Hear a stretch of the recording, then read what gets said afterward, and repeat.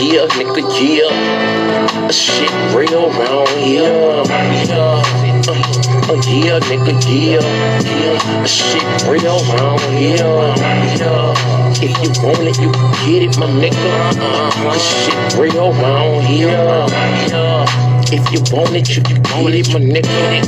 Shit. Look, if you ain't no ask somebody, they'll tell you about me. Nothing fake, nothing flawed, nothing bitch about me. I'm a G, I've been running these streets since a youngin'. Since 14, I've been bugging, slaying heat, ain't nothing. You won't be, say something. You could get it, I ain't tripping. One song, just know you better not let me catch you slipping. Cause whatever we need, I'ma smash you. Broad daylight around the club, I'ma get at you. If you let me tip down on the nigga, you chapter, I guarantee you that it's gonna be a close casket. I'm about this, what's understood don't need to be explained. For the money or the fame, I was a gangster in the game. I ain't lying when I tell you about me and my background, about me and my lifestyle. I ain't never backed down, I ain't never froze up, I ain't never turned state, I ain't never missed when I emptied the clip out the K, nigga. However you want it, nigga, you could get it, cause shit real. It's get it how you live. However you want it, nigga, you could get it, cause shit real. It's get it how you live. However you want it, nigga, you could get it, cause shit real. It's get it how you live. However you want it, nigga, you could get it, cause shit real. It's get it how you live.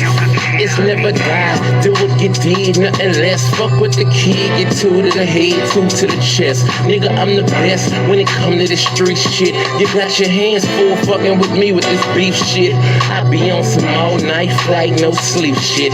Me, my dog, and 2 Ks, fuck that police shit. We coming with it, hunting round drumming with it. You running from it, we running with it. You bitch ass niggas ain't fucking with it. I'm out here, head first, ready to go head up. Walking with your head down, bound to get your head bust.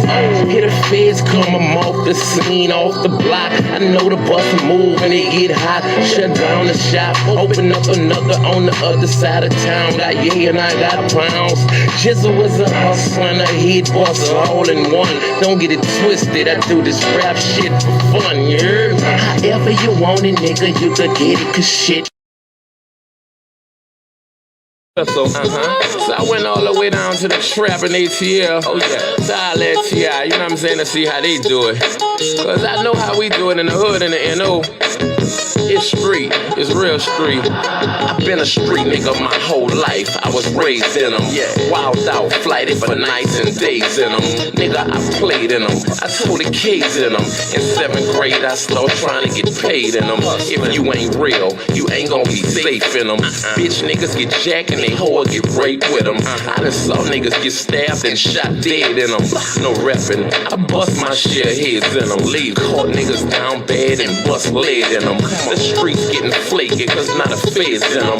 Putting pressure on busters, getting info from them. Niggas telling it all when it's coming and who from them. Damn, that's fucked up, the streets that change. These bitch niggas straight poison in the game. But Jizzle can't change the streets, that's me. I live and die by the street rules cause I'm a G. I'm a street nigga, a street nigga. That's what I've been and that's what I'm gon' be, nigga. I'm a street nigga, a straight street nigga. I was taught if I'm a play like a G, nigga. I'm a street nigga, a street nigga. That's what I've been and that's what I'm gon' be, nigga. I'm a street nigga, a straight street nigga. I was taught if I'm a play like a G, nigga. A nigga thorough as they come, was raised in the gutters in the slum, known as the number runner son, and the dope man nephew who uncle on the run, the candidate grandbaby hustle for the fun. The year was sold daily from the dust to the chrome. Like easy in the 80s, nigga stayed in the sun. I swore I'd never run, so I stayed with a gun. I kept my little 380 with the blade to the sun. All I fit with God, play my card, how it come. I'ma stand like a man till it's all said and done. And that's even if they run niggas, cause I know I run with a clique of wild, misguided, underprivileged young niggas. Give a fuck who you is or where you from, nigga.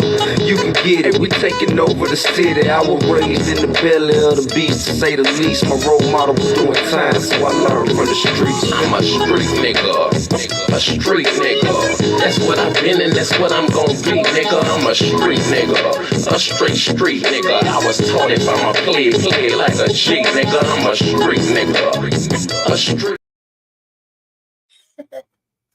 All right. Hold on a second. All right. Forgive me. All right. Sorry about that. Okay.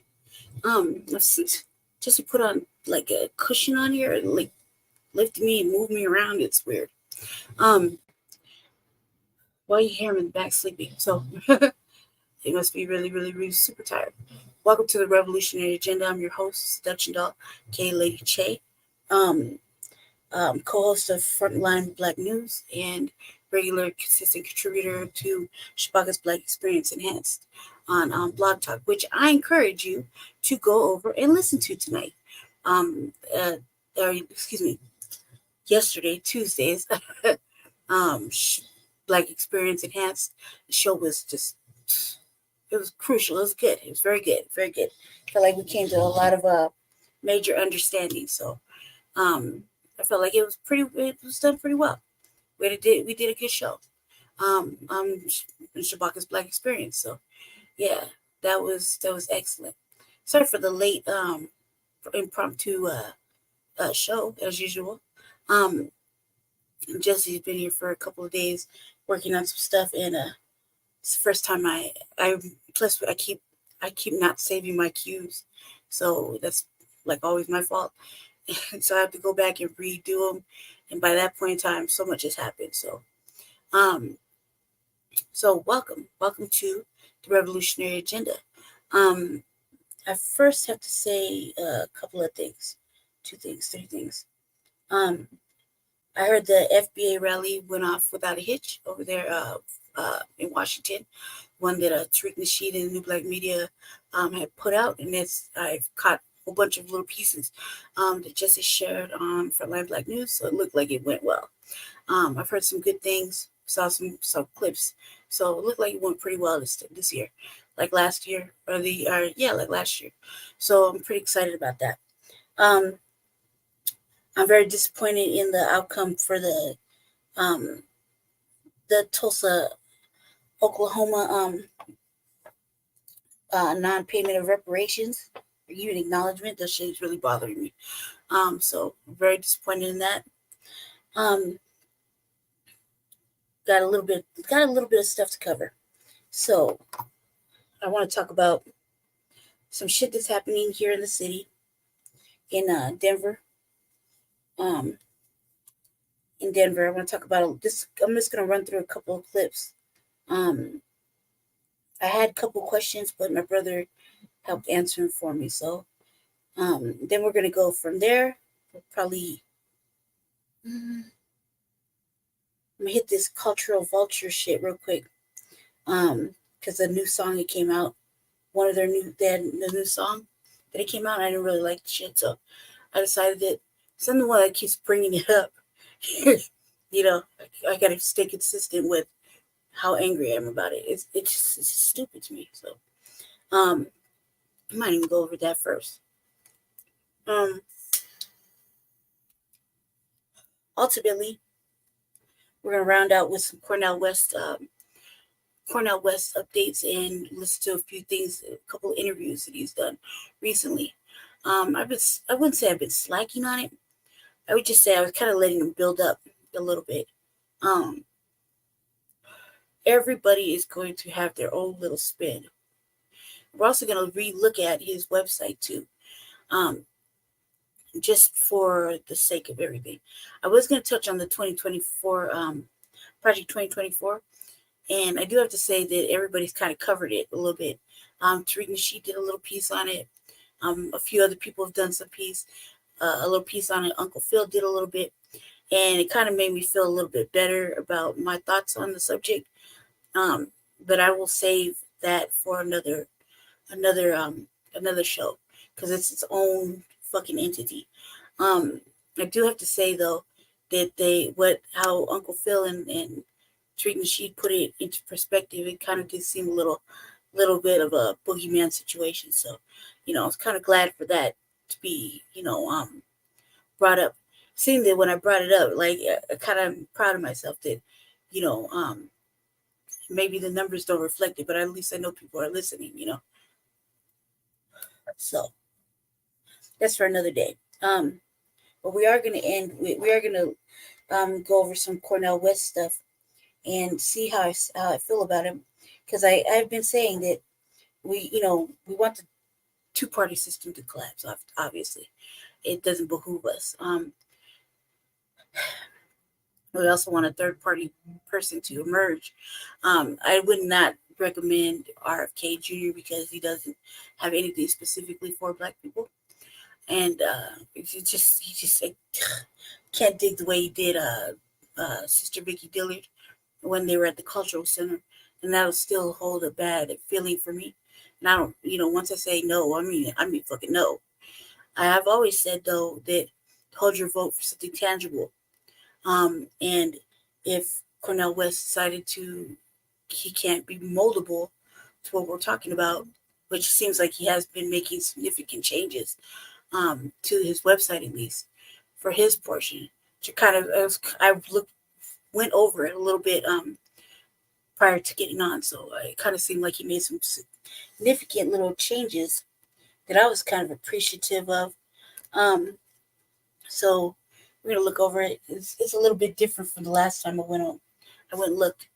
I don't have I'd have to pull back an RVA from when I went over that. And as much as I like to hear myself talk, I don't want to do that. I don't want to do that right now anyway. So I would have to say happy Juneteenth to everybody. We had a little celebration in our city. Um, there's something about Juneteenth, man, that kind of left a bad feeling in my soul here in the city. So um, we're out there gallivanting. Not that it was like 100 degrees and shit. Not that really mattered, but just was not interested in seeing to see a white folk, even though they say that it cleared up. But I just can't believe it. I can't go for it. So maybe we'll browse through that later, later on. But currently, I want to address the shit in Denver, the culture vulture, and the fucking and Cornell West. Those are my top things that I want to go over. Anybody knows that I try to stay away from. I try to shy away from whatever Shabaka's covered and Jesse's covered, so that it be a different kind of you'll see some different shit on over here. But excuse me, let me say but. However, this is a Black First platform. Don't let the shade deflect the message. It is a very much a Black First platform, and I'm inspired from what I heard Tuesday night's Shabaka's Black Experience Enhanced with some of the Panthers and whatnot. And it only really got my brain to working to wanna galvanize some shit. So let's see. Where have I been this week too? While I get this up. I've actually been home. I've been chilling. Like I said, Jesse's here and we're sharing we're utilizing the house computer, which is this one right here. And when he's here, he bogart me out my seat. So I don't feel like tussling with him. Occasional, little banter here and there, but nothing serious. I gotta get another table and a fucking fan so I can use the laptop, learn how to use the laptop. I don't like it. I don't like the laptop. So I just don't like that it has a built-in mouse and it's like you're like closed in. I don't like that. So I've been home for the most part. Went to the doctor's Tuesday.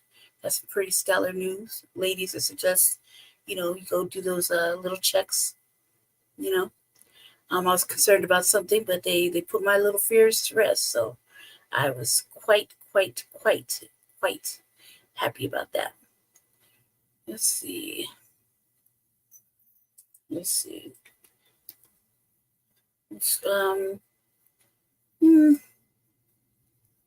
okay.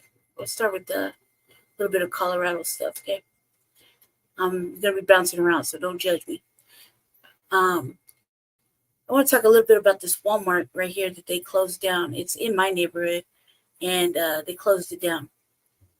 Said it's 33rd worst reviewed grocery store in Colorado, set to close. Right, it's a neighborhood Walmart. They sell groceries there, like food and stuff. Very little other things. Very little of other stuff. Um, but that's the Walmart I use. So now it's official. I'm in an actual food desert. So this is in my neighborhood. At Planet Fitness, $10 just became more valuable than ever. Join the judgment-free zone today. You don't see this very often. Grocery store shelves completely bare. That's because one of the worst rated grocery stores in Colorado and the country will shut down for good. Good evening. Is closing its door in several ways. I need this store because as a disabled senior, it's like where am I going to go now? It's too hard. That Colfax and your reporter Ashley Portillo spoke to her today. Joins us live from Aurora now. Ashley, this is tough for people who rely on public transportation. Still in that building when the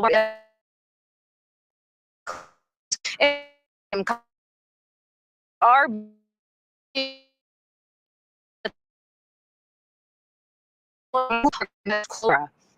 I miss it's a long bus ride for me, but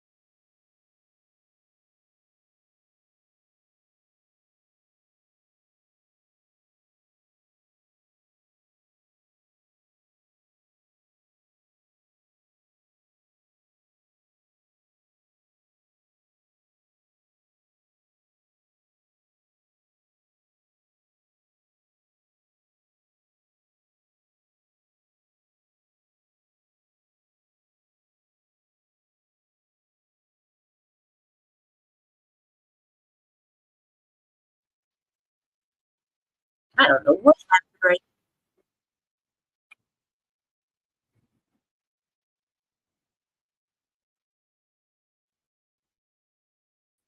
Was censured by Sorry, her executive committee um, for not getting their I approval gotta start first. it over But again. So this welcome to Left Right. so this this man made some crazy ass statements, and I like that he's not he doubled down on it. It's kind of funny to me. But I'm gonna give you a little context, and then we're gonna see where it goes from there. So we're watching this for the first time together. So make sure I got my thing up. Okay, yep. Yep, real quick. Real fast. I don't know what happened, but I lost everybody. Sorry about that. My fault. Um,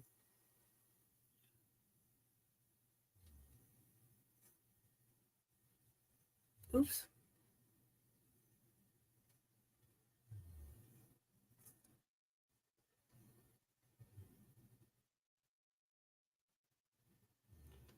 Okay. Yeah, sorry about that. It's kind of finding it amusing. I don't know what happened, but let's hopefully I won't lose you guys again. Right. Here we go. Center, where we are covering Colorado politics first on CBS News Colorado. I'm political specialist Sean Boyd. We begin with the unprecedented effort to oust Colorado Republican Party Chair Dave Williams.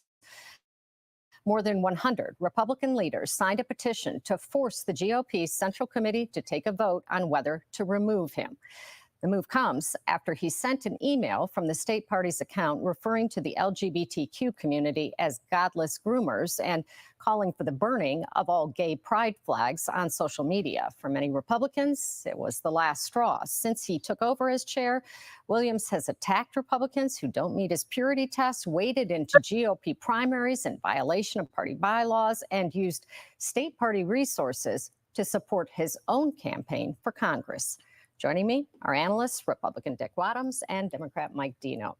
So, Dick, the chair of the Jefferson County Republican Party, who led this petition, was censured by her executive committee for not getting their approval first. But I gotta wonder, is that really what this is about? Or is this about that executive committee, or at least the majority of them supporting Williams? And what does that say about where the party's at, if that's the case? Well, no doubt. The committee is controlled by Williams' supporters, and they wouldn't have cared at all if she had been in favor of defending Williams. So that has nothing to do with it. And actually, it's a toothless tiger. They can't make her do anything. She's a member of the state central committee. She can do and say what she wants to. So if they want to pick that fight further, they can. But Sean, this party is in horrible shape right now, and it's largely due to Dave Williams and the people around him. They have conducted this purge of anybody who disagrees with them, and trying to keep unaffiliated voters from voting in Republican primaries.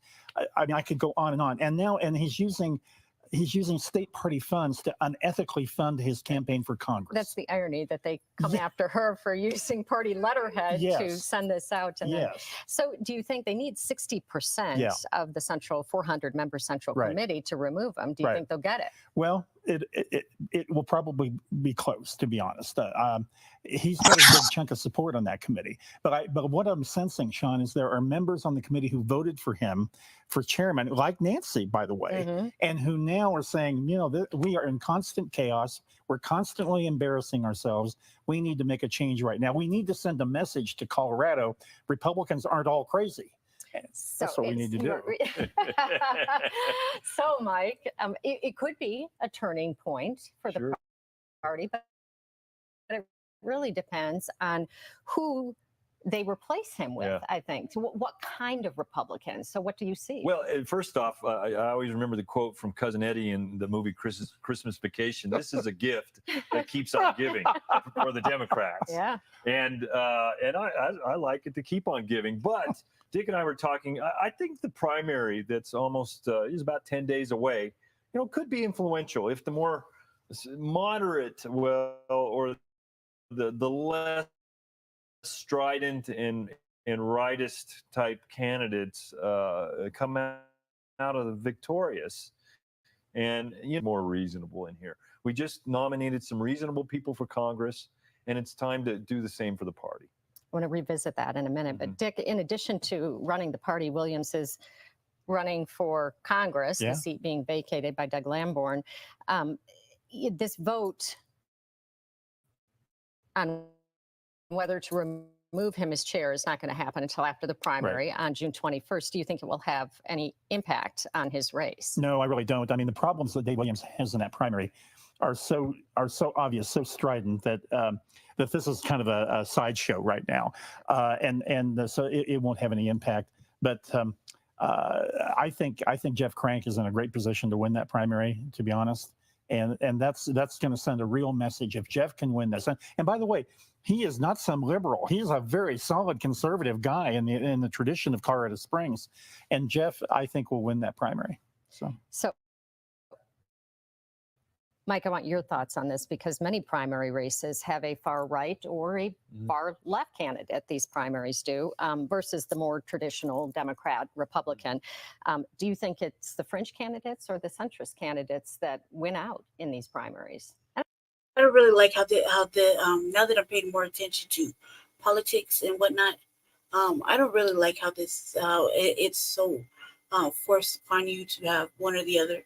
I really don't like that they don't, on any especially the primary ballots that went out for just recently. I don't like how there's no, they don't really want to highlight the third party candidates, which there are a few. I think that's kind of shitty. And it kind of makes it makes the work harder. The work harder for us to do, because Jesse's running for a House seat right now, and it's kind of like just the way they're putting it out there that the person he's running against is shooing for it. And I think that's kind of fucked up. I think that there's a whole bunch of things that I'm noticing that are really fucked up. But I'm looking at it from brand new eyes and really don't know too much about how elections and stuff are really ran. Even though like when I'm helping him, I'm not really ever asking. I'm just doing some work. I'm not really asking the questions that I've been asking him a lot recently over here. Like, why is this? And how come this is? And why not this? And, just brand new questions that people don't know much about how politics are, or like why you can't do certain things, or, you know what I mean? So I really don't like how it's just mandatory force upon you. So you don't really have any options. Like, both evil, pick one. And that shit's fucked up to me. It's in my mind. It's just like, God, man, this is horrible. It's just the way they want it. And it's like, well, how do you collapse it? Like, what do? You just have to make sure that person, that third party person wins it. However, if you we know there's some corruption going on in the elections departments. We know for a fact. So it's just it doesn't seem like it's a positive thing. And I know it depends primary to primary, but I'm talking overall. Well, overall, I think that it depends on where the money's going. I mean, we're seeing a lot of money in some of the metro races that are supporting what may be seen as the more left candidate, the more fringe candidate, and that may be what's the deciding factor. These are primaries. Voters, aren't going to pay attention right away. In my district, which we talked about on our last show, there's a lot of money going to support the more leftist candidate, and we're seeing that in the Senate race in Aurora with Mike Wiseman too. Right. And so I think that in a primary race, I think it favors those who are on more left on the spectrum, because they get better turnout too. They get better turnout, exactly. Yeah. Well, one of the primaries that may not be on your radar, but maybe should be, is the race for Denver District Attorney, even if you don't live in Denver. Denver has a large... So on that, real quick, before the lady starts talking again. We went to a forum at Brother Jeff's Cultural Center. And I was kind of in my best behavior, really. I was actually in the building this time. I wasn't just outside the building.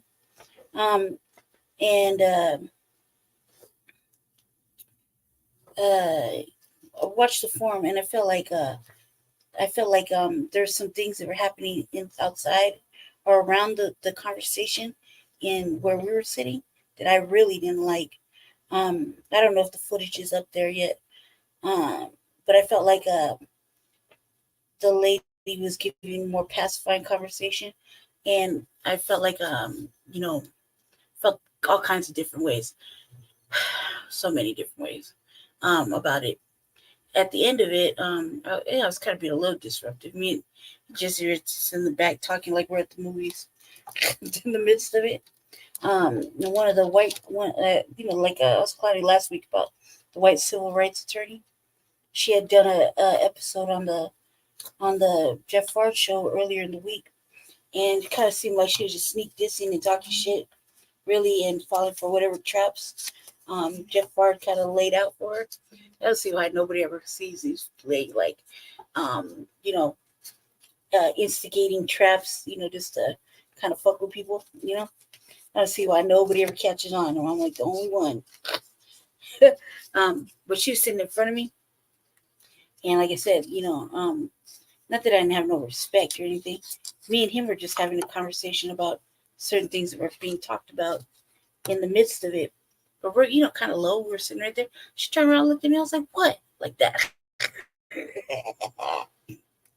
She didn't want none of this smoke. I really don't have any respect. For a lot of them over there.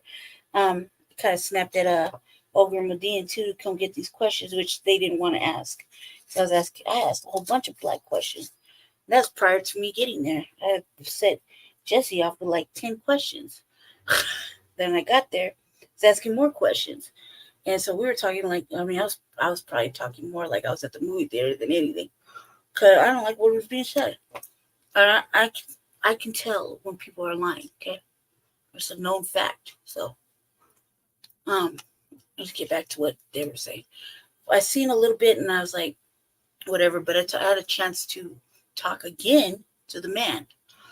Representation in the state legislature. So statewide criminal justice policy is often in response to what's happening in Denver, and the DA can certainly influence that. The Democratic primary pits Leora Joseph, director of the state's mental health agency, against John Walsh, a former U.S. attorney.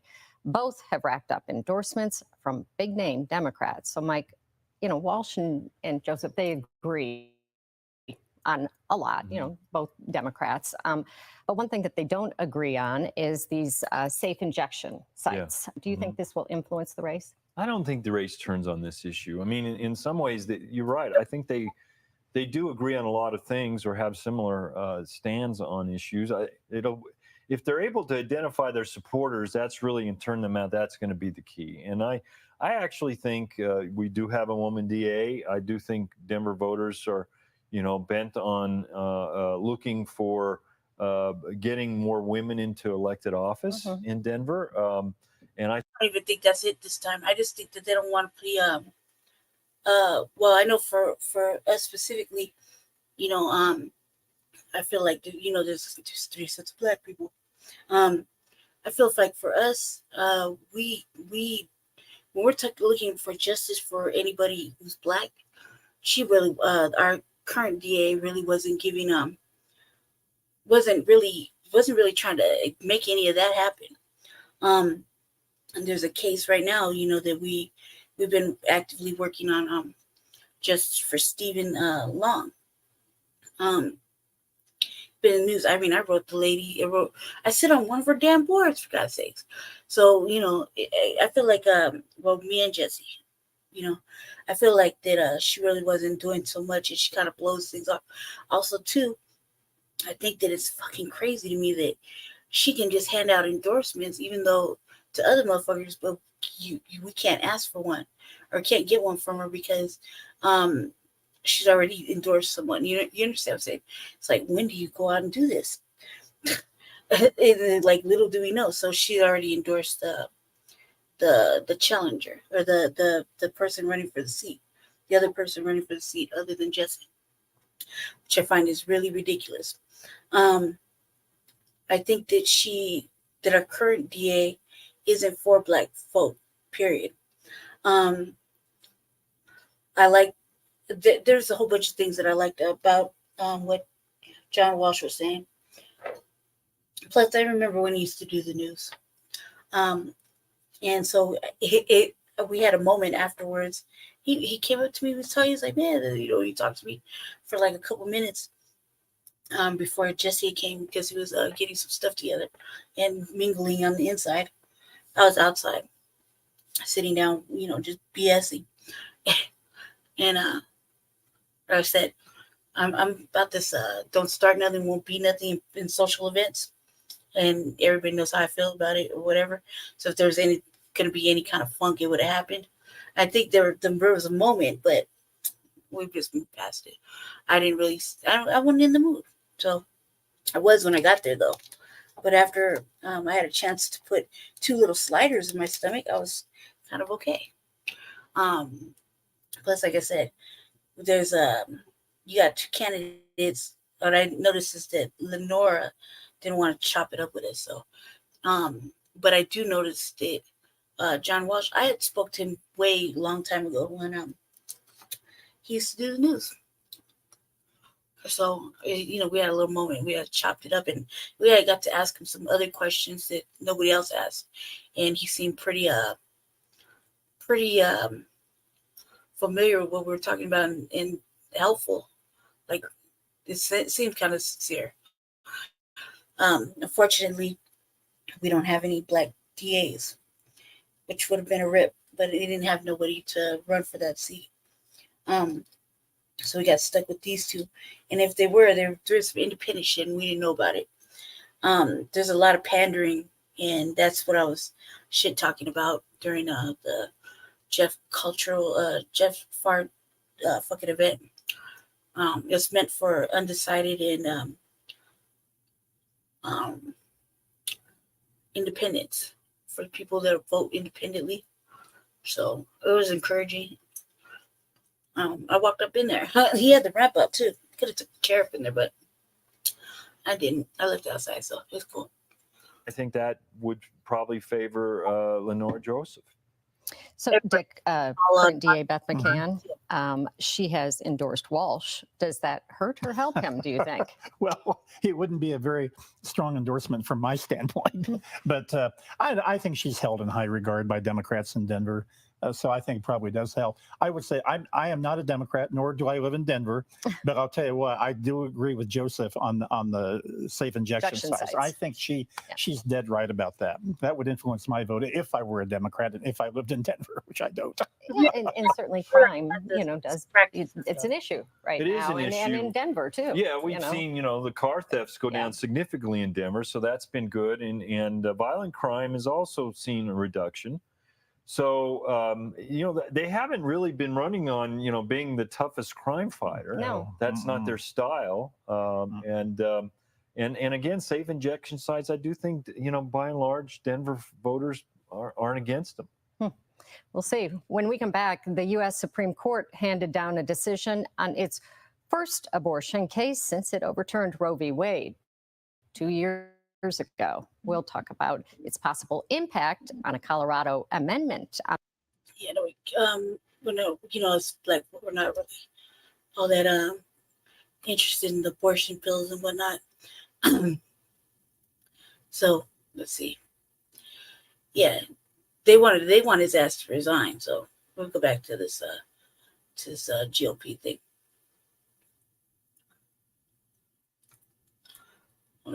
Get up to 35% off new windows during the semi-annual sale at Next. I want him to resign. He's not. He's double. Wicked. The untold true story of Colorado's Republican Party chairman, Dave Williams, faces a real reckoning on primary day, a week from today, next Tuesday. The GOP dropped neutrality rules to back Williams and his handpicked allies in their races for Congress. Republican primary voters will decide whether to reward that unprecedented move or reject the power grab. Williams faces demands to resign for recent anti-gay messages, including a call to burn all pride flags. There's an ethics complaint accusing him of misusing party funds to prop up his run for Congress against another Republican. Now, Williams has bailed on his old pledge to come on next and answer our questions here, so politics guy Marshall Zellinger tracked him down at a Republican event today. The Colorado GOP has endorsed Ron Hanks in Congressional District 3, Lauren Boebert in CD4, Dave Williams in CD5, and Janik Joshi in CD8. At a semi-monthly luncheon today, we were able to ask Williams about the party's spending on those endorsements. How much has the Colorado GOP spent to help you beat another Republican? And how much has the party spent to help the 3 other endorsed candidates win their contested primaries? There's been no direct spending from the party for myself or any of the other direct candidates. That just can't be true because mail costs money. This one, paid for by the Colorado Republican Party, is an ad to vote for Williams. And this one tells voters to vote no on Williams' opponent, Jeff Crank. So when the finances come out, we're going to see $0 spent to benefit Dave Williams' CD5 campaign and $0 spent for any of the other endorsed candidates. You're not going to see anything like that. There's an effort to oust you as chair after you called for the burning of all pride flags and using the term godless groomers. Did you go too far?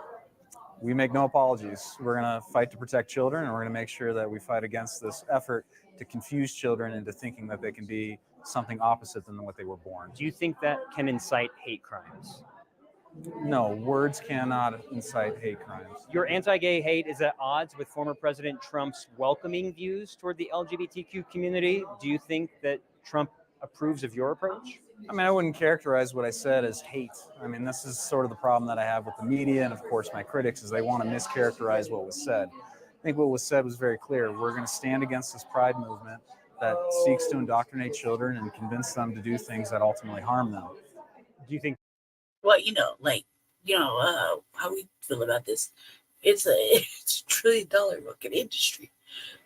Like $1 trillion, trillions of dollars industry. It's one thing, like, I'll give you a prime example. I have a child. I have a son, an adult son. Been gay since I can remember. There's nothing about it. He's been gay since I can remember. I used to have to tell him, get out my dress shoes and put down my lipstick. Put them in pants and say, hey man, little boy, you're a little boy. To a point where, shit. He lives in a different household. But that didn't mean that he wasn't going to be who he was. You know what I mean? I also have a daughter. A daughter is clearly like the ladies. Did I know that when she was small? No. I had no fucking idea. Was thankful though. You know what I mean? For my own particular reasons, I didn't want to be a grandfather. Didn't want to be a grandmother. And she come from fertile stock. Although they're both just doing normal things, you know what I mean? What can I say about that? I think when it comes to what we're talking about, it's up to the parents. I got a whole bunch of shit to say, but none of them probably what anybody wants to hear. Just know that there's this fucking $1 trillion fucking industry, and they're making the money off the mental health industry, off the unnecessary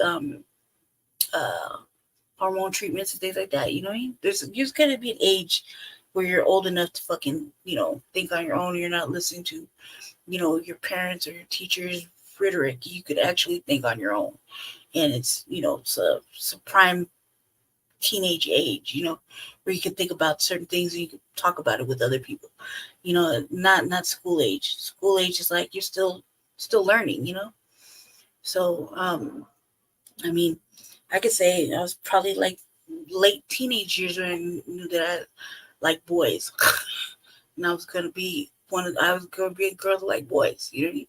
Same thing with boys liking girls, and who knows? I think it's teenage years, and I think it's something that you got to discuss with your own fucking family. Who are we to make decisions? You know what I mean? Except to say, no, you got to be a certain age for yourself to think, yourself to go through the processes. Can't be influenced by other fucking social media teachers who are living their own truths, whatever. Parents, that are living a certain lifestyle when you come in the world, and they push that onto you. You know what I mean? You gotta be able to think for yourself. Like there's a proper age for that. So what he's saying is kind of a little rough. He shouldn't have probably said. Maybe he should have said a couple of things like burn down somebody's flag. Hey man, they put some value into that. That's like somebody saying, I'm gonna take your RBG flag and torch that. It's the same shit. It would bother anybody. So maybe he shouldn't have said that. Maybe he shouldn't have called him groomers. You know what I mean? Things like that. Probably picked his words a little better. Yeah. What I enjoy about this is that he's not doubling down and he's not making any apologies for it, which is what everybody wants him to do, which is sliding on fragility and emotions and shit. And he's basically just like, this is the facts of how I see it, kind of. You see what I'm saying? Probably shouldn't have said certain things. It doesn't. At this point in the day and age that we're in, does it really matter what the fuck he said? They're gonna pick apart and do whatever. Does it really matter what he said? What matters is that people will go above and beyond to do some extreme shit and put it on him like he said it was the right thing to do. That's what we should really be talking about. Because there are people who have been stealing these individuals' flags. It's just like this. It's my shit, right? So somebody say, hey, I don't like that red, black, and green flag. You need to burn it. I'm like, man, fuck off and come get it if you want to, but you're going to get it. You know what I mean? It's stupid. There's a lot of things I don't agree with. And I don't think that nobody should go on a hurt people campaign. I don't think that's what he was doing. I just think I like that he didn't back down on it, where most people are like, I'm sorry. Yeah, that's what I liked about it. But you guys know, you've been listening to us a long time, you kind of know how we feel about it. Just think that too, there's an age to where you can make your own fucking mind up. You shouldn't have to listen to what other people want you to believe in or tell you it's okay. What if 1 minute from, dude, I remember being a preteen and you tell me fucking 15 different things. I might slide on all 15 things just because I'm trying to figure it all out. You know what I mean? So when they're old, when everybody has an age when you're old enough to fucking know what you really want and what you want to listen to. At school, do they have a choice? No. I was trying to have this dialogue with my brother the other day. I would be like, look, if at the beginning of the school year, they send you home like they used to with a curriculum, say, look, this is what we're going to be studying in my class. And also, we're also going to include this for about 30 minutes of LGBTQ, whatever the fuck. We're going to read a story here and there just to talk about it so the other students may feel comfortable. And then we're going to have about 30 minutes over here of Black history, the real Black history. And if you feel anywhere is this uncomfortable, please let me know in a note.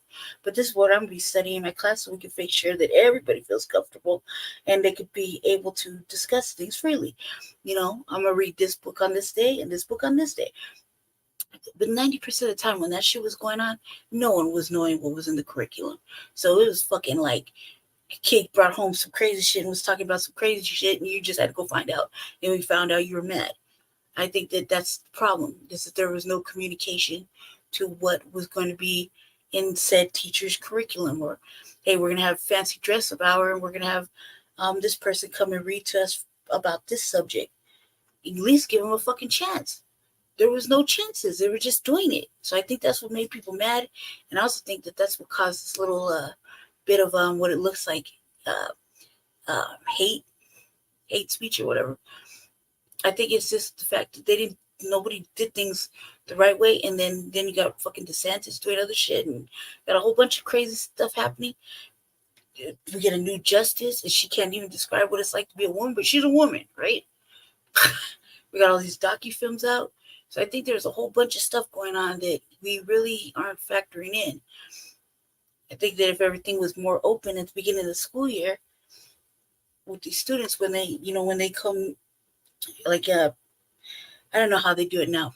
I don't have a child now, but I know when I went to school, right before school started, we met the teachers, got to go, my parents got to walk around, or my parent walked around and talked to the teachers, got a little curriculum page that said this is what they were going to be studying all year. You know what I mean? And then, maybe a casual conversation. I think that would have blown over a lot better than all this other extra shit that happened, like everybody says, out the blue. So I don't know. I think that if it happened like that, maybe not everybody would be so hell bent on what we're talking about. You know what I mean? But we don't know. We don't know. We also got teachers practicing anti-black hate in school religiously, daily, and nobody's doing anything about that. So, you know, it's shitty. I just think there should be more transparency at the beginning of the year. Perhaps he should have chose different words. Either way, it's good. Either way, they're gonna pick it apart. Because former President Trump would approve of that speech. I'm not sure if he would or would not. Following Trump's conviction last month in the adult film star hush money case, Trump's campaign told Republicans to not campaign off the conviction. Yet the Colorado GOP sent out this email to donate to Trump and the Colorado GOP, but with a link that only went to donate to the state party. Do you know if former President Trump knows that you did that, and do you think he would approve of that?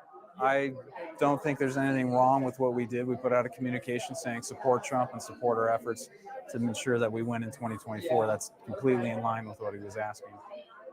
Did they know that you did that? Because they said do not campaign off this conviction. I cannot say what they know or do not know, but we certainly haven't received any backlash, and we're here to raise funds to help him get reelected. I asked about his stance of being the GOP party chairman if voters 1 week from today reject many of the candidates that the party has endorsed. He told me, I have no plans to step down, but he's sure that's a conversation that his critics are going to have in light of his pride comments. But he says he's planning to fulfill his entire term. Kyle. And you already hear Williams's defenders on the far right say, you got to give him a chance to go all the way through the election, got to give him a chance, which suggests that they're setting the stage for him perhaps getting stomped next week and some of his handpicked allies getting stomped. And then, well, you just got to get him through election day. But you would have to think that the discontent with Williams would only grow at that point. And I asked about the Think about it like this. There's a lot of people that agree with him on what he's saying. So while they're predicting that he's going to, they're stomp him out. I mean, there's a lot of fucking Coloradans that think just like that. Maybe not to the extreme, but pretty similar. And if they're not raising really too much hell behind it, it's just you don't see a lot of people really raising hell on it, especially here. It's mostly within the parties that are raising the heck. You don't hear a lot of people talking about he did something really wrong, because you would see it in news break or something like that. So there's a lot of people that really kind of believe that it really is on the same alignment. May not as what they're saying is extreme, but he's not the only person that's viewed these kind of things. So they're saying that he might get put out. Well, it's debatable. I'll tell you what though. All these Republican things, it's set up like this. Like it's a setup. All this is set up. Democrats want it to go one way, so they're trying to make their moves.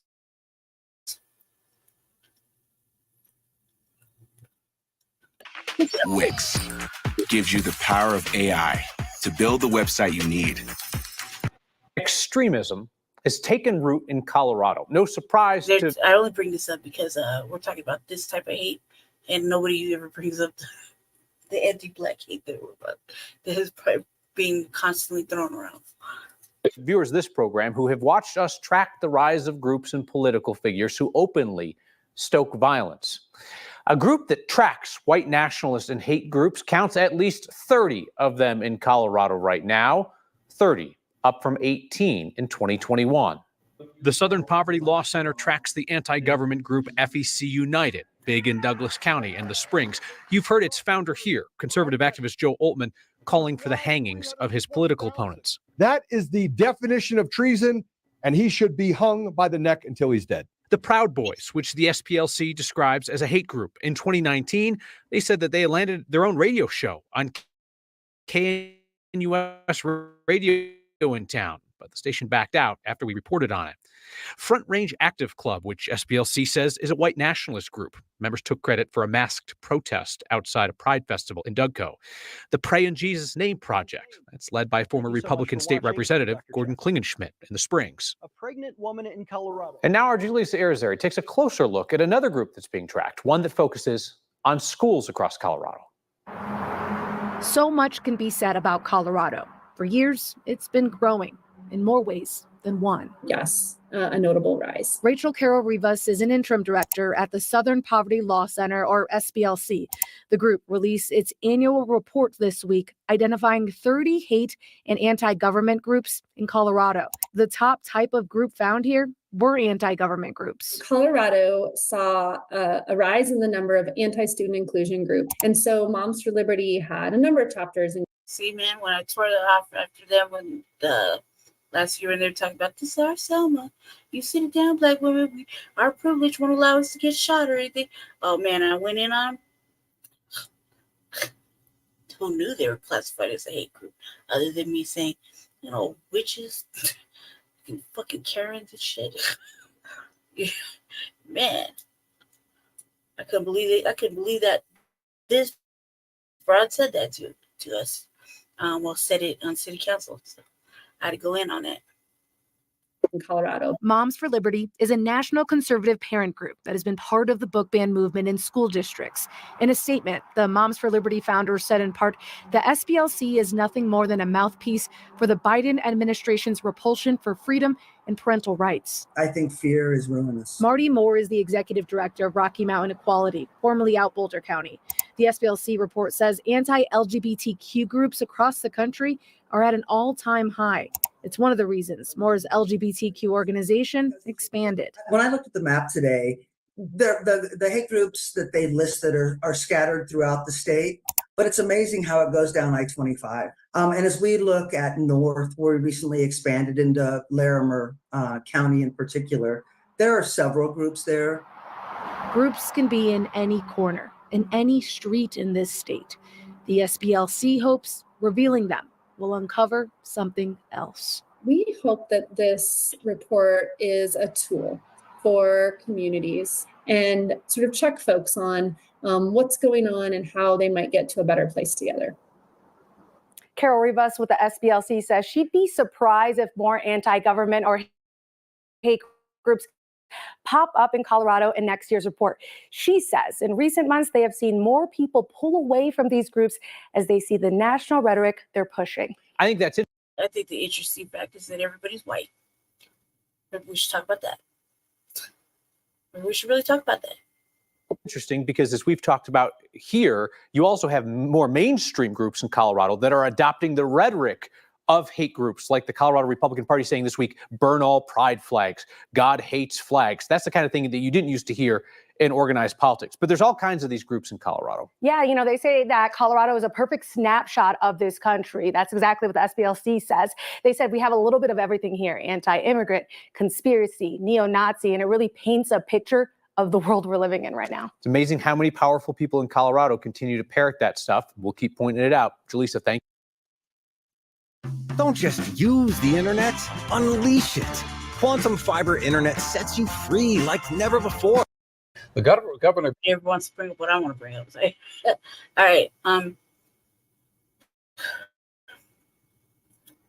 So the mayor's been on his sneaky shit lately, and you know, so we're gonna go over that. And I'm not really digging what the mayor's been doing the last month or so, especially when it comes to our task force that we sit on. I'm not really digging it, not at all. I don't dig a lot of things that's happening. I feel like he's enabling homelessness and all kind of other shit. So, and when I was on city council this week, or not this weekend, is this week or last week? Might have been this week. Last week, maybe it was last week. I basically was talking about how we're being laughed at, you know, nationally, because he came out with a newcomer book, basically welcoming newcomers and sending out nationwide, and then we were being laughed at by other groups. He reported that on the last RBA, for sure. Anyway, so we're gonna find out what Utah has to say. I also read an article. There's like 21 states that are wanting the migrants to come to, something like that. I have my phone in front of me, so but we're gonna play this, see what happens. it's been a pretty incredible week over there with the city council. So we got a couple of little updates. I'll play this right here. We're watching it first time together. The governor of Utah taking to social media today, calling out Denver Mayor Mike Johnston for sending immigrants to his state. Denver 7's Claire Lavazorio shares what the mayor's office is saying about these bus rides to Salt Lake City. No space in Utah. That's the message from the state's governor, Spencer Cox, after he says Denver's Mayor Mike Johnston sent immigrants to his state without prior notification or approval. But Denver says newcomers are sent to all 50 states, not just Utah. From the U.S.-Mexico border to Denver and then to Salt Lake City, Utah's Republican governor is now taking aim at Mayor Mike Johnston, a Democrat, over Denver shipping immigrants to his state. Calling out Johnston on the platform X, saying this is completely unacceptable and follows on the failed catch-and-release policy of the Biden administration. In the last 30 days, Denver confirms it's purchased 59 bus tickets to Salt Lake City for newcomers because they asked to be sent there. A spokesperson insists that no one is being forced to go anywhere. The message from Denver is don't stay here. Social justice advocate Amy Beck, who works with immigrant families, says after 42,000 have been served by the city, there's an overwhelming message that Denver is no longer here to serve you. They don't know what it's going to be like there. They just know they can't stay here. The governor's office in Utah tells us Denver must end this practice. that shit with the 9 News, man. That was like a hot mic moment where the dudes cussing around Spanish talking about that a week. That was a hot mic moment. You know, they didn't expect for that to be shown. And when it was shown, they kind of pivot around it, which was kind of a smooth little move right there. Of course he is. I mean, of course he's sending them over there. Could you expect anything less? This is not the first time we've heard about that. And Congress and the president must do their job and fix this untenable situation. Governor Cox is getting pushback in his state. Utah's House Democratic leader Angela Romero saying we want to emphasize that Denver is not proactively choosing to send migrants to Utah. Instead of placing blame on one state, we need to come together. Denver says it has always been transparent with its newcomer operations, adding the vast majority of newcomers arriving in Denver do so on buses chartered from Texas and had no intention of ever coming to Denver. That's why part of our operations include purchasing tickets for newcomers to get to their desired location. In Denver, Claire Lavazorio, Denver 7. This isn't the first time Colorado has been called out for sending immigrants to other cities. Last year, Chicago's Mayor Lori Lightfoot and New York City Mayor Eric Adams sent a letter to Governor Jared Pollard telling him their cities were at capacity for shelter space. And they demanded Colorado stop sending buses. Well, we got a few little areas around Denver they're suing because he keeps sending them over there, like Aurora.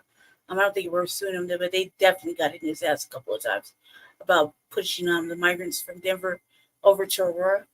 Like I kind of like, well, damn, we know we're unhoused and where the migrants are coming from. I'm in Aurora, I definitely know. So, but the Aurora City Council was not having none of that. So this isn't the first time that anybody's gotten in his ass. At the time, the governor said, Governor Polis, we refuse to keep people against their will if they desire to travel elsewhere. Polis did agree to stop sending buses to those two cities. Going deeper as Johnston's administration gets slammed on social media for sending immigrants to other cities. You may recall he was outspoken when Texas sent immigrants to Denver. Johnston scolded Governor Greg Abbott for sending buses from the southern border. See, the pot calling the kettle black. Calling it reckless and inhumane. That is not because there is a thoughtful or coordinated strategy to entry. It is because we are the first big city north of El Paso and the cheapest bus ticket and the shortest trip for the governor and others who are trying to find a place to send people. Since the end of 2022, more than 42,000 immigrants have made their way to Denver seeking support. I'm a therapist who goes to therapy, and some people think that's strange. The thing is, though, therapists are human beings just like you. If you've been thinking about or know that Developing this morning a $5 million plan to house Denver's homeless population. Well, the idea is to get... Oh, my God. Okay. This came out today. Oh, my God, man. Just listening to these fuckers and the financing and oh, my God. Just hear it, man. They don't... We're always like, where's the money going? There's a lot of fucking money they're talking about. hundreds of people off the streets. Let's get right to Lisa D'Souza with a closer look at that city council plan. Lisa. Good morning. An interesting concept here for sure. The proposal passing by a large margin at this point. It would be paid for using federal money from the American Rescue Plan Act. And it all comes after an apparently successful study earlier this year. Let's get into the details. It's called the street to lease concept, tried out with 12 people, proved successful. Officials say. Well, now the city is gearing up for a $5 million contract to put 250 people into rent. Look, this is like the first time we're hearing the street to lease thing, right? That we're hearing about on the news. They've had a whole bunch of different renaming of certain situations. There's been all kind of money going out to the to house unhoused and migrants and whatever. Lots of fucking money. And even some of these places that already have that they put the unhoused in are not up to par, not even remotely close. Haven't been for a long fucking time. So this is just another, I feel like this is another renaming of some other shit, but I haven't heard the street to lease fucking thing, and they tried it with 12 people. Since when? And why do we know about it? You see what I'm saying? It doesn't matter what they say or how they play it out. It just feels kind of scandalous.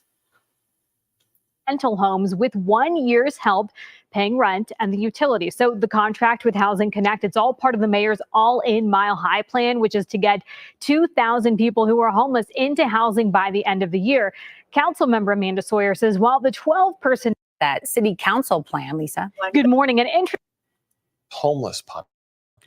Well, the idea is to get hundreds of people off the streets. Let's get right to Lisa D'Souza with a closer look at that city council plan. Lisa. Good morning. An interesting concept here for sure. The proposal passing by a large margin at this point. It would be paid for using federal money from the American Rescue Plan Act. And it all comes after an apparently successful study earlier this year. Let's get into the details. It's called the street to lease concept, tried out with 12 people, proved successful, officials say. Well, now. When did they start and when did it prove successful? Because we didn't hear none of that. We also remember, just keep in mind, when it went to housing, to house 1,000, he didn't house 1,000 unhoused people. He housed like a third of that, and then fucking the rest was migrants and families with children. Only to later throw everybody out. So none of these things have been successful. Not even the data didn't even match. Remember, I mean, just keep this in mind. When did he do this? When did he house 12 people and it's been a success? And how come we don't know about this damn study? Where's the auditing? Where's the information about it? We didn't hear about it. We don't know about it because we would have been brazen hell about it. And who are the 12? Who are the 12 motherfucking unhoused? Because if you've been watching and paying attention to RVA when we do talk about this shit, he can't. If you're not there when the sweep comes by, you don't get a voucher. You don't get moved. There's all sorts of shit going on. So when was this street to lease concept, and who participated? And how long was it from when to when? And how come we don't see any studies from it? We don't know nothing about it until right now. Now the city is gearing up for a $5 million contract to put 250 people into rental homes with 1 year's help paying rent. So you're basically going to take a whole bunch of habitual unhoused people and give them 1 year of a voucher and expect them to do what? Expect them to get whatever they can, or at a job or whatever. So that's serious vetting. That's to see if they can even get any kind of employment or any kind of disability or anything like that. These people can't even get that. I can't even fucking get disability, and I've applied 15 fucking times. Damn there. And the utilities. So the contract with Housing Connect, it's all part of the mayor's all-in Mile High plan, which is to get 2,000 people who are homeless into housing by the end of the year. Council member Amanda Sawyer says while the 12-person pilot may have been successful, the mayor's all-in Mile High plan doesn't appear to be that way. Pilot indicated to us 100% success rate, whereas the pilot for our all-in Mile High sites have a 73% failure rate for the people who are leaving the program. Mm-hmm. And what I wish is that the mayor's office had slowed down and done this right in the first place. This is a great program. My goodness, with clear data from the municipalities in which it's been executed in. We'll also express some concerns that if the program is successful, how All in Mile High sites have a 73% failure rate for the people who are leaving the program. And what I wish is that the mayor's office had slowed down and done this right in the first place. This is a great program. My goodness, with clear data from the municipalities in which it's been executed in. What? We'll also express some concerns that if the program is successful, how would it be funded for long term? Because again, right now, the plan is being paid for using federal COVID dollars. Now, this morning, we did reach out to the mayor's office for comment on all of this. We have not yet heard back, but of course, we'll update you just as soon as we do. Kirk and Ashley. You're not going to hear anything back. Do you like having a P.O. box but are tired of wasting time and money driving to the post office? Hell no. Can't believe Happening today, affordable housing and homelessness are once again on the agenda for Denver City Council members. Yeah, your reporter Justin Adams is live in Denver this morning. And Justin, they're actually considering spending $10 million to improve both there. And actually, roughly $5 million of that will go to financing and constructing of a 62 affordable housing unit in 5 points. That housing unit will be located between 2907 and 2915 Welton Street. The new developments, 62 units, will range between 1 to 3 bedrooms and be restricted to those who make 80% of the area's median income. That's fucking crazy. Look, remember, like, all right, let me just back this truck up. 80% AMI, area median income, right? Median income. No, okay? That's fucking too much. We're talking about unhoused. We're talking about, we're talking about the unhoused, right? We were talking earlier in the year, last year, about everything being at 30% because there was no way. There's no fucking way anybody can live here there's no fucking way anybody can live here at 80%. Right? And you need to have a working wage and a livable wage to match that.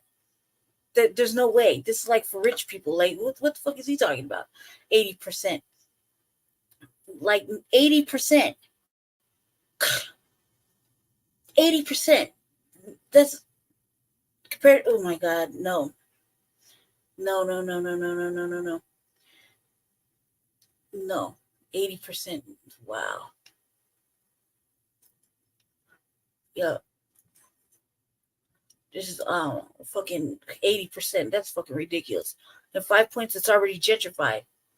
It's already gentrified. There's no the unhoused is basically there and gentrifiers. 2907 and 2915 Welton Street. The new developments, 62 units, will range between 1 to 3 bedrooms and be restricted to those who make 80% of the area's median income. The city is supporting the development of the properties through a pair of resolutions. According to the Denver Gazette, the land, which was used by the RTD, has a covenant requiring that any future developments have permanent affordability. According to the city's affordability housing dashboard, since Mayor Mike Johnston has been in office, the city has created 534 units across 12 projects, 7 of which have utilized taxpayer funding. Now, City Council will also consider spending $5 million to support the response to people experiencing homelessness through a contract with Housing Connector. This will provide money for housing navigation and the distribution of time-limited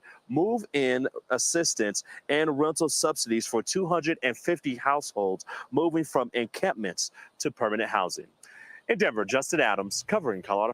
534 units across 12 projects, 7 of which have utilized taxpayer funding. Now, City Council will also consider spending $5 million to support the response to people experiencing homelessness through a contract with Housing Connector. This will provide money for housing navigation and the distribution of time-limited move-in assistance and rental subsidies for 250 households moving from encampments to permanent housing. But they won't be able to live there.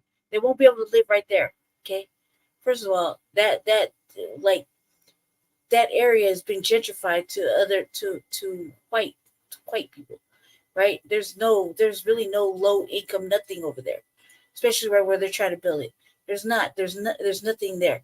Everything is kind of moving into upscale. There's no way. No fucking way. No fucking way. That 80%.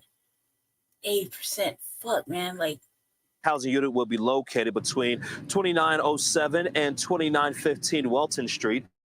The new developments, 62 units, will range between 1 to 3 bedrooms and be restricted to those who make 80% of the area's median income. The city is supporting the development of the properties through a pair of resolutions. According to the Denver Gazette, the land, which was used by the RTD, has a covenant requiring that any future developments have permanent affordability. According to the city's affordability housing dashboard, since Mayor Mike Johnston has been in office, the city has created 534 units across 12 projects, 7 of which have utilized taxpayer funding. Now, City Council will also consider spending $5 million to support the response to people experiencing homelessness through a contract with Housing Connector. This would provide money for housing navigation and the distribution of time-limited. In that area, right now, in that area, there's nothing but there's several businesses that have been there for a long time, including Jesse's Godfather's barbershop.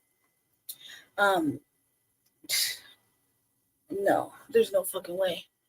There's no way. There's even a new apartment building that it opened up. We don't go in there because some shit. But no, there's no way. 80% area AMI in that area, they're not planning on housing poor people. They're not planning on housing the unhoused there.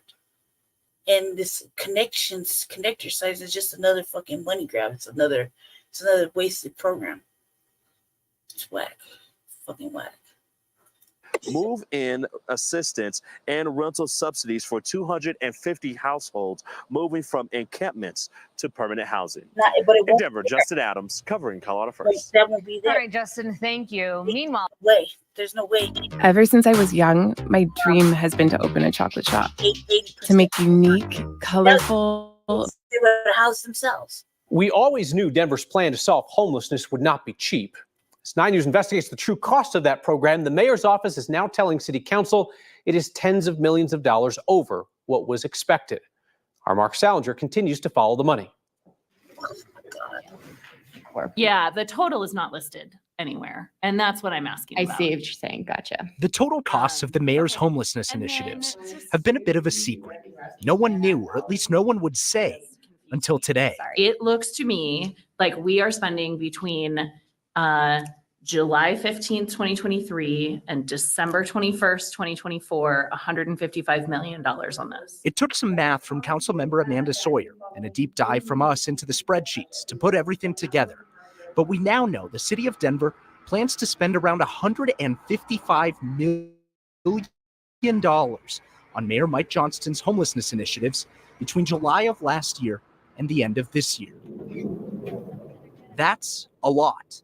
In fact, it's about $65 million more than what Mayor Johnston told the public it would cost when he held 2 press conferences last year. This total cost is about $48 million. $48 million in 2023. The following year would be cheaper. We've laid out a $39 million budget. A total of $87.8 million budgeted over 2 years.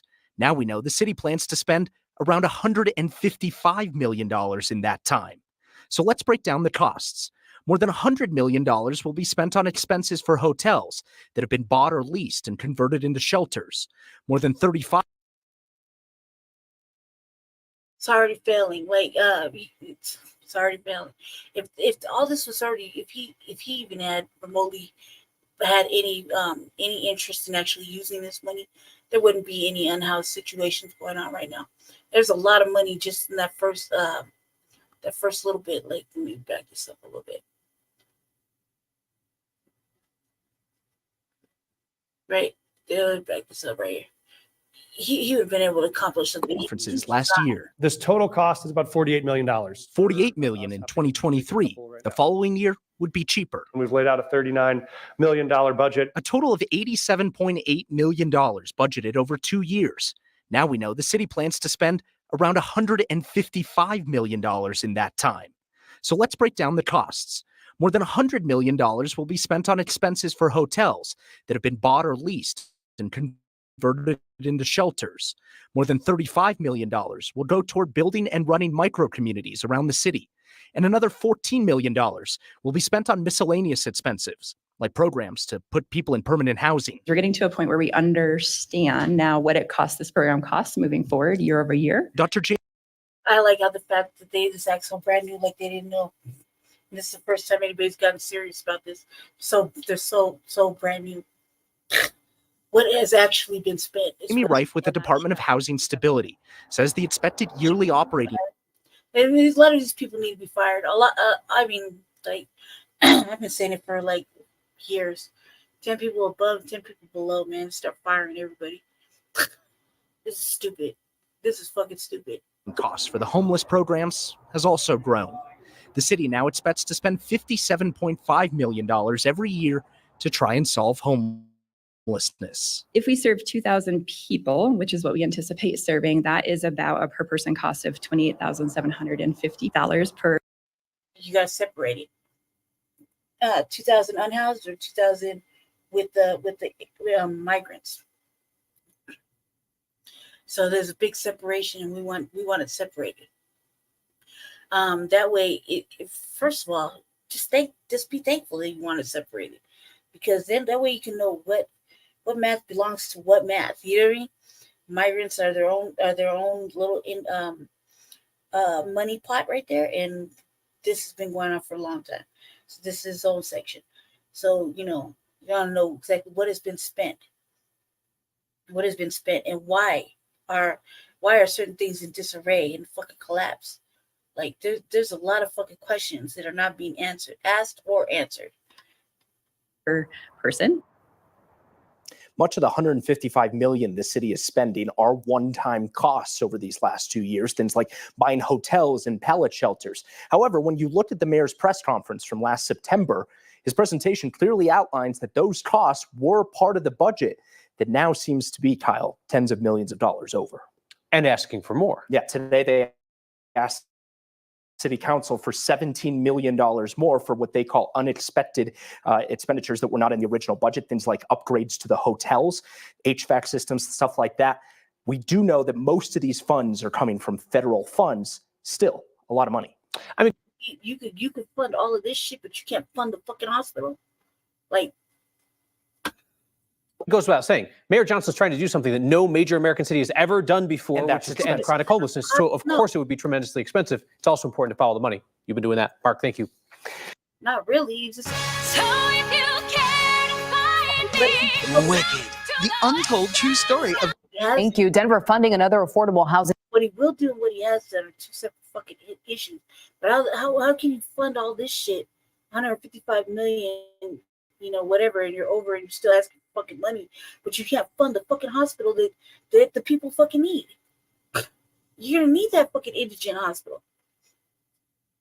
Not to mention, yes, we have other hospitals. We do have other hospitals. It's not the point. It's not the point, not at all, not even a little bit. Development. The condos will be built in the 5 Points neighborhood, really close to the L Light Rail station there. Denver's Department of Housing Stability able to provide these new apartments. There's one fucking train that is out on 5 Points still currently. Okay, they don't even ever look like they're even working on that fucking train in 5 Points, right there. It just goes from the 30th, and then I think it's 27th, goes to 25th, I think. Don't quote me on that. I could see it. I could just see it because we went right past it the other day when me and Jesse were downtown. I think it's 28th. It's right before the 30th and Downing Station. That one's completely not being worked on. So we're that when are they gonna put that in order? Because then that'll draw more attention to that little section they're trying to put this at. This is ridiculous. Somebody should say no to this. Provide more than $1.6 million from the American Rescue Plan Act to buy the site. An additional $3.3 $3 million will go on to assist in construction. The 6-story building will have 62 units ranging from 1 to 3 bedrooms, all of which will be income restricted for those making no more than 80% of the area median income. No estimate yet on when construction will start. Tonight, community members in Denver's Central Park neighborhood have a lot of questions after discovering a registered sex offender was operating the neighborhood ice cream truck. Real quick, Colorado ain't shit, man. We just put somebody else in prison for like 444 years for sex trafficking in our state. So yeah, it's getting stupid.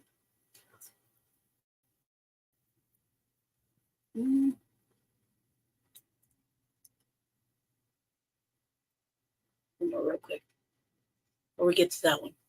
As an enviro influencer, I have to practice what I preach. That's why I bought just enough paint to turn my room. There have been growing questions about the cost of Denver Mayor Mike Johnston's homelessness initiative, known as All In Mile High. And thus far, the mayor and his team have been largely silent about the numbers. Well, Denver 7's Brandon Richard with more on the city finally showing some transparency and clarity. Well, ever since the mayor announced his homelessness initiative, many have wondered how much the city would have to spend on it.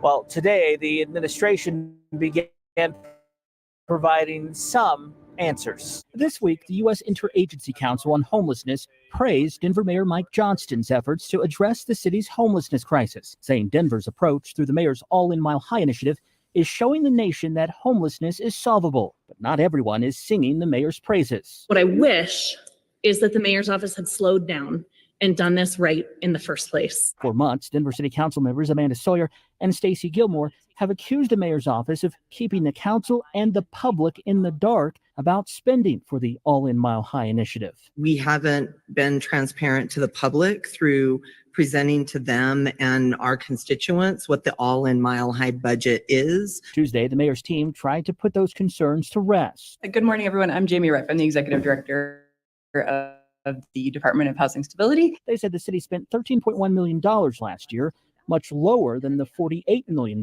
they anticipated. They said many of the expenses weren't finalized until this year, including the purchase of the former Best Western Hotel and the tiny homes in the micro communities. So we anticipated they would hit in 2023, but they're actually hitting in 2024, which is a large part of our budget in 2024. Money that didn't get spent last year has rolled over into this year's budget. Moving forward, the city says it will need to spend $57 million a year to support 2,000 people, about $28,000 per person. And this includes services, the temporary housing, the wraparound supports. Yet they're not sure where the money will come from, with pandemic funding drying up. This is probably not a very satisfactory answer to you, but that is something we will have to work through as part of the overall 2025 budget process.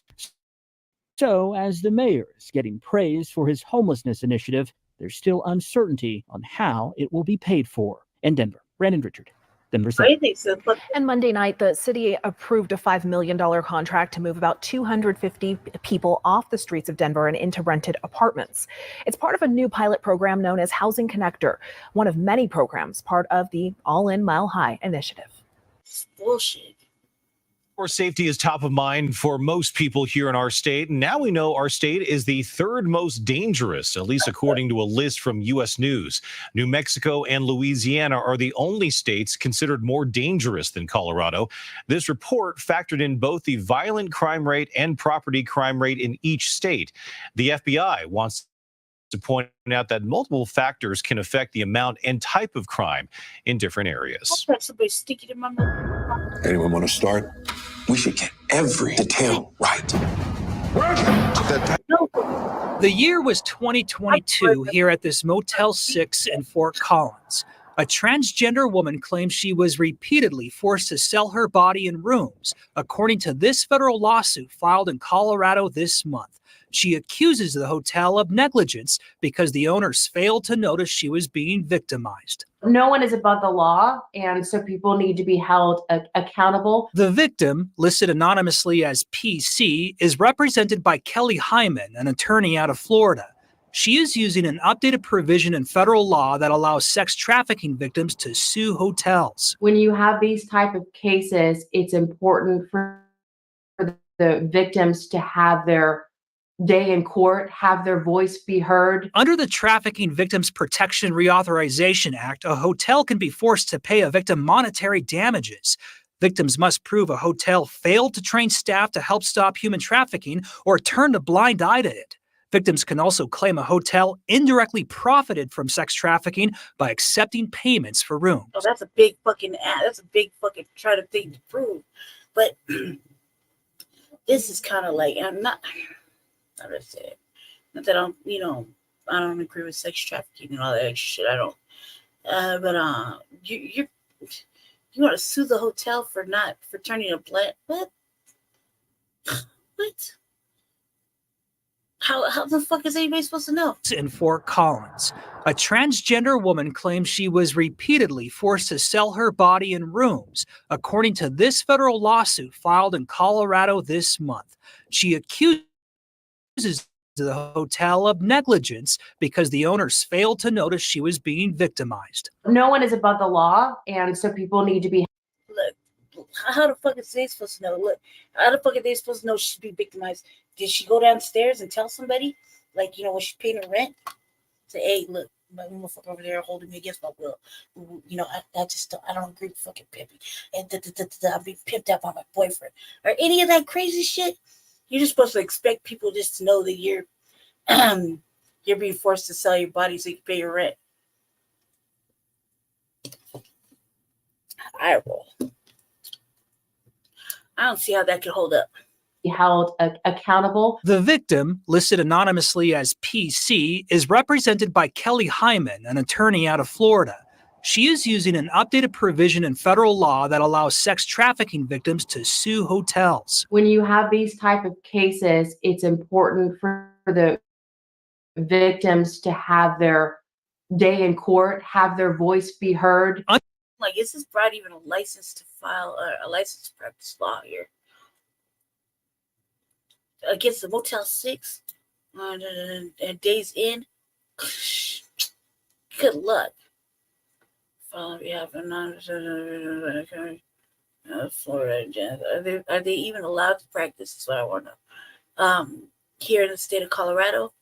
And Motel 6, dude, you're trying to get something out of Motel 6 or fucking Days Inn at the window. Like they're supposed to know. You know how many fucking prostitutes come in and out of that shit? As for decades, they're supposed to know that you're being trafficked, and you didn't make no attempt or nothing. They're supposed to know. Under the Trafficking Victims Protection Reauthorization Act, a hotel can be forced to pay a victim monetary damages. Victims must prove a hotel failed to train staff to help stop human trafficking or turned a blind eye. How are they supposed to train them to what? You're talking about taking on extra. Half the staff is some sort of non-speaking person 90% of the time. So, I mean, let's be realistic. Training them into what? Now you want to say that they need to be trained in what to look for? Like I said, how many people have been using these hotels for fucking not just vacation in between stops or a place to rest, but for prostitution? It. Victims can also claim a hotel indirectly profited from sex trafficking by accepting payments for rooms. I think that if you're not training your staff. What are you supposed to say? Hey, are you using this room for sex trafficking? It's not on the application when you come in and fill out a Days Inn or a Motel 6 thing. They want to know where's your car, what license plate you're in, your date of birth, your fucking ID. You know what I mean? You ain't paying cash or credit. To know what's happening, I think that's negligent because a lot of human trafficking happens in hotels. Janelle Goodrich is the founder of From Silence to Saved. A lot of these hotels too, like Motel 6 and Days Inn, are franchisees. They're like not like one franchise. They're all owned separately by separate people.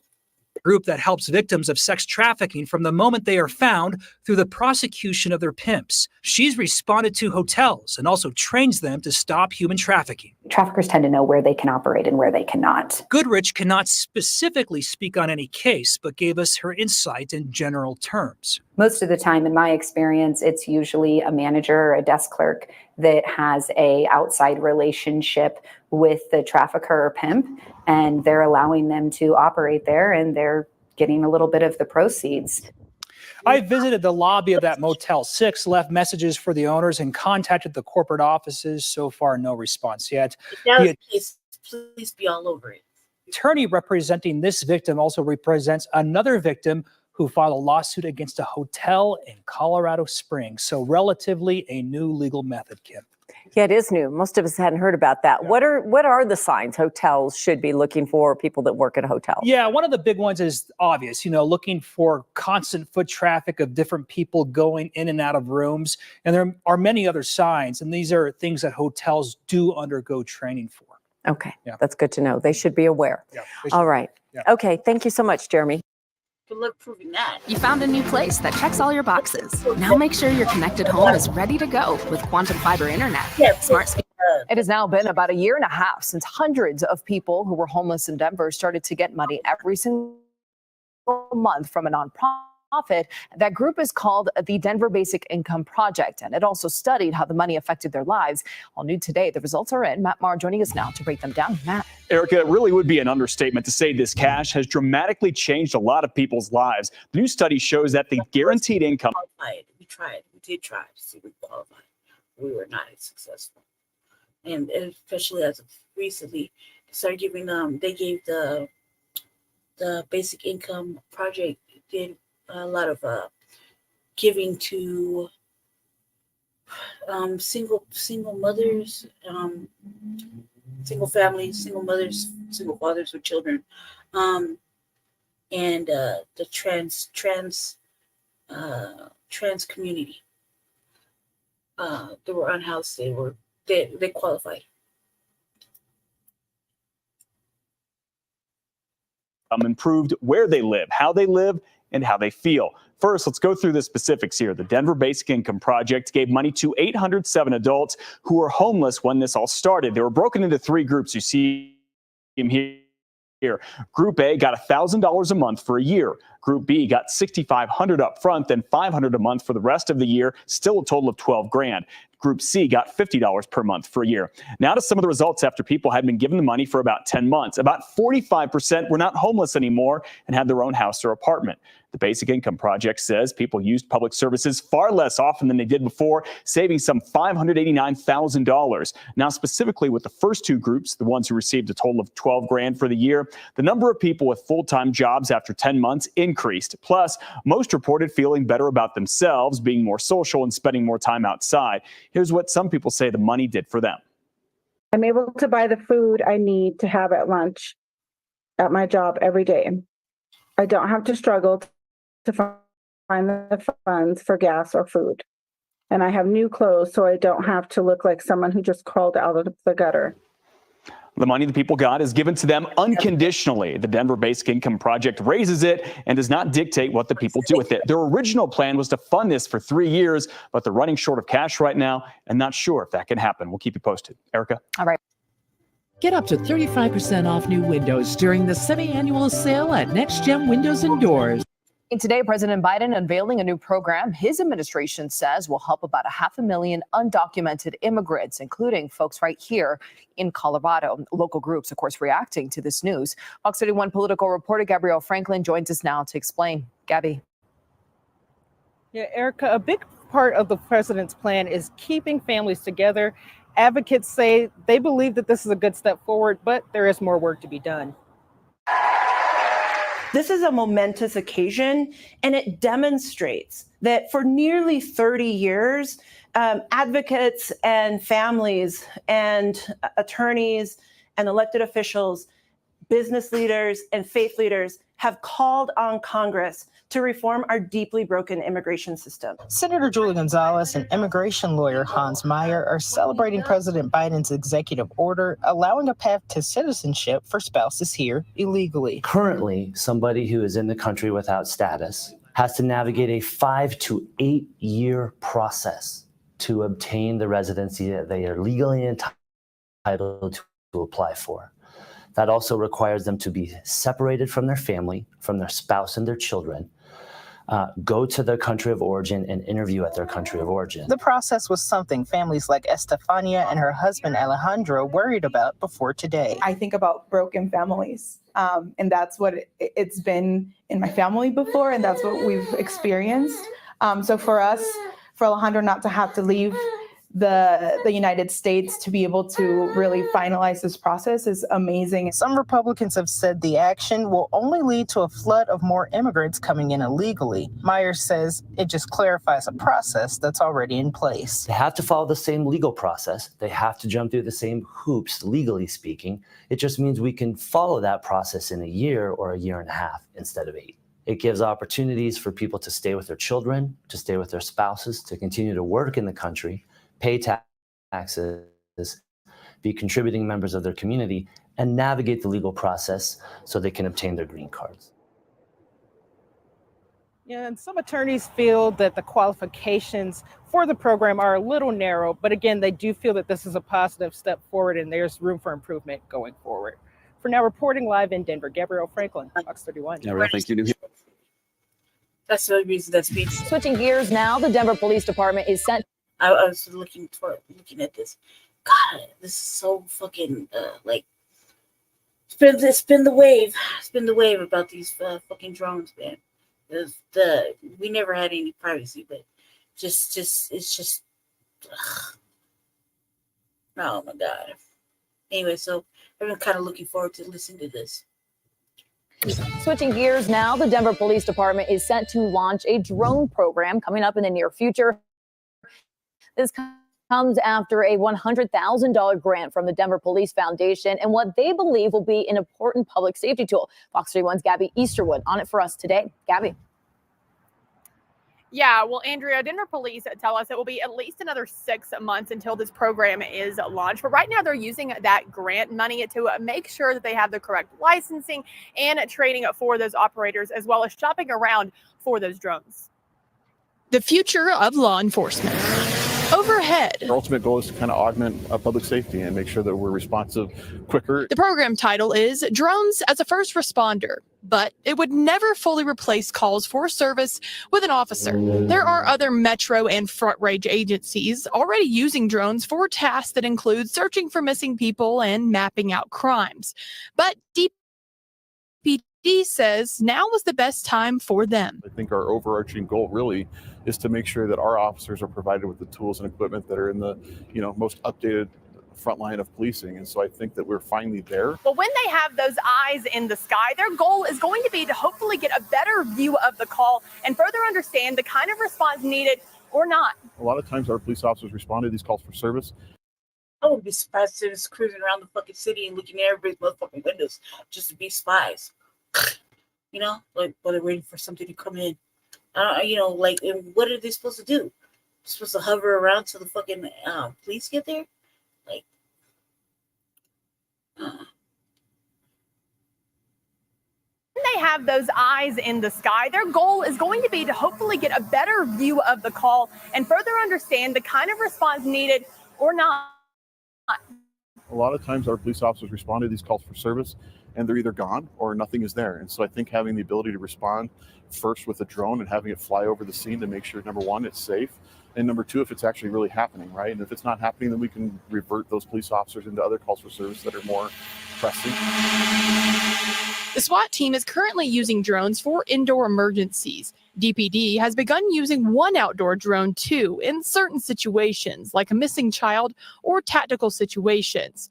So this is just another step in that direction. This is the first step, speaking with all of our media partners to make sure that they know and our community knows that we're here to use this tool basically to respond for calls for service, assess the situation, and make sure it's safe for them as well as our police officers to respond to. So many questions nobody's asking. Well, Denver police says they will potentially have up to 7 drones within this program, but they are wanting to utilize that grant to the fullest capacity. So they say they still are shopping around for those drones that will fit the program at DPD the best. Live in Denver, Gabby Easterwood, Fox 31. At Lemonade, we're changing insurance, starting with clearly explaining how it works. Our renters insurance. Tonight, community members in Denver's Central Park neighborhood have a lot of questions after discovering a registered sex offender was operating the neighborhood ice cream truck their kids were buying treats from. Your investigator, Karen Morfitt, joins us now to talk more on this. And Karen, you looked into their concerns, and their biggest question, of course, is how in the world was he able to hold this job? Yeah, Karen, a judge denied his request to stop registering as a sex offender in 2021, saying that he was a risk to community safety. There are no Colorado laws, however, that limit where a sex offender can or cannot work. Of course, certain jobs have restrictions for who can hold those positions, teachers, daycare workers. The city of Denver, however, does have licensing requirements for ice cream vendors and the owners of those trucks that should prevent this. We found none of that was done. Scribbled on a piece of scrap paper was $22 owed for ice cream and the Venmo account for an ice cream truck driver.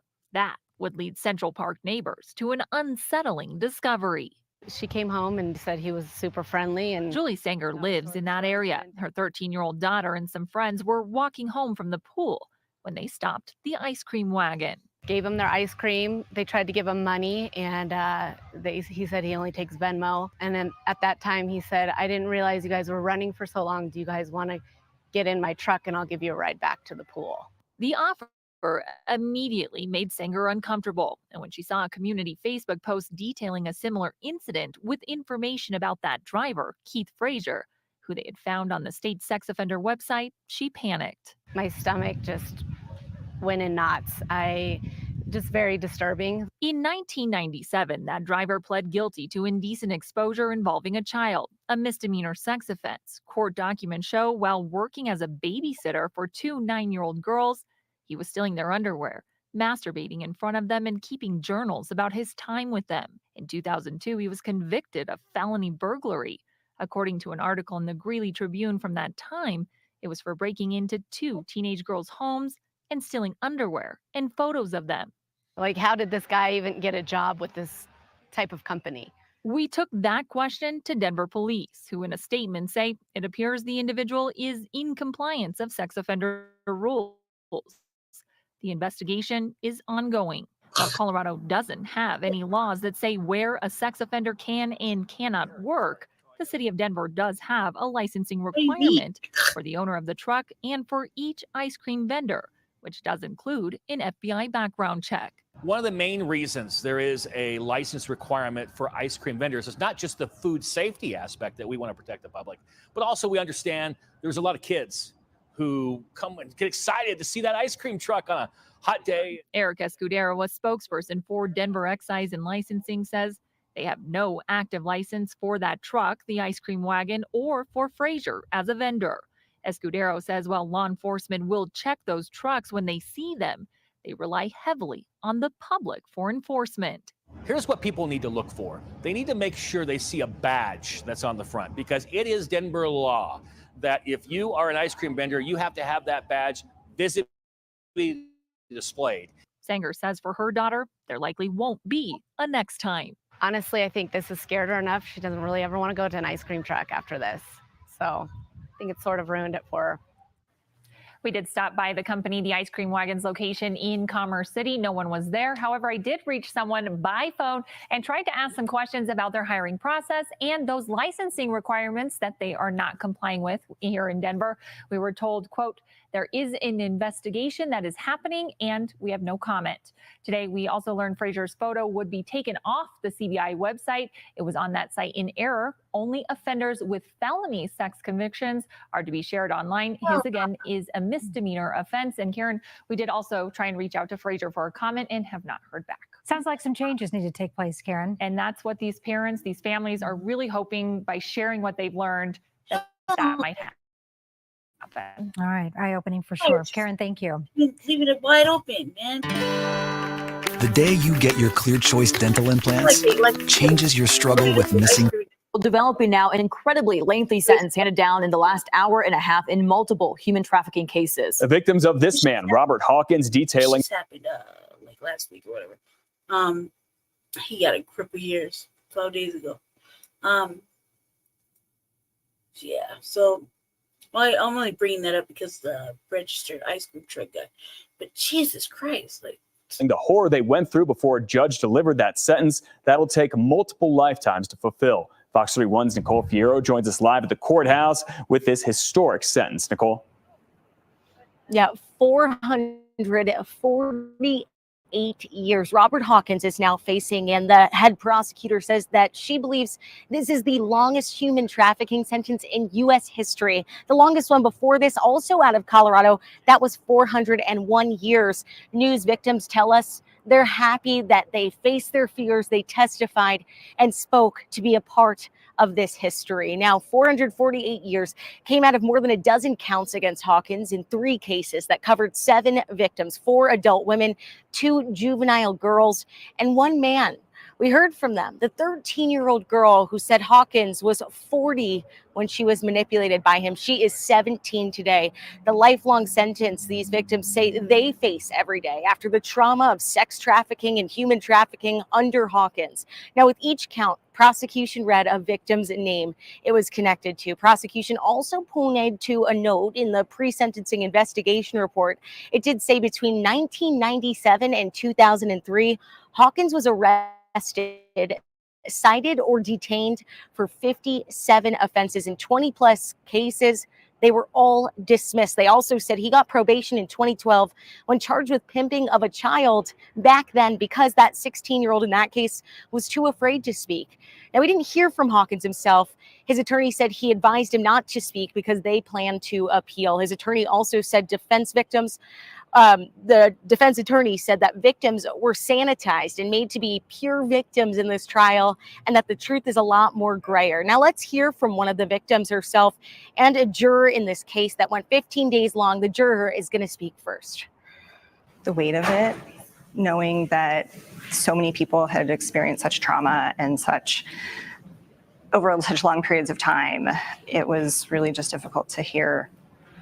This just shows me the Colorado judicial system is just fucked. Like, do you see how long they let it? Damn, man, Jesus.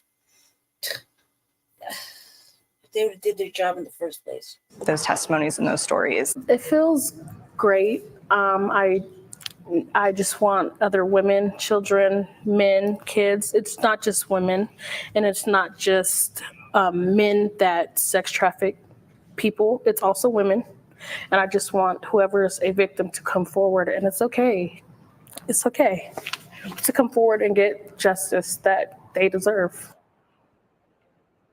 That victim tells us the first time in years tonight, she believes she is going to sleep well tonight, that it was scary seeing him in court again. Now, also, this ended right around 4 o'clock, immediately after we spoke to the juror, the victim. Then we went right into a press conference with the DA, the FBI, Denver police. They say that they hope this historical sentence sends a message that human trafficking will not be tolerated in this community and will be aggressively prosecuted. We'll hear a lot more from them coming up tonight. Reporting live here in Denver, Nicole Fierro, Fox 31. God damn, man, if they would have just did the job in the first place. Like, Jesus, dude, that's a lot. They even offered him a plea deal. 4 adult women, 2 juvenile girls, and 1 man.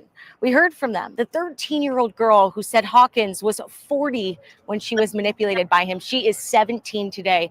The lifelong sentence these victims say they face every day after the trauma of sex trafficking and human trafficking under Hawkins. Now, with each count, prosecution read a victim's name it was connected to. Prosecution also pointed to a note in the pre-sentencing investigation report. It did say between 1997 and 2003, Hawkins was arrested, cited, or detained for 57 offenses in 20 plus cases. They were all dismissed. They also said he got probation in 2012 when charged with pimping of a child back then because that 16-year-old in that case was too afraid to speak. Now, we didn't hear from Hawkins himself. His attorney said he advised. They dismissed him. And Jesus, but look, originally offered 40 years for a plea deal. Him not to speak because they plan to appeal. His attorney also said defense victims the defense attorney said that victims were sanitized and made to be pure victims in this trial, and that the truth is a lot more. Makes us a loss right there, huh? Hell no. Family. What kind of, it's Colorado? It's fucking Colorado, dude. And again, I'm like, Colorado ain't shit. Jesus Christ. Like, they would have just did their shit the first time. All right, family. Just talk a little bit about this shit real quick.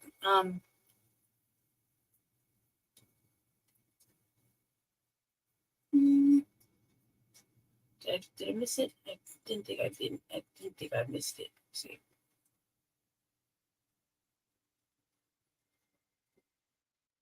Okay. Well, as you know, family, I've been over here talking shit about this specific culture vulture, and yeah. So I'm just gonna give you a little context again, so we can talk about it. I'm mainly gonna. I forgot to put that in there. One sec. Okay, I think I could do it without it. I've been the one pretty much talking about it this whole time anyway. About the yeah. Anyway, where to start? All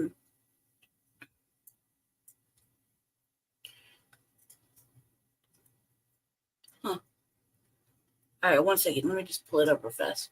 Just because it's just easier that way. 1 second, family. 1 second. 1 second. 1 second. 1 second. I can't just believe that they would just do that like that. They just be letting all kind of shit just slide, you know? And those one things, these chomo cases, man, they should not be letting slide. Child molestation cases, these perversion cases, they should be sending them motherfuckers straight to motherfucking jail. No questions asked. Not even letting them do what the fuck are you letting them out for? An ice cream truck, and nobody, like, they acting like that dude just basically took the truck and just been driving off and doing the most. You know?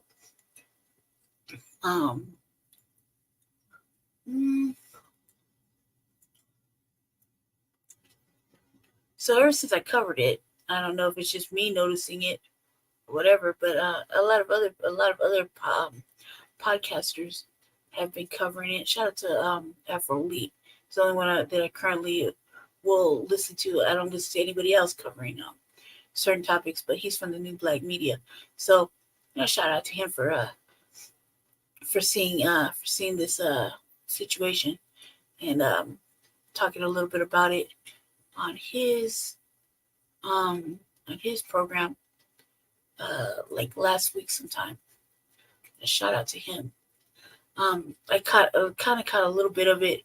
I was in motion, so I was like busy doing other stuff, so I didn't get to catch a lot of what he said about it. But I'm sure he's talking about Black Trump people, and a little bit about it. I don't know. I just saw it briefly. It was in passing. Just was looking at it, and I was kind of in and out of the room doing other things. The guys somewhere to be. So let me see if I can pull it real fast, just so that I kind of feel like I have to open it up every time with it, so that we are all on the same page. And I have it here in the history, so that's what I'm looking at right now.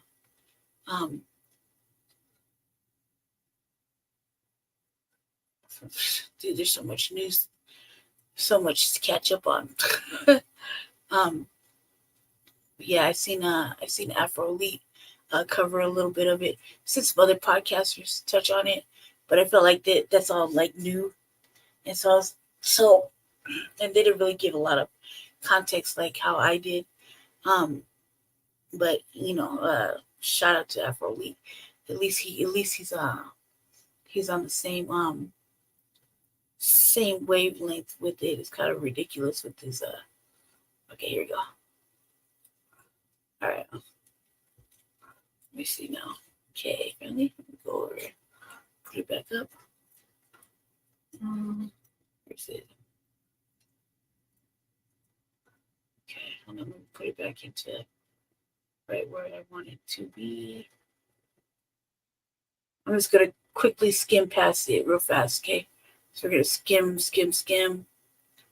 and give you a little context about what we're looking at, and then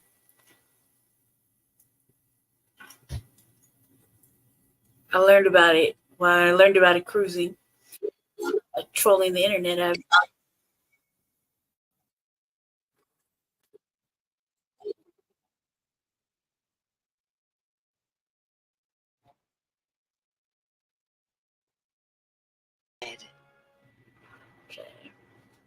And then on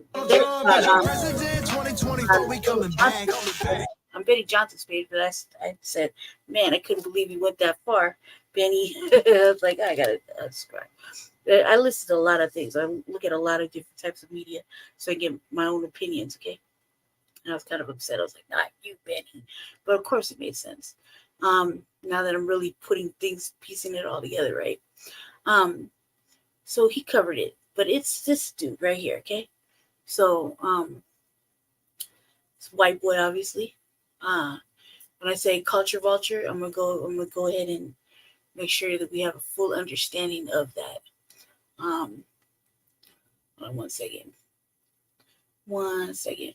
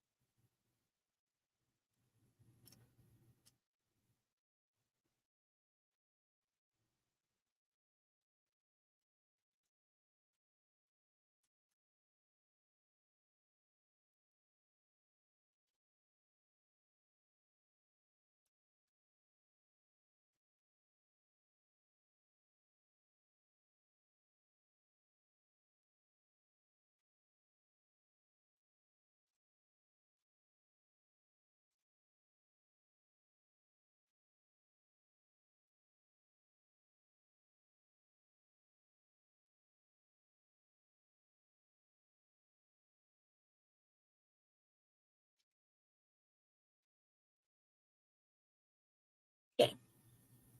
So, give you a little context. I'm not gonna go through it all. But let me just put it up there. Bam. Okay. I mean it. I really fucking mean it. Here we go. This dude's out of Florida.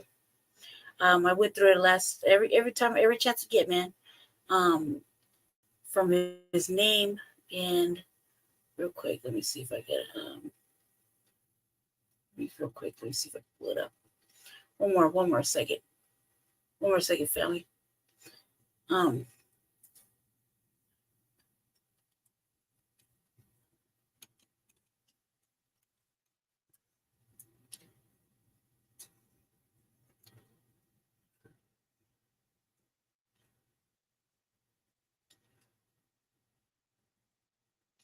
Okay. Let's see if I get this up there real quick.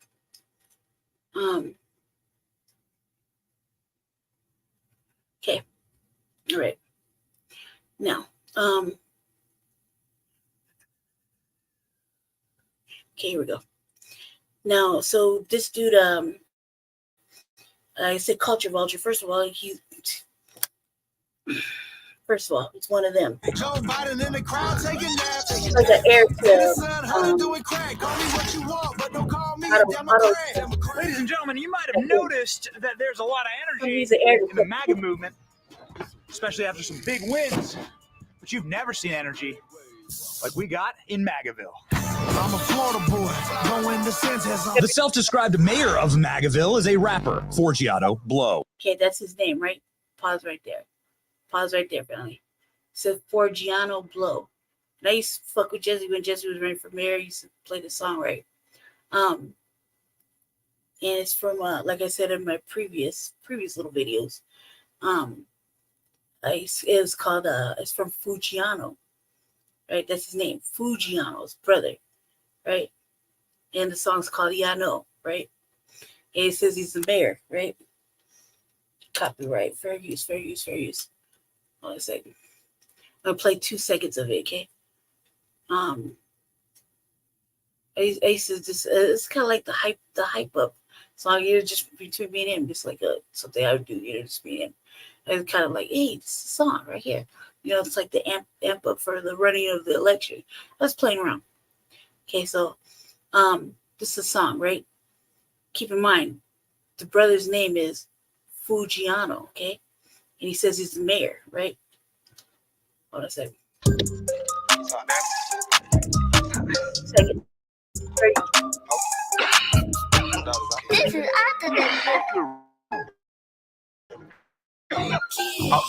It's Yano, but they know me as the mayor. And I got them youngin', and they got them choppers. They get crazy about my paper. Love on that bitch, boy, I can never. I'm a player, never cater. I bought it for free, so she love sauce, but you know you had to pay it. No, hop, diamond dancing like a lace. And I says it's the mayor, right? So that's where I got it from. That's I just me and him playing around. Okay. Well, anyway, so when this shit came out, I don't fucking know when this shit came out. I should probably look into it, but it happened this year. I saw a video, and then I saw a video I wrote, like I said before, prior to, I wrote a whole lengthy fucking message on that.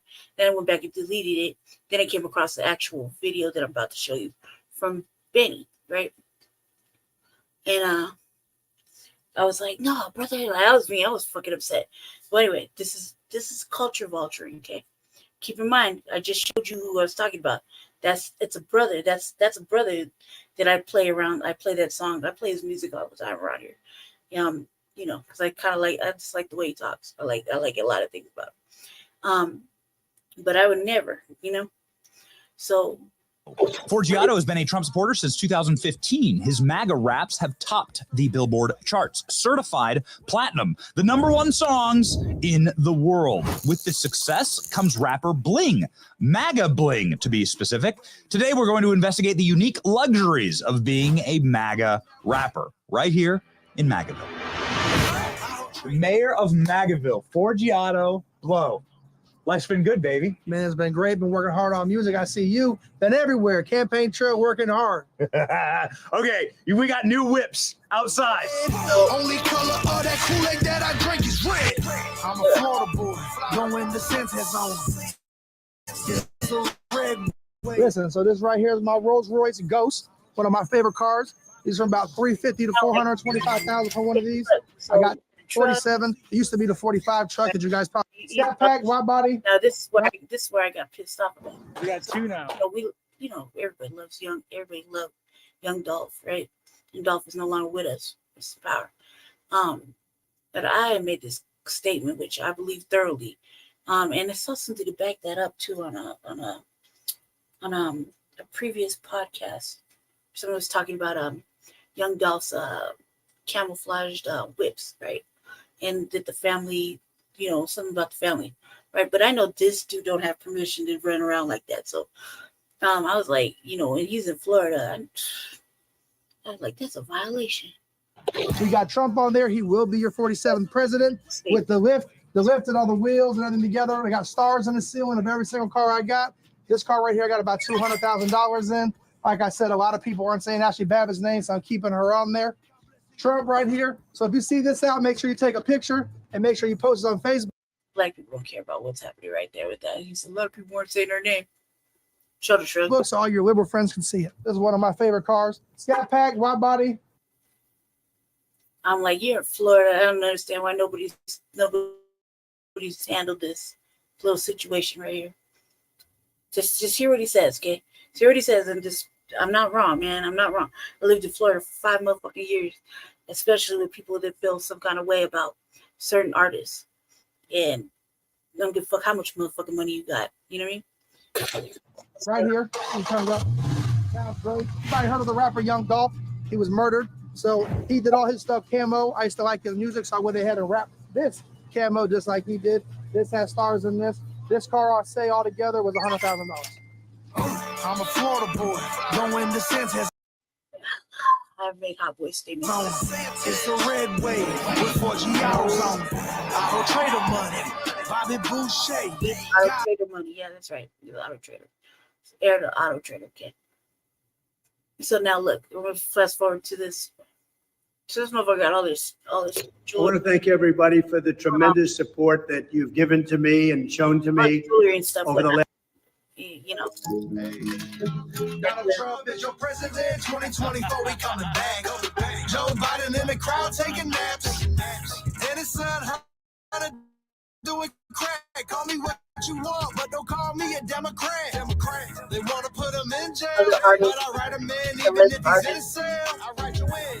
Y'all need the dead. I'm still coming through your hood in my red hat. How my Trump train still going? No, it ain't stopped. So it's been a minute since we've talked. You've had an enormous amount of success. Worst thing that ever happened. Now suddenly, lo and behold, I'm down with Trump, he says. When the teeter-totters, Yeah. you know, he came with a new thing now the other day saying, I see everybody out here trying to say Donald Trump got him that money.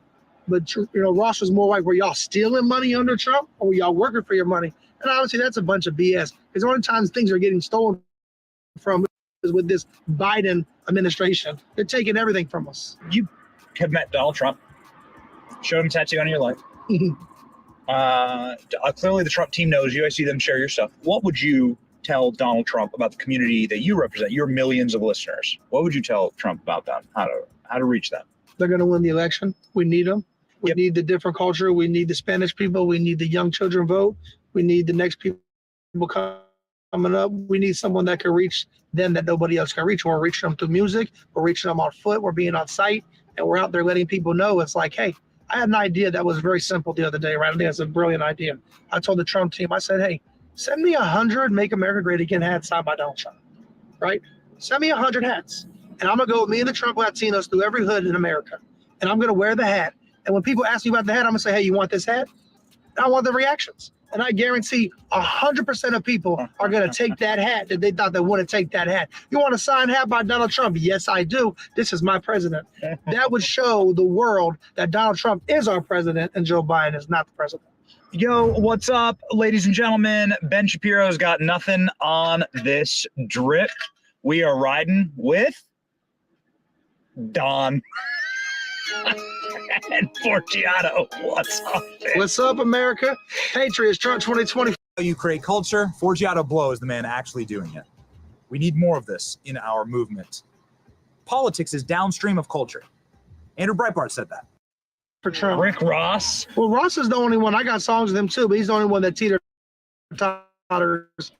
Yeah. You know, he came with a new thing now the other day saying, I see everybody out here trying to say. There's one part that I just.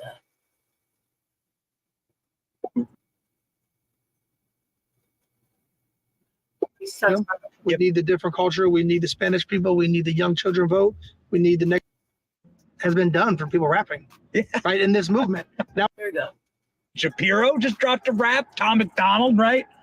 And that's got to feel good. I mean, I think it's cool that I see a lot of people out here, you know, pushing the brand, pushing the movement, helping the youth and also the older generation come together as one, right? Because rap at one time wasn't like everybody's favorite.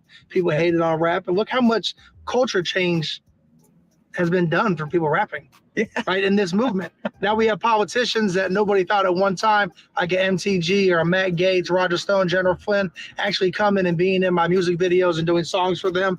Like people at one time would have thought that never would have happened.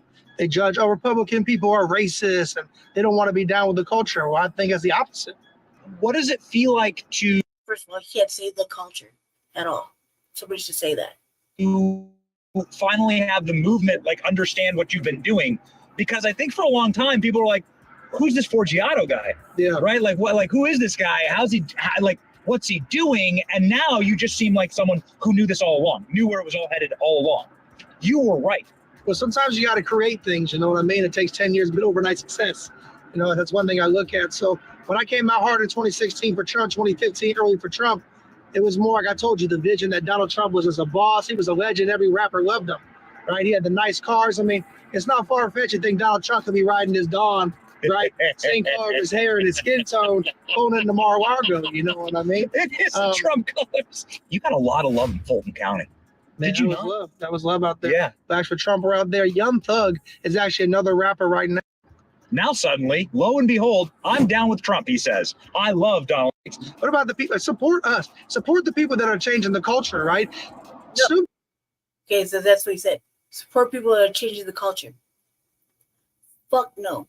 Fuck no. No. This is me. I'm saying that. Absolutely not. First of all, he's white. You can't be saying the culture.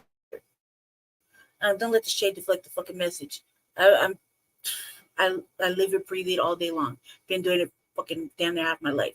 Okay, so he cannot. Okay, and why anybody has it in Florida of all places? Well, anyway, when he said changing the culture, okay, he wants to change the culture.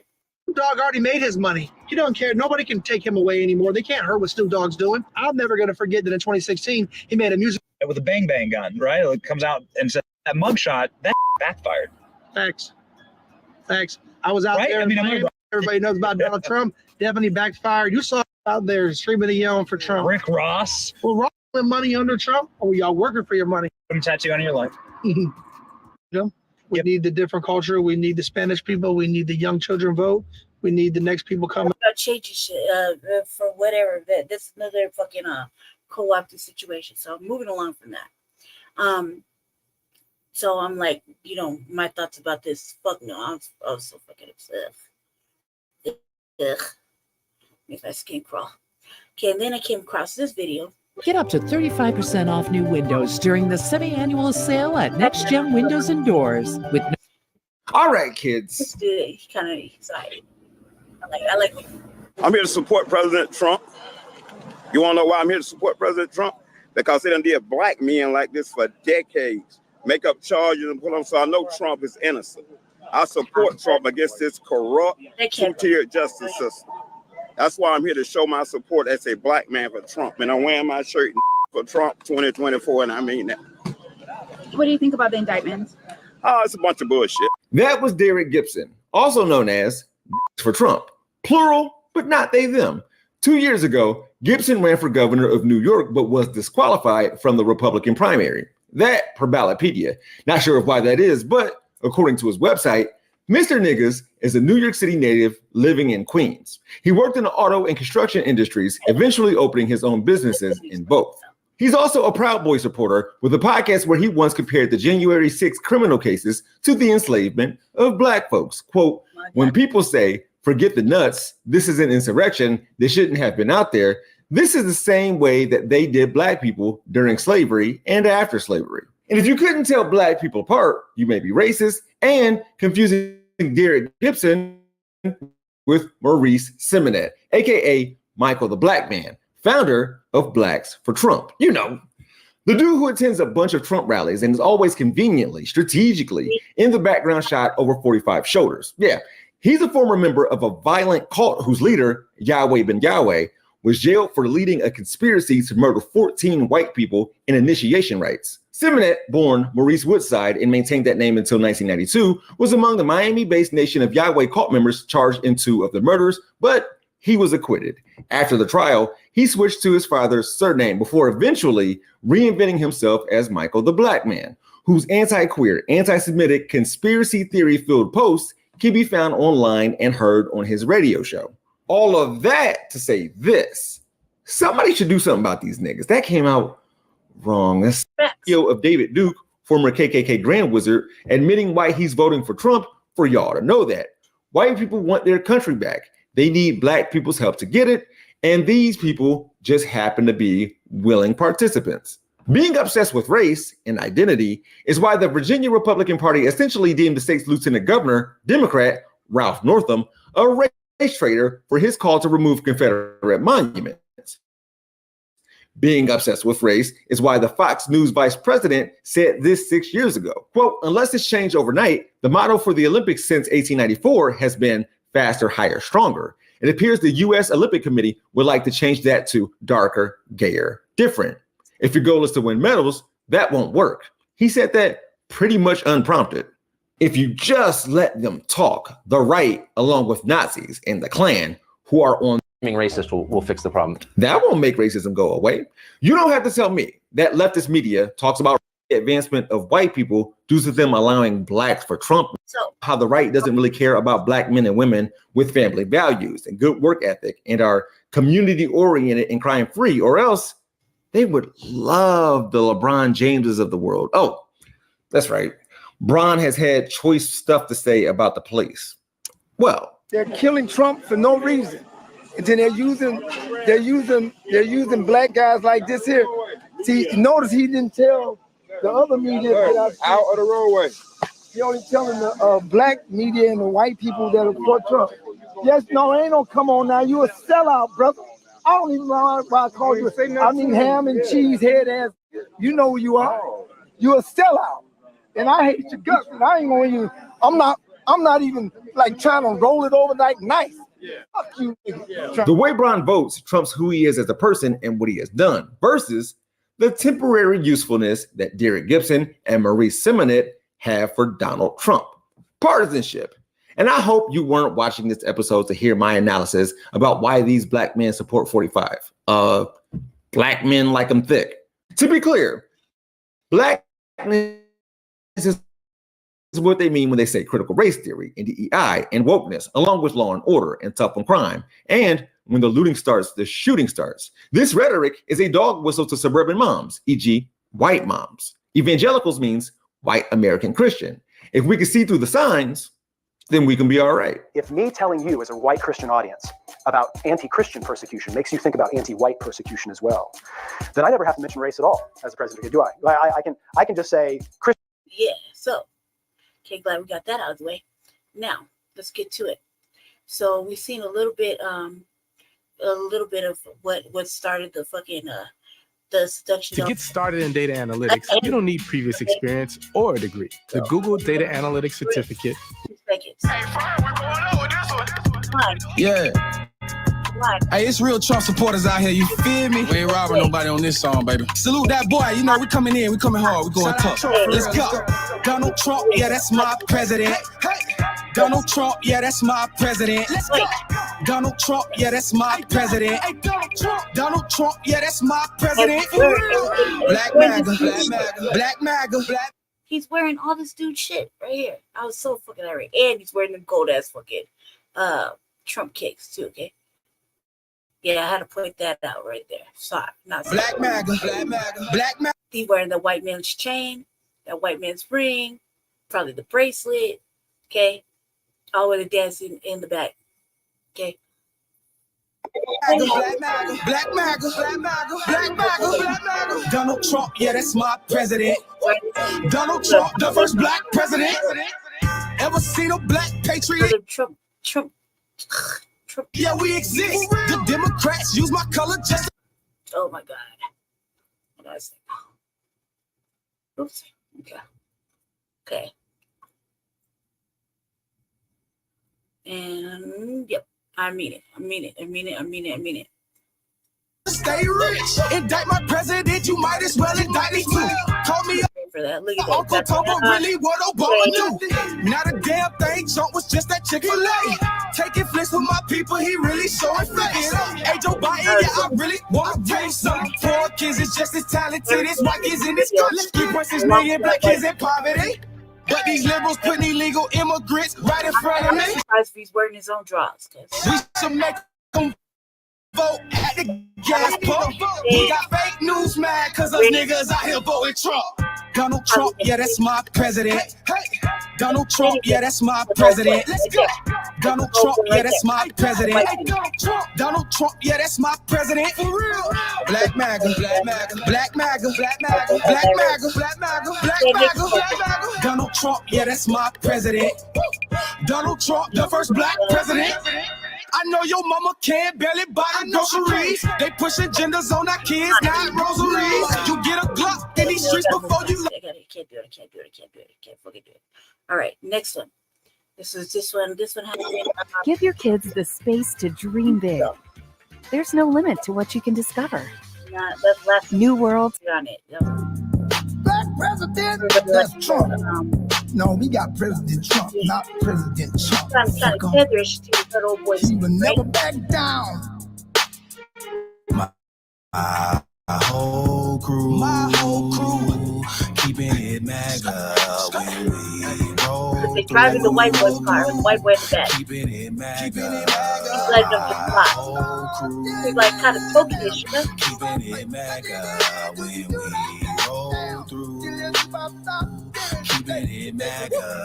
You know blacks voting Trump, I heard Biden's gonna fire us. But that's okay, cause Donald Trump's about to hire us. I pay the IRS, they send my bread to Ukraine. They killing babies, getting abortions, that's the new wave. 100 bands up on my chain, baby, I'm a rich slave. You voting Democrat, just know that come with 3K. The glove don't fit, they must have quit. OJ in this bitch. A message to Alvin Bragg, Uncle Trump is innocent. I was just in the Bronx, I seen it with my own.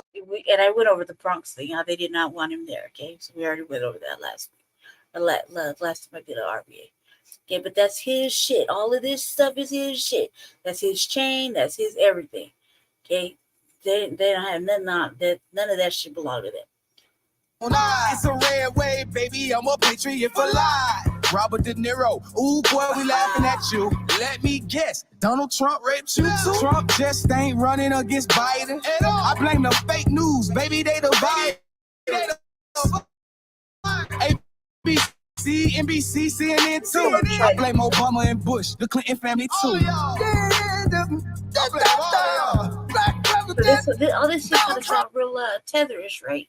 Except till you hear old boy's voice again. Like when you hear old boy's voice, he don't sound nothing like that. Like he don't sound nothing like that. All right, kids. Just or those who explain the plight of Black America, or even make excuses. And then they're using black guys like this here. See, notice he didn't tell the other media that out of the roadway. He only telling the black media and the white people that are for Trump. Yes, no, ain't no come on now. You a sellout, brother. I don't even know why I call you. I mean, ham and cheese head ass. You know who you are. You're a sellout, and I hate your guts. I ain't going to. I'm not even like trying to roll it over like nice. Fuck you. The way Brown votes trumps who he is as a person and what he has done. And then you got this shit right here. Black president, that's Trump. Right, listen. The fake news, baby, they divide.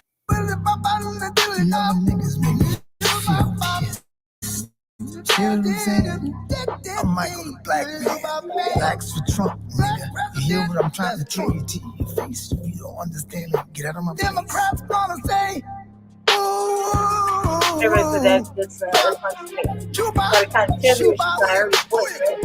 the lay down in the bed, come grab my teeth from my throat to my head. I'm loving the right, you know she got leg, and I'm give up some loving. She don't stop begging. I know you're jealous about that, Black president, Donald Trump, been spending most their lives living in a future paradise. Been wasting most their days trying days won't go behind. Who are them who come to be? How many of them are you and me?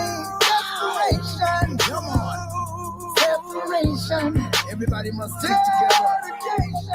That's right. Integration. The man. Boom, boom. They can't fight against the black man and the white man when we are in unity. You see what I'm saying? See? Stick together. Stick together. This the roster speaking to your yes. Trump, black. You know what I'm saying? Latin, black, and white must unite. You know what I mean? Little more, you know, see? Right. I gotta find it now. I had it just right here.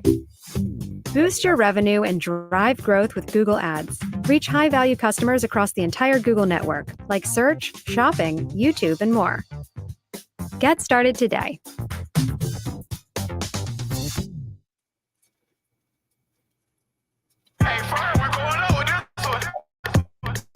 Yeah. Hey, it's real Trump. Hold on one second, Valley. feel like I moved it, and did I move it in the wrong spot? Let me make sure. Oops, I accidentally took it out. Hold on 1 second. So that we can get the right shit. Hold on a sec, family.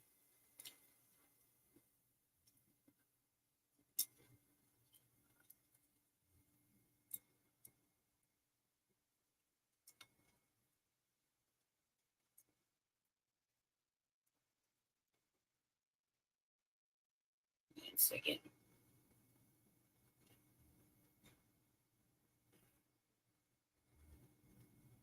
Okay, scrolling fast past here real quick.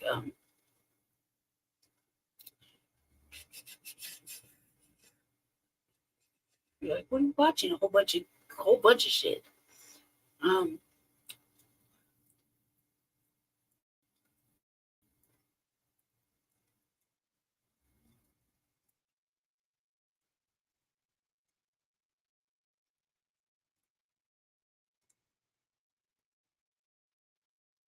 Okay, here we go.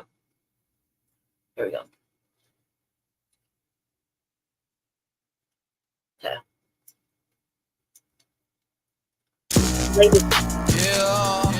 Hey, Big Trump. Everyone in the hood and everybody in America vote for Trump. November 5th. Hey, let's go. Hey, let's go. You know the hood voting Trump is too big to read. Tell the DC swamp it's too big to read. Someone tell the fake news it's too big to read. You know that Trump 24, that's the victory. 100,000 people plus at the rallies. Stars and stripes, mega hats, yeah, we style. Lock them up, Joe Biden was on that island. This a message to you rhinos, it's too big to read. Wildwood was sold out, Hialeah sold out. Blacks for Trump, you know we always gon' show out. It's a patriot party, you know that red carpet's rolled out. Mark Zuckerberg probably gon' take this post down. Unvaccinated for 3 years and I'm still breathing. Unvaccinated blood is worth some money, believe me. 60 billion to Ukraine and Biden still got shit stains. Now you Who says shit like that, man? Like, especially being like, especially black and melanated. Who says shit like that, for real? You know how much melanin is going, like really, motherfuckers coming up missing based on that. And like, what the fuck? Like,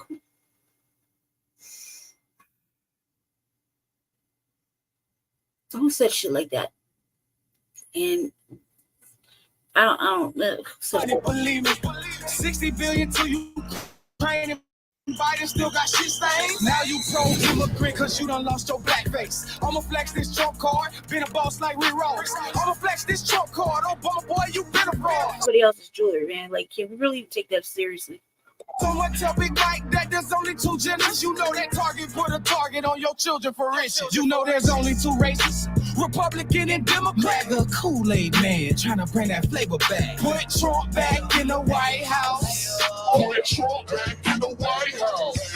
Put Trump back in the White House. Put Trump back in the White House. It's a big league. Thank God that's over. All right, so I had to get that out of my system, man. This like, I've seen a couple of people do a little bit about it. But can we really take it seriously when you're flexing white man shit? Like, honestly, really, seriously, can we? No, we shouldn't. We would never do that. We would never take that seriously any other time. So I don't see how this time is any different. Secondly, no, you're a token. You're a fucking token.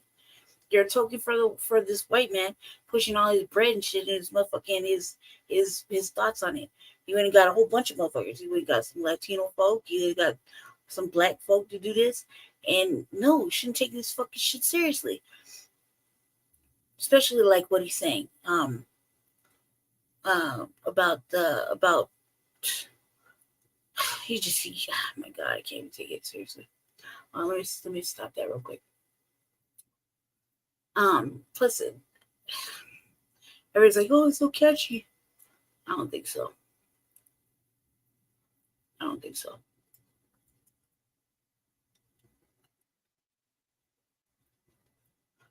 don't think so. Not at all. All right, so we're gonna stop right there with that. Okay. Go to some Trump, a couple little Trumpy things right now. They're really short.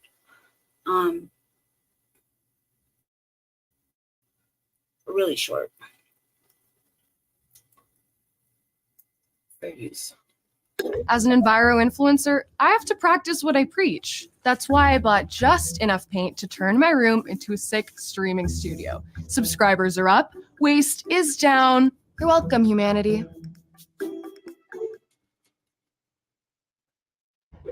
These lights are so bright in my eyes that I can't. This is exactly what I'm talking about. Can you really take anything that any of them are saying?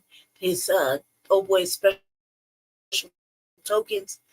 That's what they are. They're tokens. They're fucking tokens.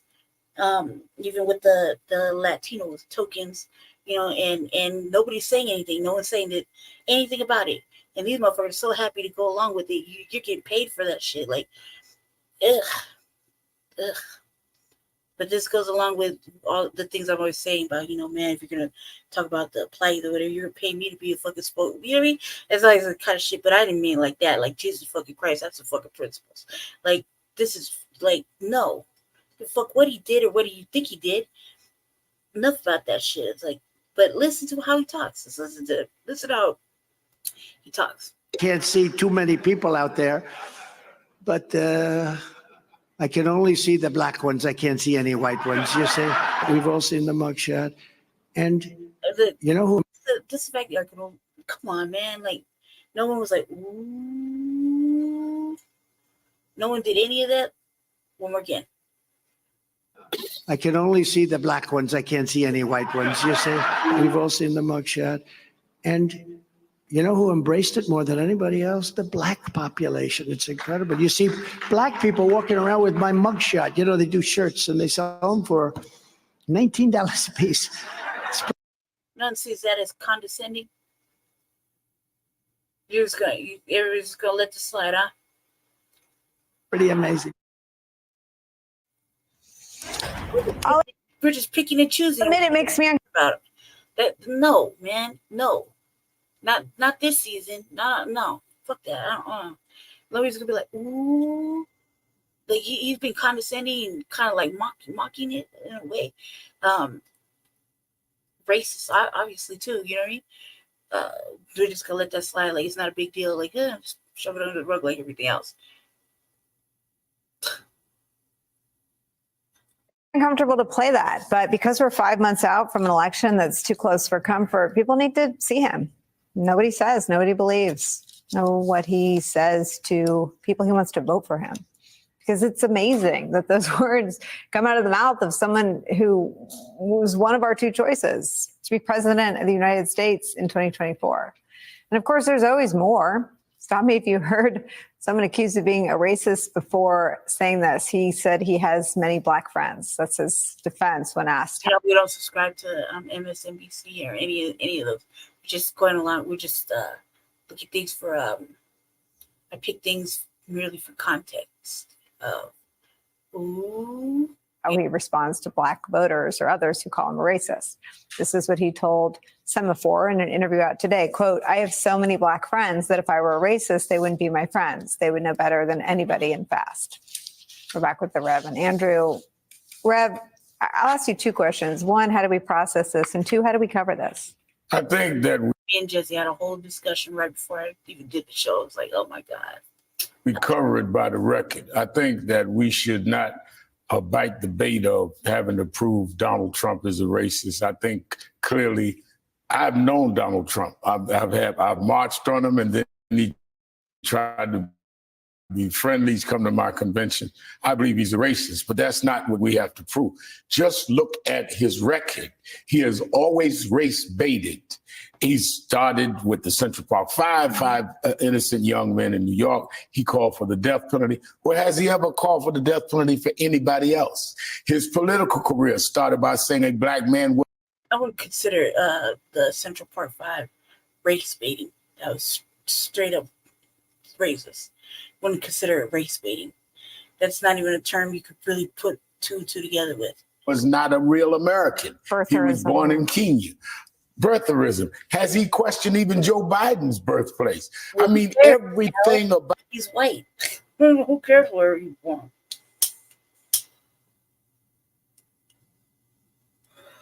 About race, he's always race baited against blacks. So all you got to do is look at his record. And I've said to any of those that support him, show me where he was on the right side of any race issue. We forget. This is the man that said when we saw the march in Charlottesville, where they were saying things to protect a Confederate statue, Robert E. Lee, and saying anti-Semitic things. He said they're firing people on both sides. He was the president, sitting in the White House, president, during George Floyd, probably the biggest race case of our time. What did he say about George Floyd? Oh, I'm sorry. He had them clear the protesters from in front of the church, held up a Bible, and condemned the protesters. Never even tried to say anything about police reform. So if the record is, Sotomayor said it about the other kid, if it walks like a duck and quacks like a duck, it's a duck. I believe he's a racist, but you don't have to believe that. Just believe you're against one that's always on the wrong side of racial policies and racial legislation. And I don't believe everybody that votes for him is a racist, but I believe every racist votes for Donald Trump. What do you make of their very deliberate, very public strategy to talk about really running up Trump's numbers amid black voters in 24? I think the strategy is that he wants to, in a tight election, try to just get some more black votes or dissuade blacks from voting. And that he feels is enough to get him over the hump, which is why I think that the Biden people have to really invest in a counter argument, because you can't take that for granted. And, you know, now he's going to a black church in Detroit. He went to the Bronx. And if you notice the crowd in the Bronx, he imported a crowd. He could even import a lot of blacks, and only blacks he put on stage was 2 indicted rappers. I mean, which, you know, he probably should get lessons from them on how to handle that. But for him to say, when we've spent generations telling our kids, this is Father's Day Sunday, to do the right thing, follow the law, do what is right. For him to say that we are in some way synonymous with mugshots, he didn't say some blacks, he said the black population identified with it, because that's who we are, criminals, thugs. That's what he thinks of us. For him to say that, imagine if Barack Obama had said that about whites. Imagine if anybody had said that about any other race, but he gets away with it in the name of he has swagger. I think he gets away with it because we're not calling it straight out what it is. This is not even dog whistling. This is straight out saying, I'm playing to racism. And Donald Trump has done that when he got away with birtherism, where people wouldn't call it what it was, because all that was say he's not one of us. When he got away with that, he takes the next step, he takes the next step. One thing you've seen in his trials, Nicole, when we've seen it in civil court now, he's gone through 2 or 3 there, and Andrew's going through the criminal trial. You've not seen one black business person come into court and accuse him of giving them a deal. Not one. How do you be in business 40 years in New York, which is 2/3 black and Latino, and everybody you did business with was white? It's hard. Unless you are clearly not one that wants to deal with diversity. I don't know. HoneyBook is a complete client flow management platform, which allows me to do everything all in one place. When I quit my 9-to-5. Yeah, it's like he's never not. Right now, you're going to see secret footage just released by The Undercurrent, where top Trump ally and fellow convicted felon Roger Stone explains how he plans on helping Trump undermine the 2024 election. So far, given the incredible power they have, they will use ruthlessly for beating them as of today. So in the end, the president's trial in Georgia's fallen apart. I think the judges are on the verge of dismissing the charges against them in Florida. They're delayed in New York City, and they're now delayed in Washington. So it's not clear that they can have a trial before the election, which is the absolute key to being able to convince people that the reason we lost was because of the trial. Right now, if they steal it, people say, well, that's not possible. Trump is leading in all the polls. They want to try him, suck up his money, suck up his time, and create a reason why their death is plausible, believable. You see? What stops them from just like They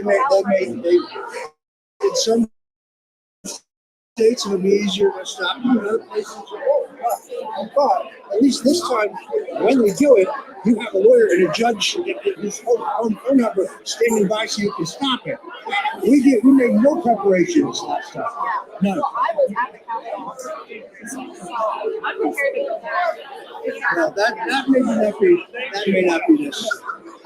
There are technical and legal steps that we have to take to try to have a more honest election. We're not there yet, but there are things that can be done. Now, two things stuck out at me here. First, that they allegedly have a lawyer and judge's home phone number standing by who's willing to humor their inevitable claims of fraud, and so that person can, quote, stop it.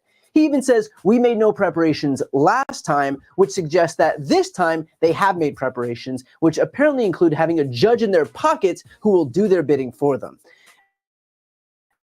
And so when votes get counted in urban areas that inevitably break in Biden's favor, and then Republican operatives inevitably cry foul, because clearly any vote not for Donald Trump must be fraudulent, this time they'll have hand-picked judges in the wings waiting to validate their temper tantrums. If that isn't a five-alarm fire for democracy, nothing is. Stone also brings up another point. The judge is on the verge of dismissing the charges against Trump in Florida.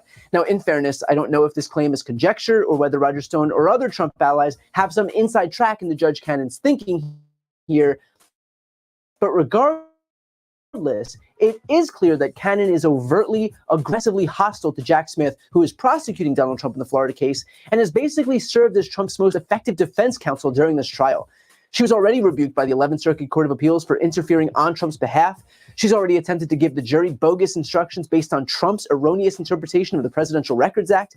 She already refused to actually bring this case to trial, even ignoring Trump's own request for an August 12th trial date. And most recently, after Trump's lies about FBI agents executing the search warrants put their lives in danger, and Jack Smith requested a gag order against Trump, Cannon threatened to sanction not Donald Trump, but Jack Smith. If Aileen Cannon was any more in the tank for Trump, she would show up to court in a MAGA hat. And so the fact that Roger Stone would come out and say that Judge Cannon is about to throw out the case by dismissing the charges may certainly be hearsay, but it 100% checks out and is yet another proof point of the glaring corruption that we're contending with right now, as a pro-Trump judge who was appointed by the defendant is presiding over what should be an open and shut case, and instead of holding him to account, she is instead handing him the gift of delay that he is so desperately seeking. The whole thing is a travesty of justice, and if Stone is to be believed, then it's only going to get worse. Stone also points out the delay in the trial in D.C. That trial has been delayed as the Supreme Court has taken up this insane notion that a president has immunity to commit criminal acts with impunity.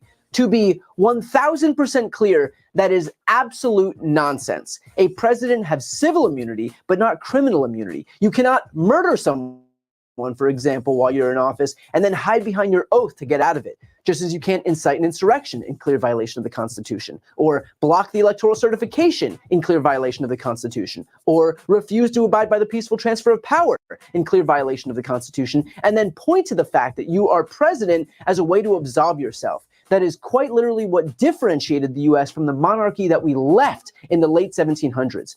We adopted a system where no one, no, not even the president, is above the law. The fact, then, that the Supreme Court opted to even take up this case after it was properly adjudicated by Judge Chutkan in D.C. and the appeals court is a travesty of justice and a testament to the fact that the judicial rot in this country pervades the entirety of the court system, from rotten judges like Aileen Cannon all the way up to avowed partisan hacks like Clarence Thomas and Samuel Alito at the Supreme Court. We shouldn't be surprised that the same guy whose house flew a flag in solidarity with the insurrectionists on January 6th would also opt to rule on a case involving the person who incited the insurrection itself. All of which is... That's a lot. Ooh, carne asada. It's carne asada. That's what I said. Carne asada. Carne. Carne. Carne. But with more flavor. Carne. Carne. Try saying it like this. Juicy carne asada. Carne asada. Carne. I did it.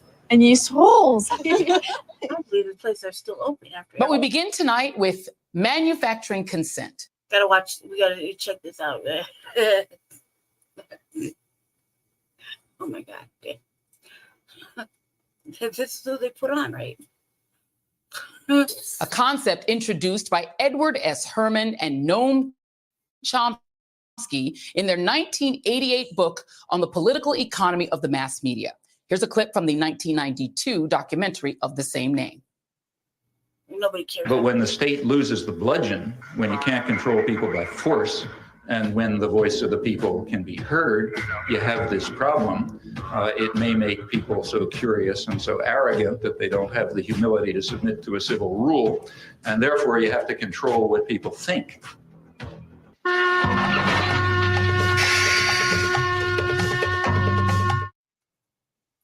In short, it is the job of the media, our job, to not just tell you what happened, but to give you some context around what happened in a way that informs you and helps you make decisions in your busy life.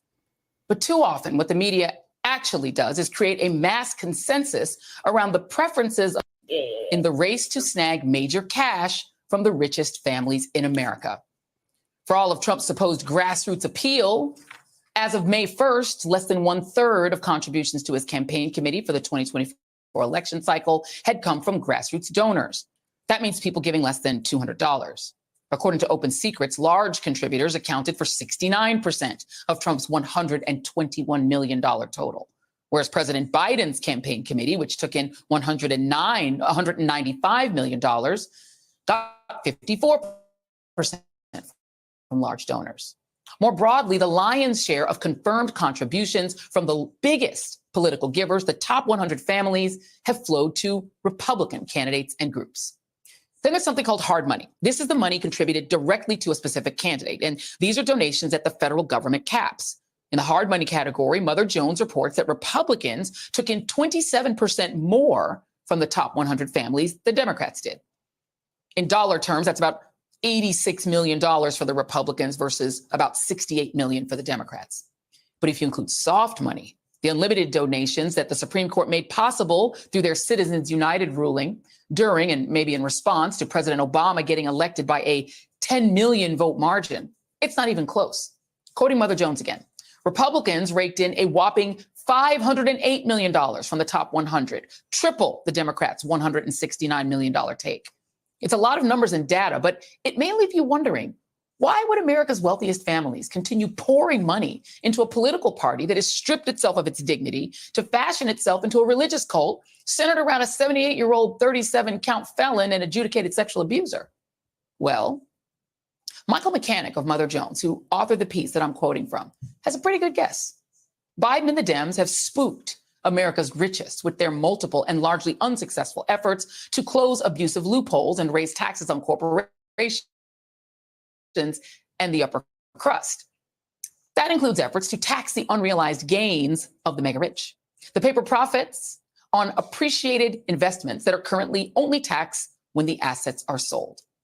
In the meantime, Trump and the Republicans are fighting to extend their unpopular and ultimately disappointing 2017 tax cuts, a move the Congressional Budget Office calculates will cost the U.S. government $3.5 trillion with a T over 10 years.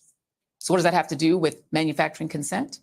Well, it probably wouldn't go over too well if you, gentle viewer, understood that setting Trump up as an autocrat is merely the price that the super rich are willing to make you pay, just to stuff more tax cut cash into their already deep pockets. Much better to make you believe that the people who really want Trump back in charge are closer to home. Which brings me to Father's Day. Happy Father's Day to all the great dads out there. Now, if you're a practicing Christian, a lot of you saints may have spent at least part of yesterday in church, celebrating your dads and, of course, the Heavenly Father.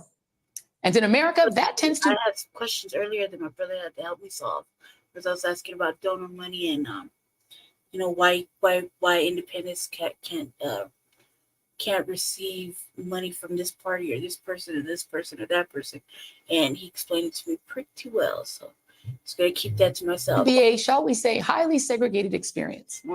No one seems to know who originated the quote, but it's been repeated by everyone from James Baldwin, who said he was quoting Malcolm X, to Dr. King, that the most segregated hour in American life is 11 a.m. on a Sunday. It's just a factual legacy of this nation's history with race and religion that there are predominantly white churches and there are black churches. But what do you think of when you think of a black church? Probably something like this. Getting tokenized by whites.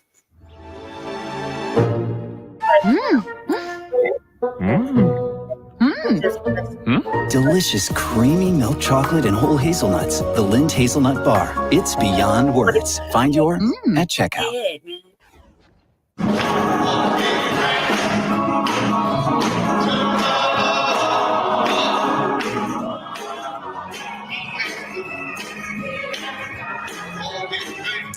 Now, you may even think of images such as these, but what you probably don't think of is this.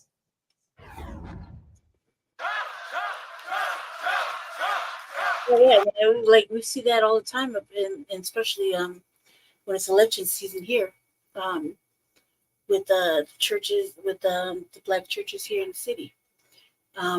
There's, just like I said, What a nice welcome. Thank you. That is the reaction to Donald Trump at what nearly every major media outlet reported was his visit to a black church in Detroit, Michigan, one of the 10 blackest cities in America, with a population that's about 78% African American and a poverty rate topping 33%. In other words, it would be hard not to fill a Detroit church with black people. So now I want you to look with your eyes. Just look with your eyes again at this crowd. Is what you're seeing here what you would write in a headline is a black church? And yet, here was the headline in the New York Times: Trump, in pitch to black voters in Detroit, cast Biden as anti-black. And the Washington Post: Trump portrays rampant crime in speech at black church in Detroit. In the Associated Press: Trump blasts immigrants for taking jobs as he courts voters at a black church MAGA event in Detroit. The Detroit Free Press even ran a photo series online with the headline, Trump visits Detroit church to woo black voters. What they somehow forgot to show was how overwhelmingly white that crowd was, and also how many empty seats there were in that sanctuary. In fact, if you looked at the carefully selected images in their online story, you would probably guess the crowd inside that sanctuary was overwhelmingly black and pro-Trump, literally cheering for him and chanting his name. And you would be forgiven for believing that this reinforces what seems to be the new hot narrative, that it is black people, specifically black men, who are driving Trump back into the White House with their overwhelming and historically growing support. When the actual reality that you can see with your own eyes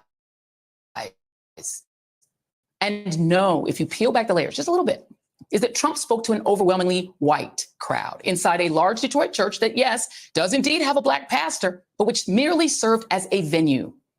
And that the people who participated in the roundtable, like those in the audience at that church, were already Trump supporters, not some new historic black supporters of Trump.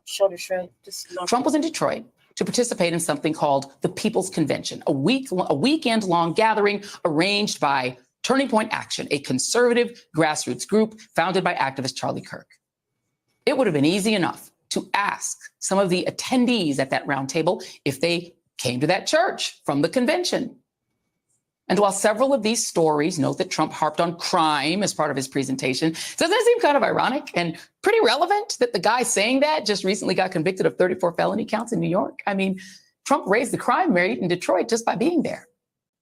And one of his new friends at that event, Kwame Kilpatrick, Detroit's former mayor, is just 4 years out of prison himself, where he was sentenced to 28 years for his role in a wide-ranging racketeering conspiracy that included fraud, extortion, and tax crimes. Kilpatrick extorted city vendors, rigged bids, and took kickbacks and bribes. He used funds from nonprofit civic organizations to line his pockets and those of his family, steering millions of dollars to himself and his friends as Detroit plunged deeper into poverty. Kilpatrick was released because Trump commuted his sentence in 2020. So, of course, now he's endorsed him. But it's weird, right? How many of the black men endorsing Trump are formerly prominent and famous black men who have criminal records? Not like the criminal records this country has racked up for black men through things like the war on drugs. Nope. For crimes they committed after they were prominent and or rich. Kind of like Donald Trump. Also on hand as part of Trump's Blacks for Trump coalition, Black Republican Congressman John James, who represents an overwhelmingly white, affluent district in Macomb and Sterling Heights, Michigan, meaning not that district, whose congresswoman is Rashida Tlaib. Also, Detroit native and former Trump HUD Secretary Dr. Ben Carson, who hasn't lived in Detroit since he was a child, and more recently has lived in mansions in places like Virginia and Florida. The ever-present Trump apologist Byron Donalds, whose majority white district is also in Florida, and a claque of local Detroit rappers who, apologies, I confess, I've never heard of. The church where Trump held this town hall is called 180 Church. The pastor, Lorenzo Sewell, is a Detroit native who grew up in an abusive home, with his father going to prison when he was a teenager. His experience with the criminal justice system did not happen when he was already rich and famous. He became a drug dealer and gang member as a troubled kid, the way it tragically happens for so many Americans in communities with high rates of poverty. But he had a conversion experience his senior year in high school in 1999, according to his church bio, and later became a pastor. Here he is, claiming Biden and Obama never visited the hood. President Trump, I'm so humbled that you would be here. President Obama never came to the hood, so to speak, right? President Joe Biden, he went to the big NAACP dinner, but he never came to the hood. So thank you. Is it really the same war right now with all the white people in there? Question, just asking. Part where I point out that President Obama came to Michigan 15 times as president, including Detroit. Pastor Sewell also claimed it's hard to find a black barber in Detroit for his Blasian kids, which honestly was weird. And in an interview on Fox after the roundtable, he quoted something you've probably never heard of called the Platinum Plan, a black wealth plan he claimed Donald Trump created, but which actually was the idea of rapper Ice Cube. So not a Trump plan at all. And I'll add this. It is ironic that Trump is attempting to court black voters in Detroit just 4 years after lying about black voters in Detroit and claiming their votes were inherently fraudulent. Michigan was one of the states whose votes Trump, Rudy Giuliani, and their little cabal tried to steal in their insurrection. The Attorney General in Michigan has charged 16 people with felonies for trying to steal the votes of black Michiganders from Detroit. Oh my God. Oh my goodness.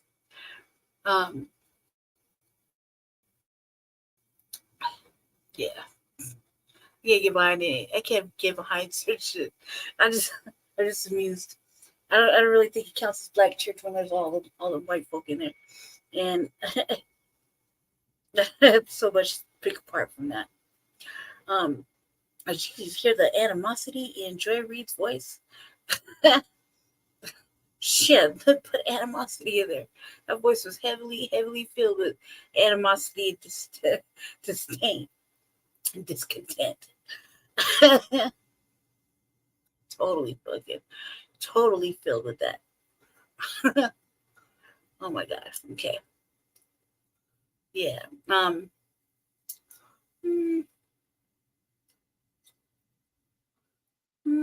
know if I want to go with that right now.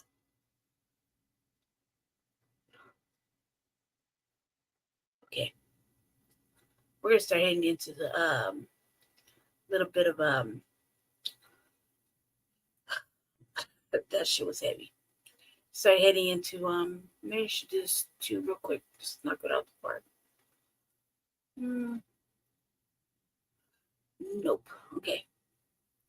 Start heading into a little bit of Cornel West, because I think we need to discuss that. We need to really sit back and think about what's going on with that. I kind of pulled a whole bunch of different things. And me and Jesse kind of looked up some stuff because he's on the ballot here. So we were doing some little research prior to the show. So let me see.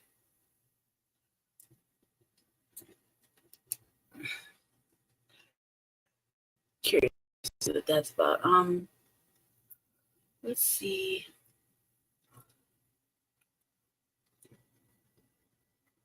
Okay.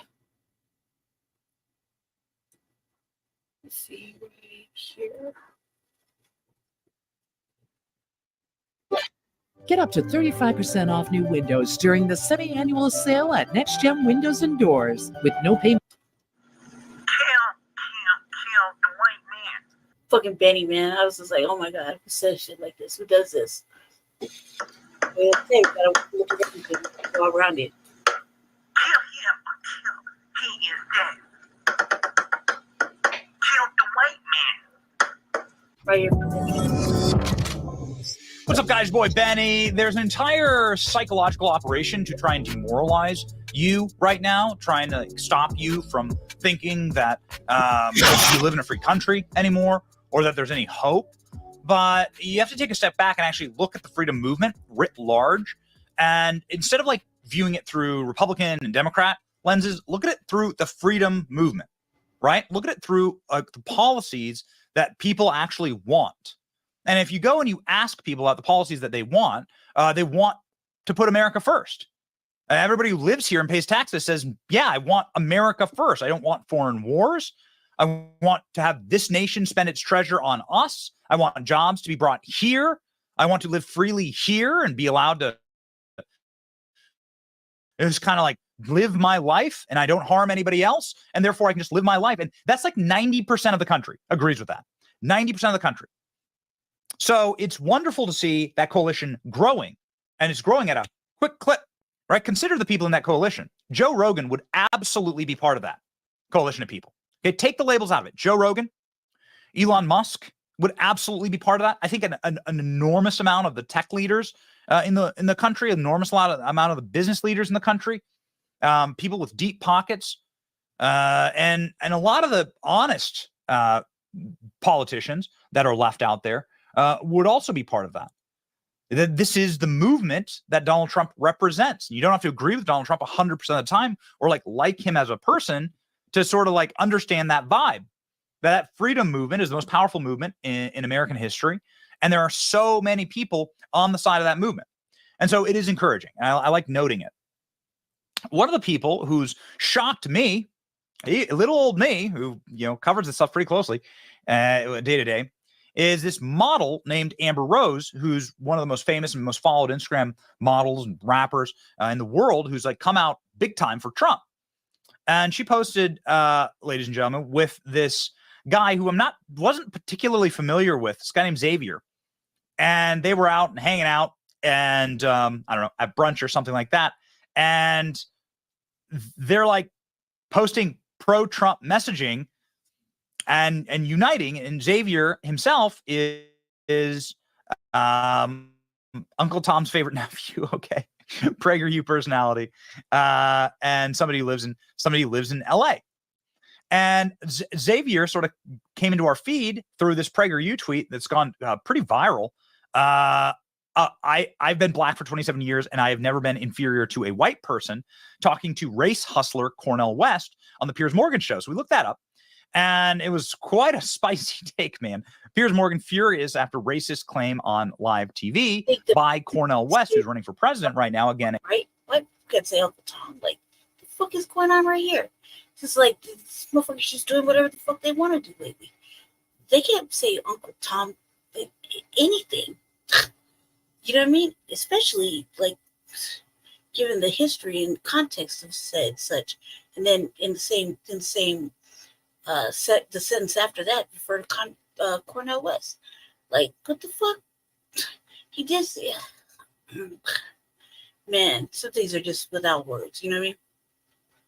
Xavier sort of came into our feed through this PragerU pro-Trump messaging and uniting. And Xavier himself is Uncle Tom's favorite nephew. Okay. PragerU. He can't say that. Personality. And somebody who lives in LA. And Xavier sort of came into our feed through this PragerU tweet that's gone pretty viral. I've been black for 27 years, and I have never been inferior to a white person, talking to race hustler Cornel West on the Piers Morgan show. So we looked that up, and it was quite a spicy take, man. Good. Piers Morgan furious after racist claim on live TV by Cornel West, who's running for president right now, again, a race grifter, lashing out because that's the grift. The grift is you have to stoke race hatred in America. If there's no race hatred in America, you don't have a job. So if people just like live happily and like don't hate each other, then these people are out of business. Entire industry is built on that. And so that's important to understand. Again, it's why the freedom movement is ascendant. So this is the clip that everybody's talking about. I think Xavier running for president right now. Again, a race grifter Look, lashing here. somebody who lives in LA. Okay. And Xavier sort of came into our feed through this PragerU tweet that's gone pretty viral. I've been black for 27 years, and I have never been inferior to a white person. Talking to race hustler Cornel West. First of all, Cornel West has been black for a gazillion years. And he's not a race hustler. So that's some shit white people fucking make up. He's not a race hustler. Okay? And this isn't a race grift like what he's saying. So, first of all, you can't even put those things together with a fucking foundational black American man such as Cornel West. Okay? And the debate that's probably getting pulled out of fucking context was something else. Okay? I don't know what he's gonna show, but I watched it several times. I even think I went over it a little bit on the revolutionary agenda. So race hustling from a foundational black American man, Friedman, okay, this running for president is fucking stupid, Benny. That's stupid. Race grifting? No. Not when you're a fucking foundational black American man. No such thing. It doesn't even, there's no such thing. There's no such thing. You might be able to pull that with one of them, or you know what I mean, but a white person, OTB, you can't pull that with that context with Cornel West. I don't give a fuck what you think about it. You cannot call him a race hustler for real. Cornel West, Mr. fucking love and peace for everybody and their mother. Come on now. Fucking hell no, that's stupid. And grifting? Are you fucking kidding me? Black people don't have to grift on anything, especially when they're the fucking foundation, the fucking builders of fucking America. Everything that you're fucking talking about, trash is trash. I think we're watching it all together, family. On the Piers Morgan show, so we looked that up, and it was quite a spicy take, man.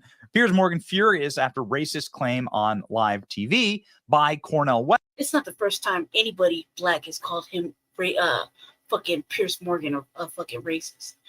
This let's not clutch our pearls and act shocked.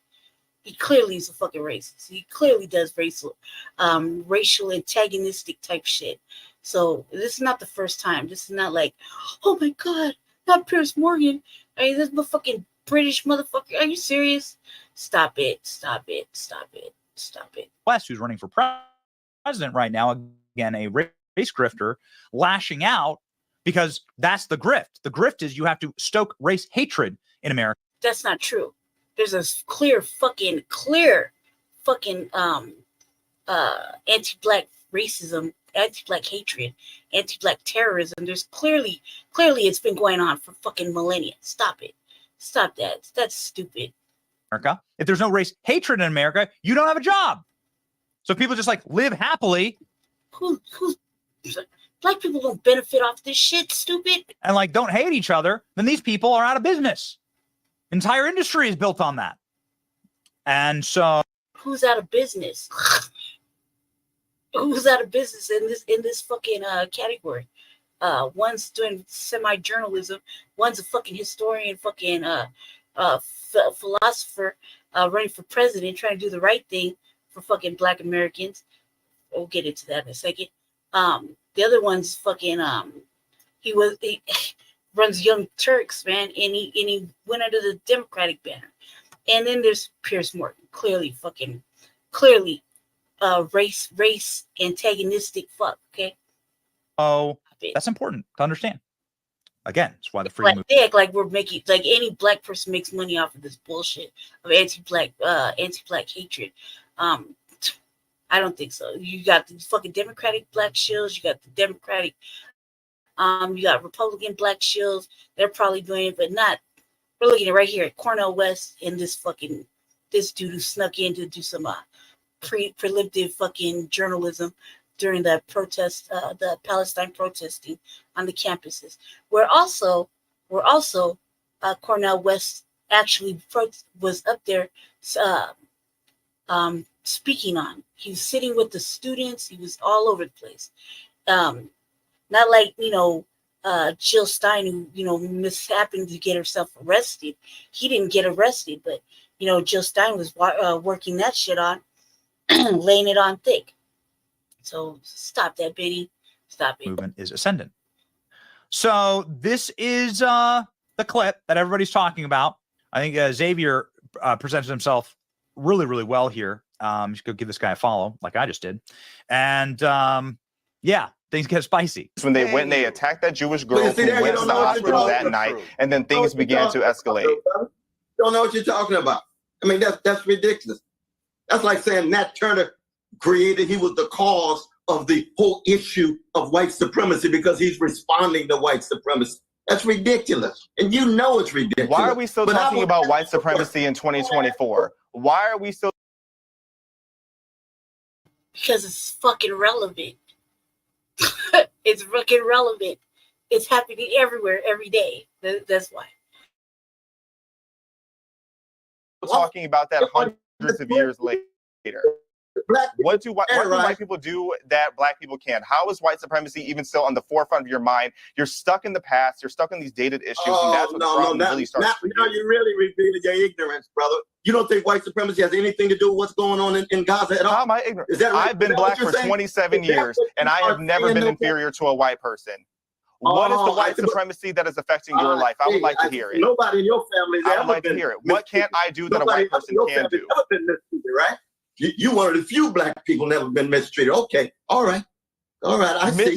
Saying that I've never been mistreated. Every demographic has been mistreated. White people get mistreated all the time. I'm talking every about demographic because is getting mistreated. There is prejudice from every single demographic. So I don't understand what you think that is so unique to black people for. All right, brother. You know what? I've got to bring this. I've got to bring this debate to an end. It was supposed to be specifically about the protest. Okay, look, what Cornel West is bringing up is valid point. He's like, so nobody in your family, nobody's ever been mistreated at the hands of the law, not able to get a job because they've been black, got pulled over, misprofiled, anything serious, and nobody's went to jail because some motherfucking Karen or Ken called on them. Any of those things, nothing ever happened. And he's talking about what he's saying. He's not inferior, meaning that he's had every advantage that the privileged white folk have been able to get due to their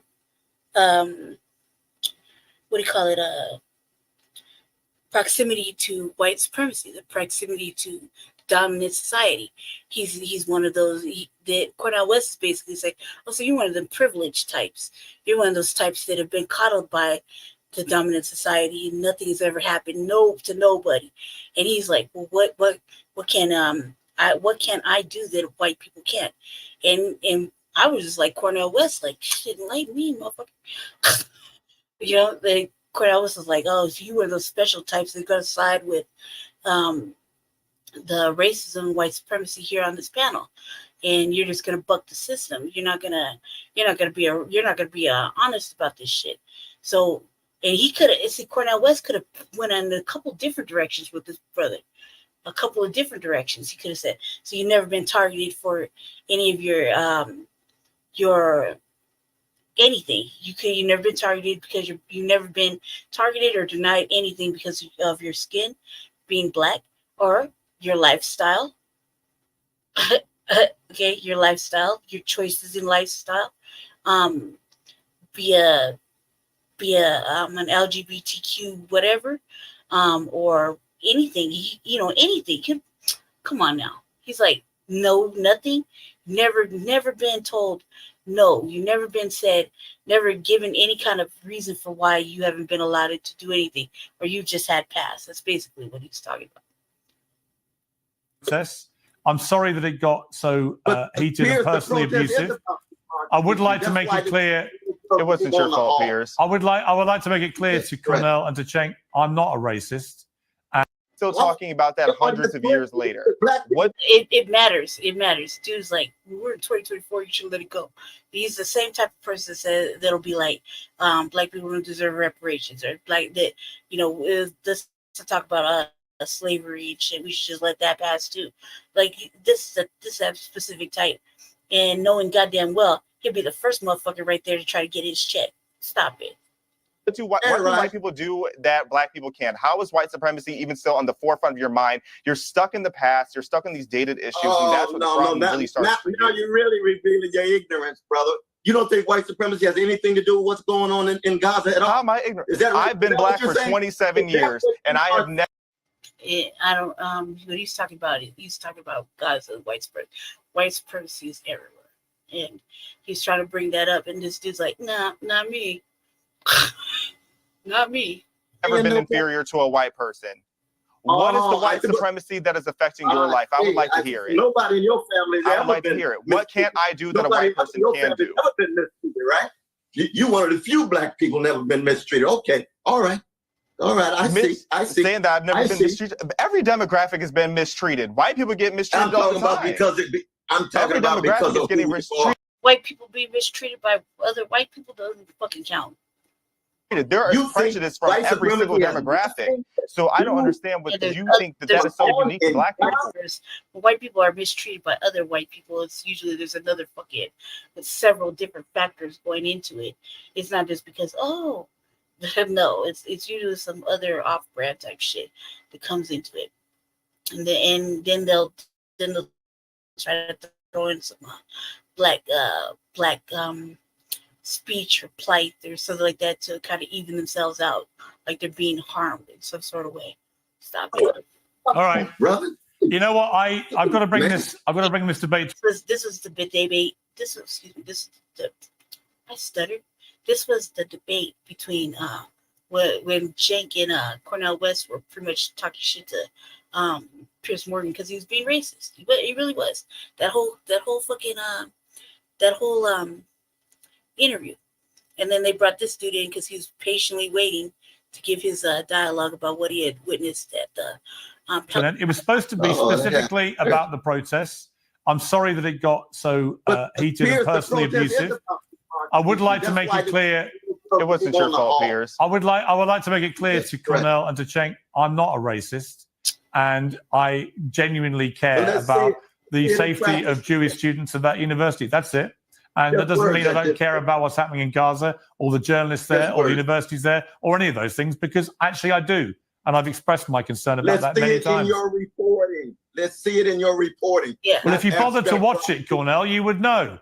If you bothered to watch it, you would know. Over and over and over again, brother. Yeah. That's why I come on your show. Well, then you would not. Then you would not call me a racist. Yeah, well, I'm sorry. You don't have a right to call me a racist without evidence, and you didn't have any. Oh, please, brother. When the evidence is overwhelming, you can't even say the IDF is involved in terrorists and Palestinians, but Hamas terrorizes all the time. Palestinian life don't mean the same as Israeli life for you. Admit it. They do. Wrestle with that in the midnight hour. They do. Wrestle with that. How is it terrorism when you're at war? Like I said to you, I don't think you understand the definition of terrorism. I value every life. I value every life as equally important, even yours, Cornel. How would white supremacy benefit? I want you to tell me that. I'm the blackest person in LA County. I've got to leave it there. Look, I value all of your lives. I value coming on the program. I'm sorry things got so personal, but we move on and we'll continue debating it. I believe that out of all the debate, hopefully, we will get some solutions and we'll get to a better place. So thank you for joining me. The clips continue, and so does the battery. Okay, so real quick, I had that Betty said Uncle Tom. I guess old boy just put it on his page. Uncle Tom's favorite nephew personality series inquiries only. Like, I don't know. I don't see how that's argument. And you see Piers sort of lose control of his show here. Love Piers Morgan, but boy, you put the right chemicals together in a bottle, and the bottle breaks. And here, Cenk, as it was simply a bunch of very violent pro-Israel protesters attacking completely innocent pro-Palestinian protesters. What was your experience there? What did you see? Pause that right quick. Hey, cuz. Sorry about what happened with your sister. That's terrible. Jesse played the live earlier yesterday. Well, it's a different day today. So happy Juneteenth. You don't like Cornel West? Okay, that's okay. You know, like, it's not for everybody. But over here, Jesse's the junior chairman of the Unity Party, so they endorsed him here in Colorado.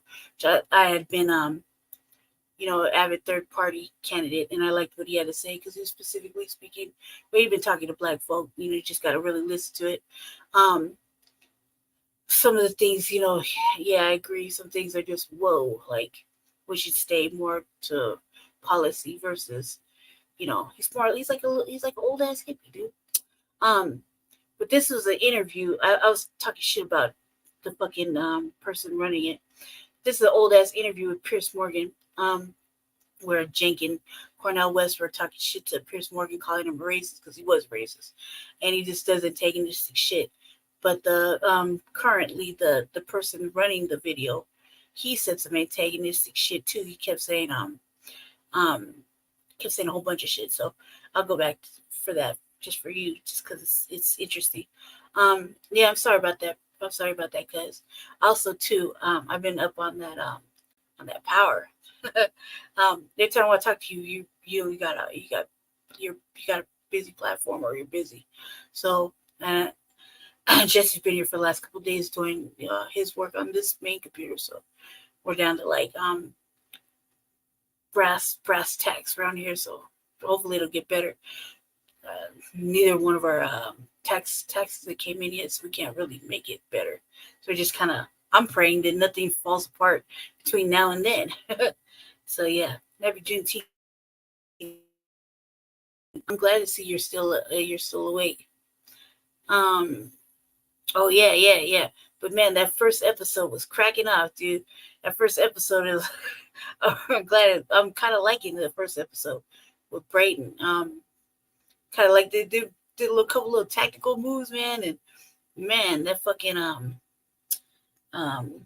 that one brother was trying to get him. He couldn't kill him. They were on the news. That's like Brayden was like, I'm scared. That shit was crazy. I tried to watch the second episode, but it's been like I said, we're like sharing one computer, and the internet at his place is all weird. So yeah, but I'll catch up on it a little bit later on today in the afternoon. I'm thoroughly caught up. Yeah, he was hella mad. He just sat there and watched it because they were doing the whole fucking news program. I was like, fuck it. Nobody said Tariq wasn't fucking smart.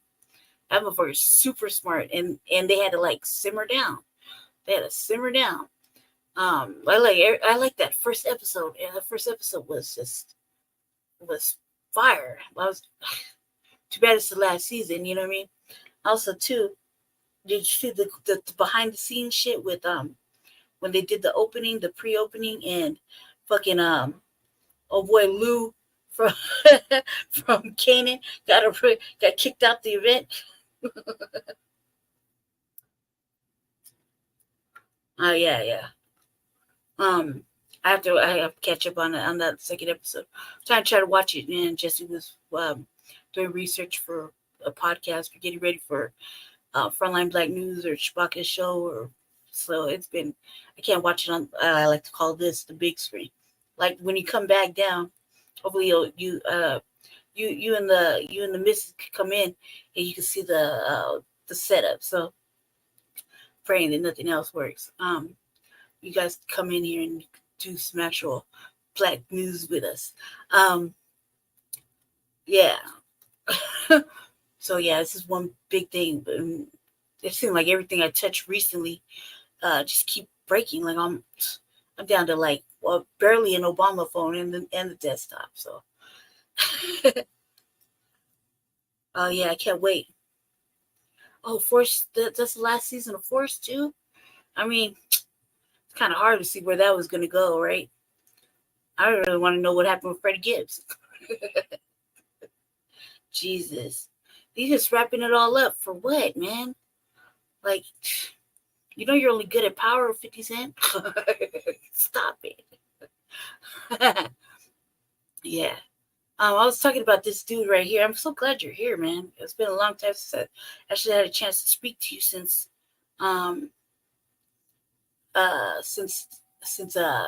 you were out here, and then you got sick and shit. It's been hell for me. I was talking about this dude. He said he called the Cornell West a race hustler and a race grifter. Right now, again, a race grifter lashing out because that's the grift. The grift is you have to stoke race hatred in America. If there's And I'm like, it's not a grift. As a first of all, when it's foundational Black Americans, we don't do race baiting and race grifting. The fuck is that about? That's stupid.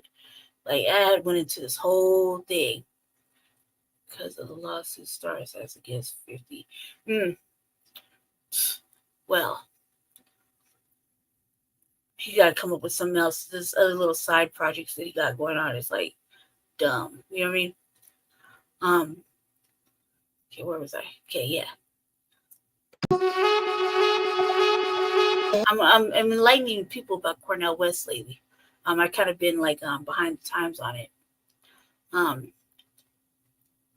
me see. I can't believe this would be the last season. Man. And where could they really have gone with it? You know what I mean? Because it's kind of like they really couldn't have gone very far with that, with the Force. I think they needed a better storyline, or at least another fucking character that from the Power franchise. You know what I mean? That might have took a different turn. It's kind of weird, especially like with Kanan too. The season of Kanan, you know. Some crazy sounds in here. I mean, that's not what happened there, and it's not what's happened at any of these universities. I don't know why. Change, as it was simply a bunch of very violent pro-Israel protesters attacking completely innocent pro-Palestinian protesters. What was Black person calls himself the Uncle Tom. Uncle Tom's never. your experience there? What did you see? I mean, that's not what happened there, and it's not what's happened at any of these universities. I don't know why he's trying to portray it as if the pro-Palestinians are there peacefully. I also have a video on my Twitter of a pro-Palestinian chasing after a Jewish man trying to tase him because she didn't like what was on his sign. I also saw a man go and spit on a woman's dog simply because she was on the Zionist side. So no, it's not this situation where you have the pro-Palestinians who are just sitting there in their encampment and not doing anything. These people have continuously been violent. And I mean, even just looking over at what happened in Colombia, you're not busting into windows and breaking into buildings if you're there to be peaceful. And the when they get arrested, man, they were on city council talking about they wanted their charges to be dropped. Ricky's bringing that shit up, and I'm like, fuck no. I'm like, anytime you sign up for an action, you sign up to protest somewhere, you know exactly what the fuck you're getting involved in. You know exactly that you could be getting arrested. So you don't get no fucking, oh my God, one day is one fucking day, man. There's been protesters been in fucking prison still. Okay? Seriously. Just for protesting. And over here, they're like, are you going to drop those charges? We have a DA forum just the other day when me and Jesse went to. I gotta lie, me and Jesse, as soon as I got there, it's like we were at the movie theater. I was sitting there talking through the whole thing. Let me see, what did he say? Yeah, I was talking through the whole thing, and then the climbing on the white civil rights lady, like on the last RBA. She was sitting in front of me. She turned around and looked at me. I was like, what? I couldn't contain myself. Especially, I came in like fire. Like, I was like, whoa. Yeah, I know. With the black dude. Yeah. So I was like, we're at this place where you just, I don't know. I always feel like don't start nothing, won't be nothing, right? There's a lot of people, so I was kind of on my best, kind of semi-best behavior, kind of within reason, you know, best I could. But as soon as I got there, me and him, I was listening to what they were talking about. I was like, no, don't really listen to me. Right? Like talking to, like we're at the movie theater, like, You can't take me to the theater. You can't take me nowhere. So, because I'll be like, and old girl decided she could hear me. I was talking loud enough that people could kind of hear me. You know what I mean? I definitely didn't have no definitely there's no lowering this voice. You know what I mean? But I was like, no, right? I don't remember what the fuck I was telling him, but whatever, it was relevant at the time. She was turning around, looked at me like she'd been trying to catch little glimpses and look around, and I was like, when she turned around, looked at me, I was like, what? Like, what? I didn't realize I did it till after I did it. It was kind of funny. That, and I snapped at the other one that be protesting peacefully. That's not the case. So you are disingenuous saying if you're going to sit here and pretend that the pro-Palestinians are just being innocent. I don't understand how you could even see it in that way. Brother, Are you going to sit here? There's videos online. Are you going to sit here and lie to everyone and say that the pro-Israel side did? Yeah. I hear name call and be childish like you at your big age, but you just called them the pro-Palestinian side. There is a woman who was put in the hospital. This guy created. He was the cause of the whole issue of white supremacy because he's responding to white supremacy. That's ridiculous, and you know it's ridiculous. Why are we still talking about white supremacy in 2024? Why are we still talking about that hundreds of years later? What do white people do that black people can't? How is white supremacy even still on the forefront of your mind? You're stuck in the past. You're stuck in these dated issues, and that's what the problem really starts. Now you're really revealing your ignorance, brother. You don't think white supremacy has anything to do with what's going on in Gaza at all? How am I ignorant? Is that right? I've been black for 27 years, and I have never been inferior to a white person. What is the white supremacy that is affecting your life? I would like to hear it. Nobody in your family has I would like to hear it. What can't I do that a white person can do? Never been mistreated, right? You one of the few black people never been mistreated. Okay, all right. I see. Saying that I've never been mistreated. I would end it just like that. Yep. Yes. Okay. Because he's like, so and Cornel West could have went a couple of different ways. Like I said, with that, he could have said, all right. So, okay, so they never attacked you about your color. Okay. Especially California. Okay. Let's, eye roll to that. So nothing else. What about, lifestyle? Clearly on a lifestyle thing right here. You know what I mean? Clearly. No. Okay. Let's go right here.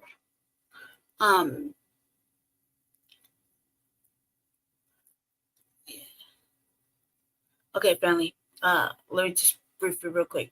HoneyBook keeps your proposals, contracts, invoices, and payments all in one place. My name is Laura Gomez, and I'm on for different views, so we can all look at it together. But prior to all of that, real quick, yeah, no, that dude's clearly he's like one of those younger people that act like everything's like made up, like especially white supremacy. Like nobody's talking about that now.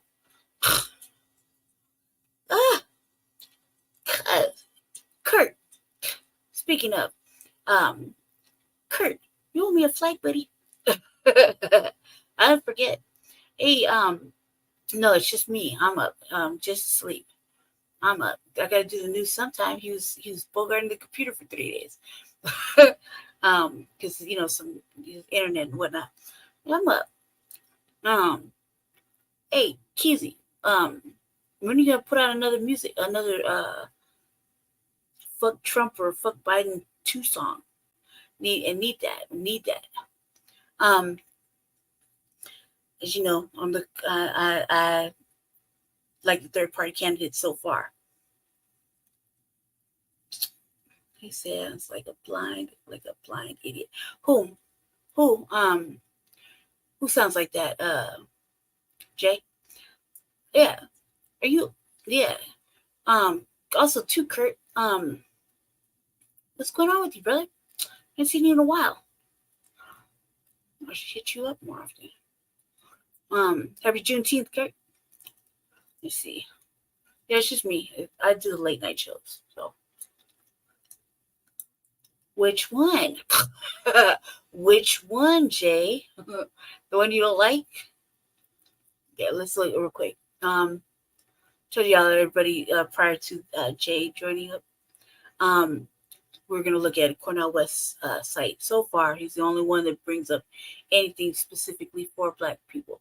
And like I said, we're always for the couch here till further notice.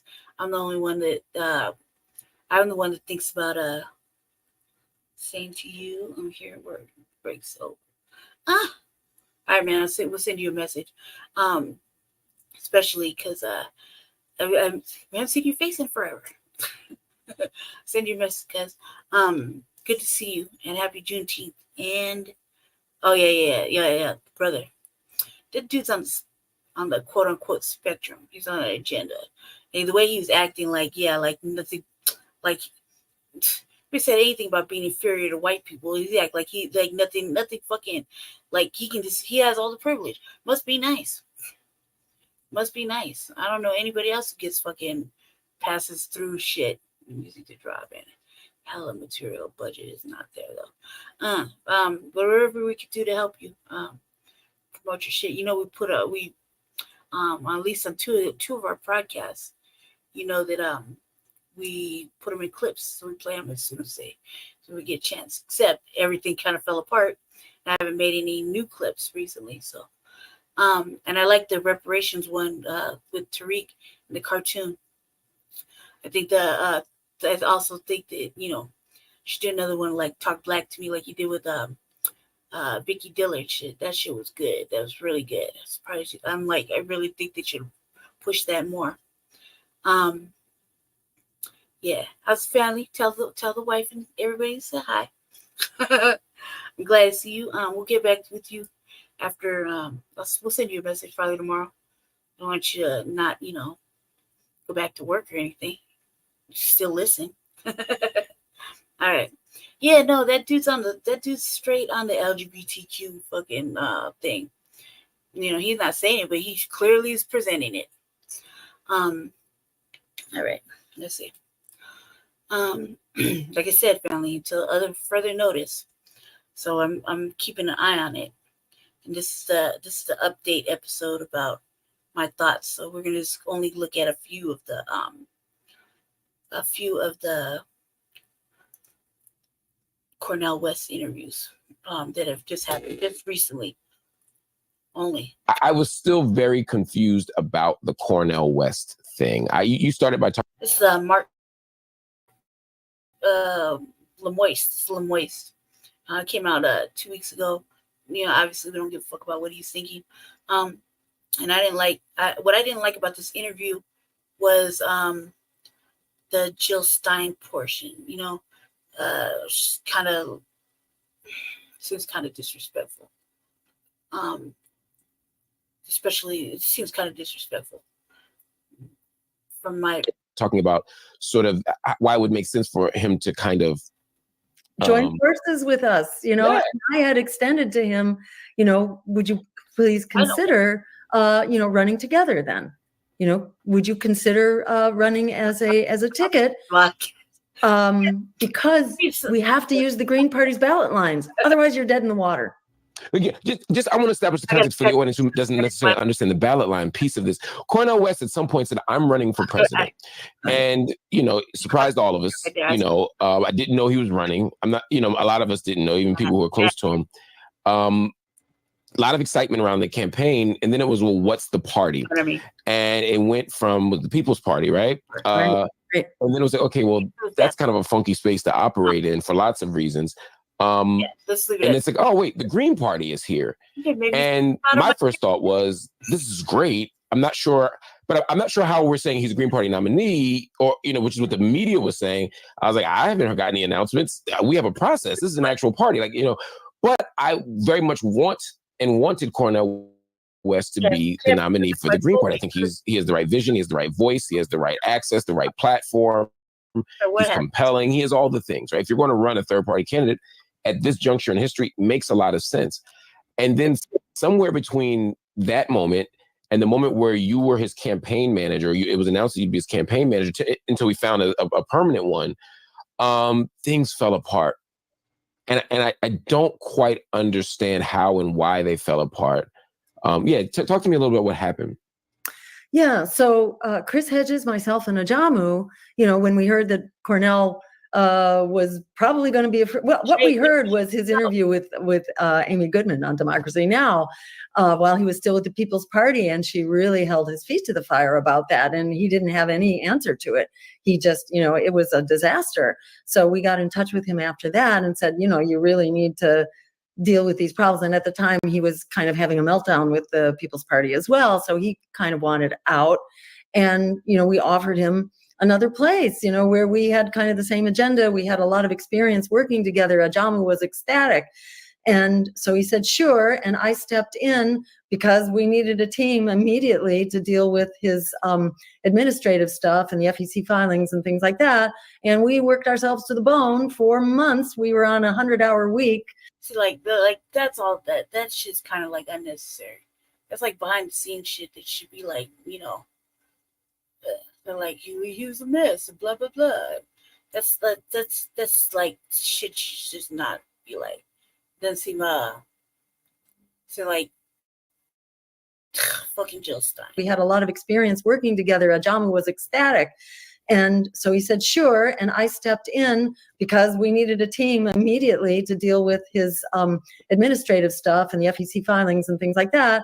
And we worked ourselves to the bone for months. We were on a 100-hour week, as volunteers to help get the campaign up and running, to get its fundraising going, and to do the things. It's not intuitive. Running for office is that shit is true. Especially independent people. It does take a lot. It does take a lot of stuff to do, especially like with even having like a minor legitimate party like Justice. It's gonna take a lot. It's gonna take a lot. But I don't think that I think it's for playing, running opposition. I don't think that she should be saying any of that other extra shit. That's what I mean? It just makes it look like it's almost making him look a certain kind of way. That you got enough problems running as an independent in a fucking a two-party system that's already chosen for you. You know what I mean? So you got enough issues, and then you don't need this extra fucking carrying shit going on right there. And there's obviously a reason for why he left all of that and decided to go do his own thing. You know what I mean? It's obviously a fucking reason. And this right here would be a good fucking reason. Not intuitive. And even if you're well informed, unless you've done it a couple of times and had a front row seat, if not the candidate, as part of the staff or a key volunteer, you can't just be a spokesperson. It's not about being a talking head. You have to know how to work with the team and to anticipate the kinds of barbs and bombs that are going to come your way. You have to know how to anticipate them and to read them when they're happening. Well, this is true. Like I mean, I could say that just because of the last campaign, the mayoral race, and then this one, it's once the damage is done, and the shit is out there, like we're basically you got people putting up money against you. You got fucking especially when you're black, you got black opposition or coons talking shit, galvanizing the white folk, galvanizing the black, stealing your ideas, your thoughts, basically shitting on you. And then you try to do something else, it just gets worse and worse. And it takes like a little bit of cleaning up to do. But at the same time, nobody wants to get behind something for some odd reason, because they're too busy doing comfort politicking, even in the street. I guess that's what we call it.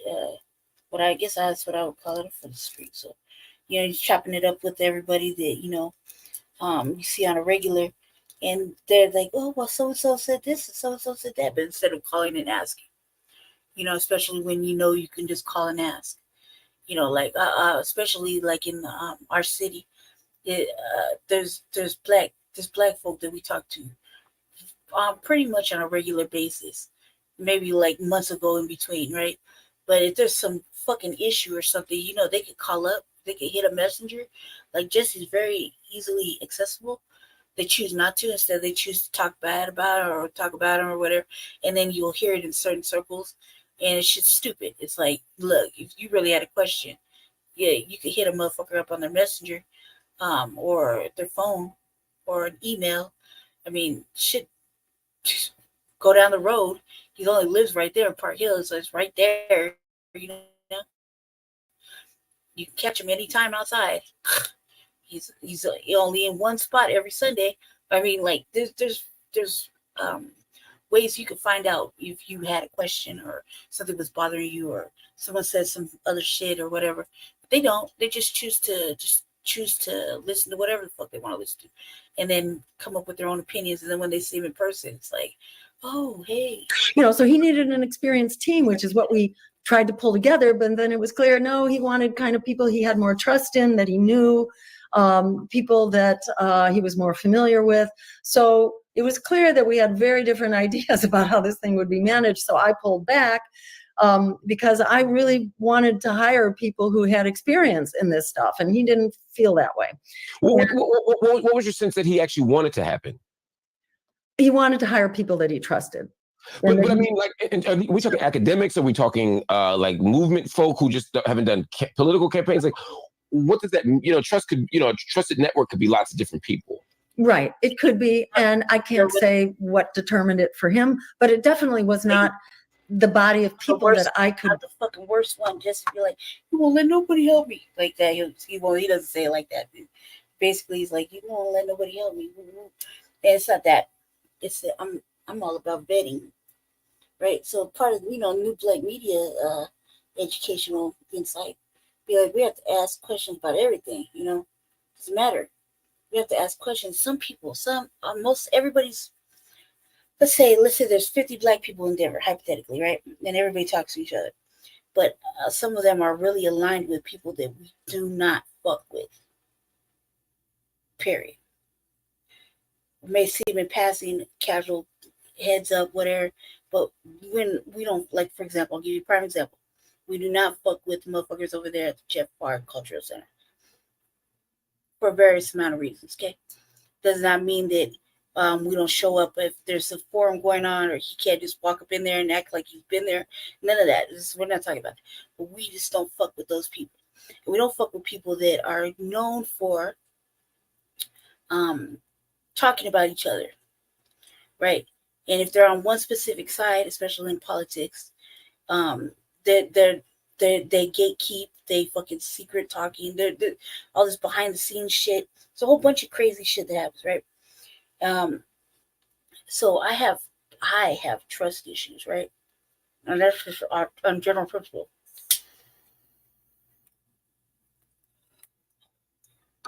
Listen, I was conditioned a certain way. I'm not going to apologize for that. You know what I mean? I was conditioned a very certain way. Thank the Lokes for that. I was conditioned a certain way. And some people, when they show themselves, they cannot be trusted. They cannot. Doesn't matter what they say, especially when I seen it. I lit the wrong side and nobody stopped me. It's because I got the sunglasses on. It's the wrong side right there. I seen it during his last campaign run, but I also seen it in my own shit. Okay, when I had that little brief thing that I was going to try to run for city council, at large in Aurora, and they wouldn't even let me turn in anything. That's how much they didn't want me there. Okay, and I'm still kind of salty about it. That's just me personally. But I got trust issues. So, meaning, for example, if we think you're solid, and you might be one of those few Black folk that are solid. That's why, like, I don't give up policies and shit that I be drafting up, like, that we actually need, because I can't trust them. I can't trust the Black people that are in the House seats now to do the right thing, because they're so fucking wishy-washy and just straight coons. They'll say one thing outside and do a whole nother thing inside, and the way they talk on this one platform is stupid to me, and it's pushed me off. That's why I'm like, Jesse, you got to get up in the seat with me, right? Like, it's like that, because it's very important. there's so much I got written up just to protect Black people here in Denver. I refuse to give it to them. Why? Because they can't be trusted, and they're just gonna steal the fucking intellectual property and chop it up, and plus they can't even defend their own shit. There was a bill recently that Leslie Harris, the one, the seat that's being challenged, and some other lady had put through, and they basically let the fucking folk tear that shit all apart to where it's basically whatever they wanted. So whatever Black things they thought they were putting in there, they didn't get put in there. They didn't get put in there at all. So I believe in vetting. And I believe that, if I've learned anything, we're going to ask all the fucking questions, right? And so we'd be like, you don't let nobody, help me. No, it's not that. It's not that. It's just I want the right people to help. I want people that are actually standing here. I don't want to say standing on business. I want actual people that are Black first, that actually believe in the same things. I want that aren't going to fucking change up as soon as they get there. That aren't going to put party politics over racial seriousness. Even putting up this motherfucking study that they got going on, which I'll cover a little bit later. It's stupid. So no, I have trust issues, especially when I see them in public. There's a big thing about that. I can go in on this all the time, but I don't feel like, look, when I feel like it seems kind of overprotected, but it really isn't. It's just that I don't want these raggedy ass fucking individuals to take something we work so hard and believe in thoroughly. None of these people really give a fuck about being Black and be the people. Because if they did, they would really be working hard to pass some shit, and they wouldn't be letting these topics like, oh, there's no money, we gotta fund our own fucking shit, but yet there's millions of dollars being spent. You see what I'm saying? Everywhere else. No, especially when it's a senator. Come on now, like this. I don't think that I just can't trust. I can't, me personally. I mean, and I don't think that he should have to settle just because those people are available, and they're not really available. They'll talk all this shit in front of him, like, oh, we really need to get you on one of these bills. Hey, we really need to get you to write some policy. Ooh.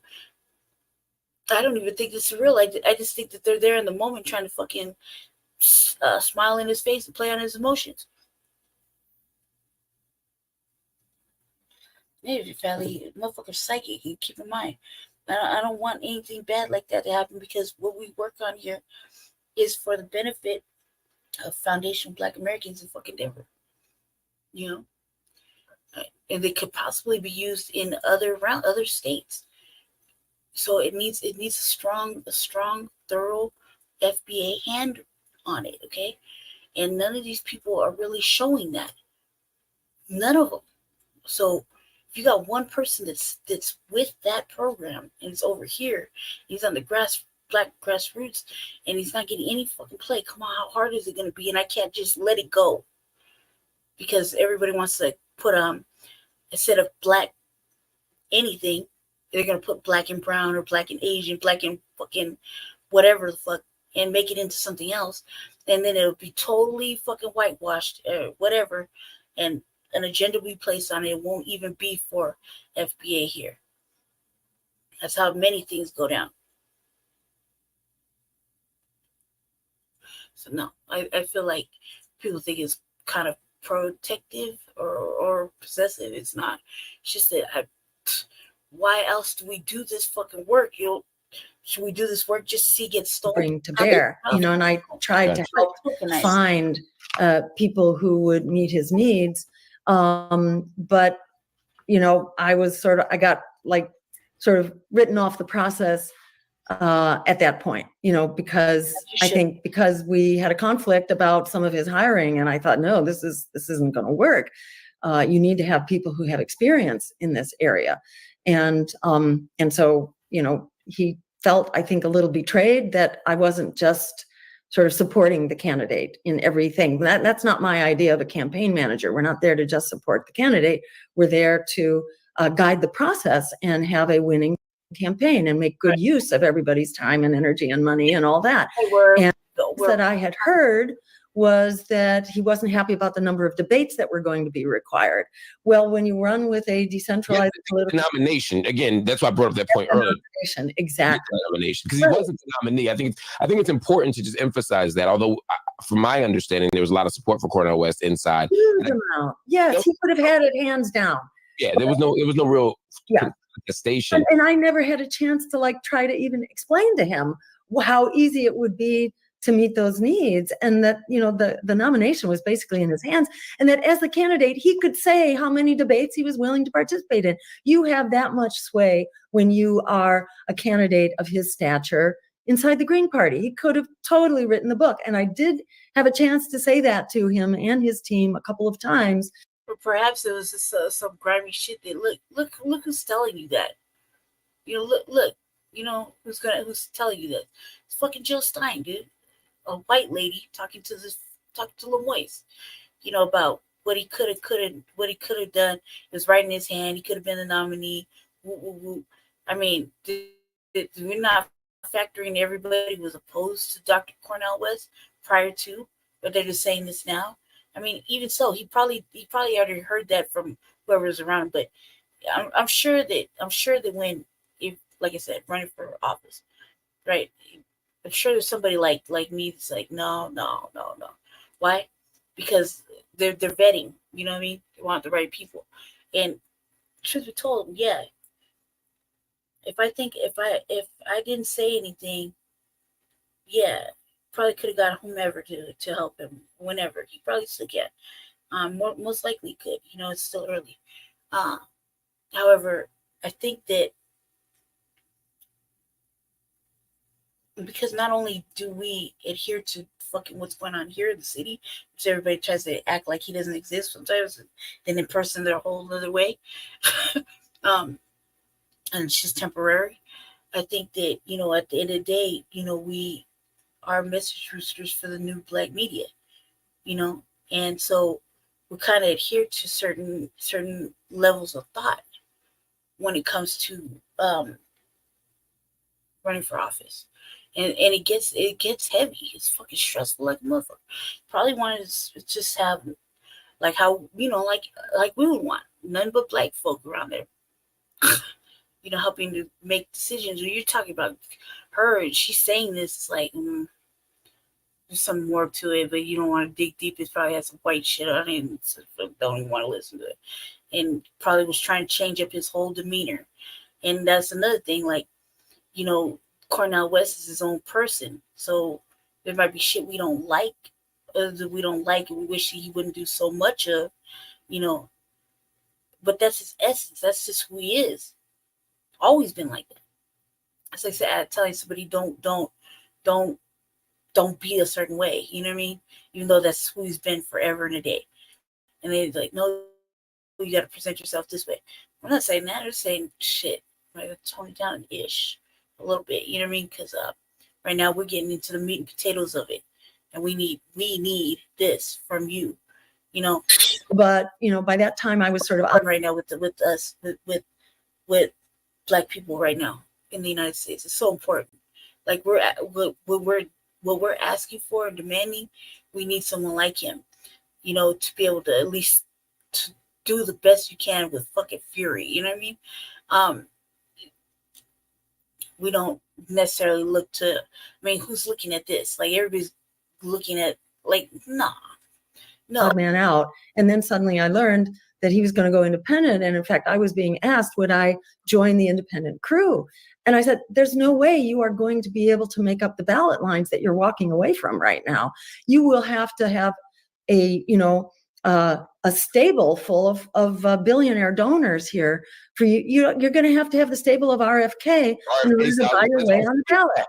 That's how you can buy your way on the ballot. Otherwise, you need a team and people who've done this before and who have these ballot lines. Sounds so terrible. Buy your way onto the ballot. You cannot raise enough money to buy California or Texas or Florida, you know, there's just no way you can do it. And so that's where we kind of parted ways, and we only heard with like 1 day's notice that he had already made up his mind that he was going to go independent. And so that's why I jumped in, and that's why I declined to go with him and support him. And I think he felt really betrayed by that I had encouraged him to run as a Green, and then that I stepped into the gap that he left. Because for me, it's not about the candidate. It's really about building really, solid power and really come out of the Green Party. If it was a perfect world, I guess everybody would, it didn't matter if you were really behind him in the first place. You would have fucking been behind him, and especially this, it kind of looks like, it does look a certain way. It's like saying that, oh, you can't do it, you're not going to do it, you need to, like, she basically shitting on him right here. You see, you're going to need this and this in order to buy your way of the ballot. First of all, and nobody says anything wrong with that sentence. We have that's largely because we are suppressed because of the dirty tricks and the COINTELPROs that are used against us.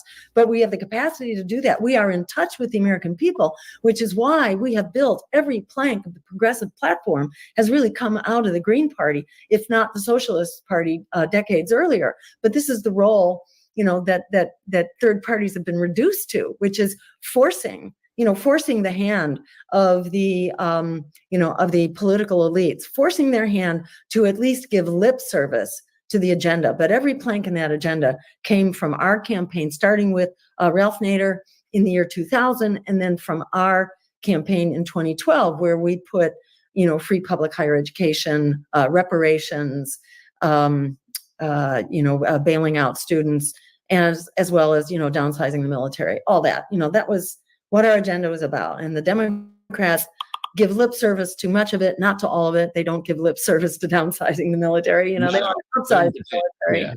Yeah. So just one more question on this. It seemed like the aftermath of it, because what you just described seems like an unfortunate, incompatibility that I think, we all will be harmed by just a little bit, because I'd love to see everybody on the same team. I'd love to see a unified movement. I love what Claudia de la Cruz is talking about. I obviously love what you're talking about. I love what Cornell is talking about. I just wish that we could have a unified movement where we're all on the same page and all, targeting a single candidate as the person. But Cornell sort of walked away, at least when in subsequent interviews, it seemed as if he had not just an issue, or he didn't express an issue with what you described. He seemed to be saying that the Green Party wasn't really positioned to deal with issues of empire and white supremacy in ways that he thought were principled. I mean, he said he lost respect for you, and it seemed, and I generally agree with Cornell on lots of things. I've never had any interaction with you or any interaction by proxy or any kind of meeting or any kind of situation where I felt that you weren't serious about empire or white supremacy, or and that you weren't principled and the consummate comrade. I'm not saying Cornell's wrong. I'm just saying I didn't have an experience that he had. And I didn't really get a lot of detail as to what he was concerned about. He sort of said, I have an issue with this, and I'm going to leave it there. Do you have a sense, even if you don't share it publicly, do you have a sense from behind the scenes? Do you have an opportunity now to have a private conversation? Do you have any information to give you a sense of what his actual gripe was with you from his perspective? I mean, what I described earlier is that we had a very minor professional level difference of opinion about hiring. That's a dime a dozen. That shouldn't trip you up. And then, the fact that I jumped in to run for office to fill the vacancy that he had left. I think he felt betrayed by that. And I think his feelings are hurt. And I've tried to have conversations with him, and he will not. He will not be on a platform with me. He really will not have contact with me. If I send a letter, he doesn't respond. If I make an overture in public, he won't respond. So I read this, as a parent, I read this as somebody's got their feelings hurt here. And, I've tried to articulate that and to apologize, if his feelings were hurt. But I think that was a misunderstanding from the start. I've been about building power here, not about faithfulness to one candidate. I think it was from the start. I was trying to build a party here and a movement. Of course, Cornell would probably say it wasn't my feelings that were hurt. That I actually have a substantive material issue. I don't know. I don't know what it is, but and that's why I wonder. It sounds like you haven't gotten any more insight. Even you having to say, I think his feelings were hurt suggests to me that you, Ajamu, and anyone else inside the campaign haven't gotten any concrete answers about this. No, and I hear the same thing that you do, and it's kind of a shifting terrain. So a lot of time it's that, well, I've just lost respect for Jill Stein. And then sometimes it's that the Green Party asks too much of it. Right there for a second, because I want to look at her website real fast, right? I want to look at it real quick, just give you a little bit of context real fast. Man, just mosing around. Let's see. Let's check the time. Okay. Okay. Yeah, I had to go through all this. All right. She does mention Black people reparations, et cetera, et cetera, et cetera.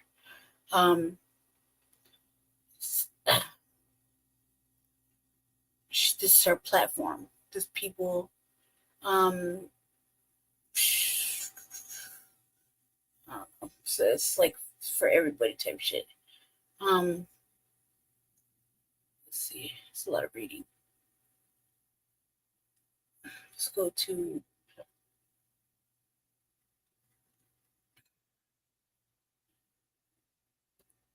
Let's see.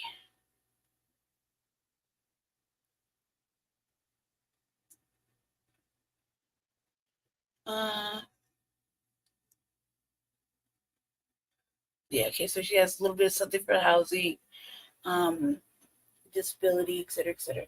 Ooh, the laws is outside. Healthcare. Talk about this a little bit of healthcare systems operate with full protections, respect, inclusion, human rights for all, including women and 2S LGBTQIA people. I don't know what that 2S is. People with disabilities, Black, Indigenous, people of color, whatever color those are. Let's see. She keeps going on about the pretty much medical stuff. It's a lot of reading. I don't really care too much about what she got to say. It's not the candidate for me. She said democracy, belief in our political system is a historic lows, and the number of Americans who feel neither establishment party represents them at its highest record high. Researchers found that today's government is an oligarchy where police by the demands of corporate elites. Yeah, okay. She goes into the whole voting rights and what things that she's pretty fucking in depth. Seems like it covers everything. Talk about prisons. Want to end mass incarceration, police brutality, systemic injustice.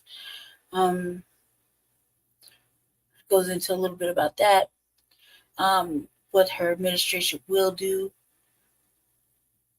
Ban private prisons, detention centers, abolish the death penalty, end mass incarceration, fully legalize cannabis, release nonviolent drug offenders, ensure drug treatment, begin the process of legalizing hallucinogens, begin the process of decriminalizing personal possession of hard drugs, misuse as a health problem, increase the number of public defenders, ban mandatory minimums, eliminate all cop city type policing, and qualified immunity, federal. She just goes in about that. That's fine. Okay. End warrantless mass surveillance. It's big. That's a big one. Social injustice. She talks about cherish ideals and liberties, blah, blah, blah.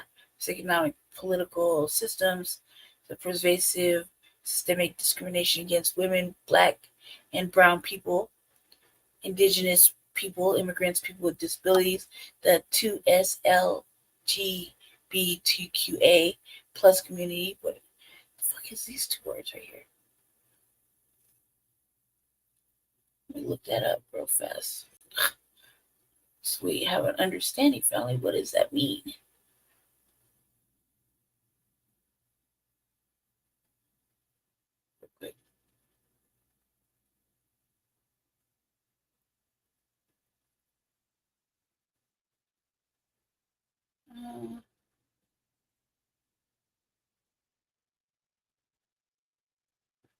Two-spirit. Culturally specific term used by some indigenous people to have someone whose gender identity, sexual orientation, or spiritual identity includes both masculine and feminine. Come on, cuz. Stop it. All right. Tribal indigenous sovereignty. Okay. Just all that tribal shit. Okay. Reparations. This is the most important part, family. And the agenda to facilitate Black liberation. Okay, let's see. I'm just gonna read this section. We're gonna get out of here. Okay. Let me see. 1 second. Sorry. Just-Died administration will guarantee as a human right reparations to descendants of African slaves for the historic crime of enslavement. Reparations is the cornerstone of the Black agenda, but reparations is far from the only policy needed to begin to redress what has been stolen from the Black community over 400 years. Scholars and activists have studied formulated propositions for reparations itself, have put the minimum cash value of reparations at $12 trillion to be paid to those who claim legitimate descendancy from enslaved Blacks prior to the Civil War. This number is derived not only from stolen labor prior to 1865, but also from the reneged promise of Field Order 15, commonly referred to as 40 acres and a mule, which was never made good upon.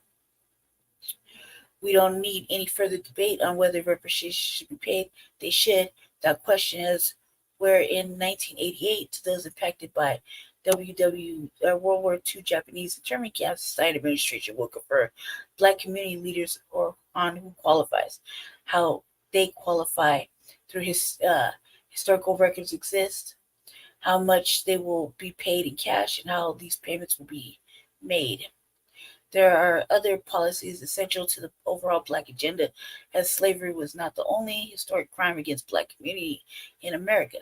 We recognize both historic and existing racism in America, while it has been addressed in legislation such as the Civil Rights Act of 1964 to this day, and systemic racism has never been realized.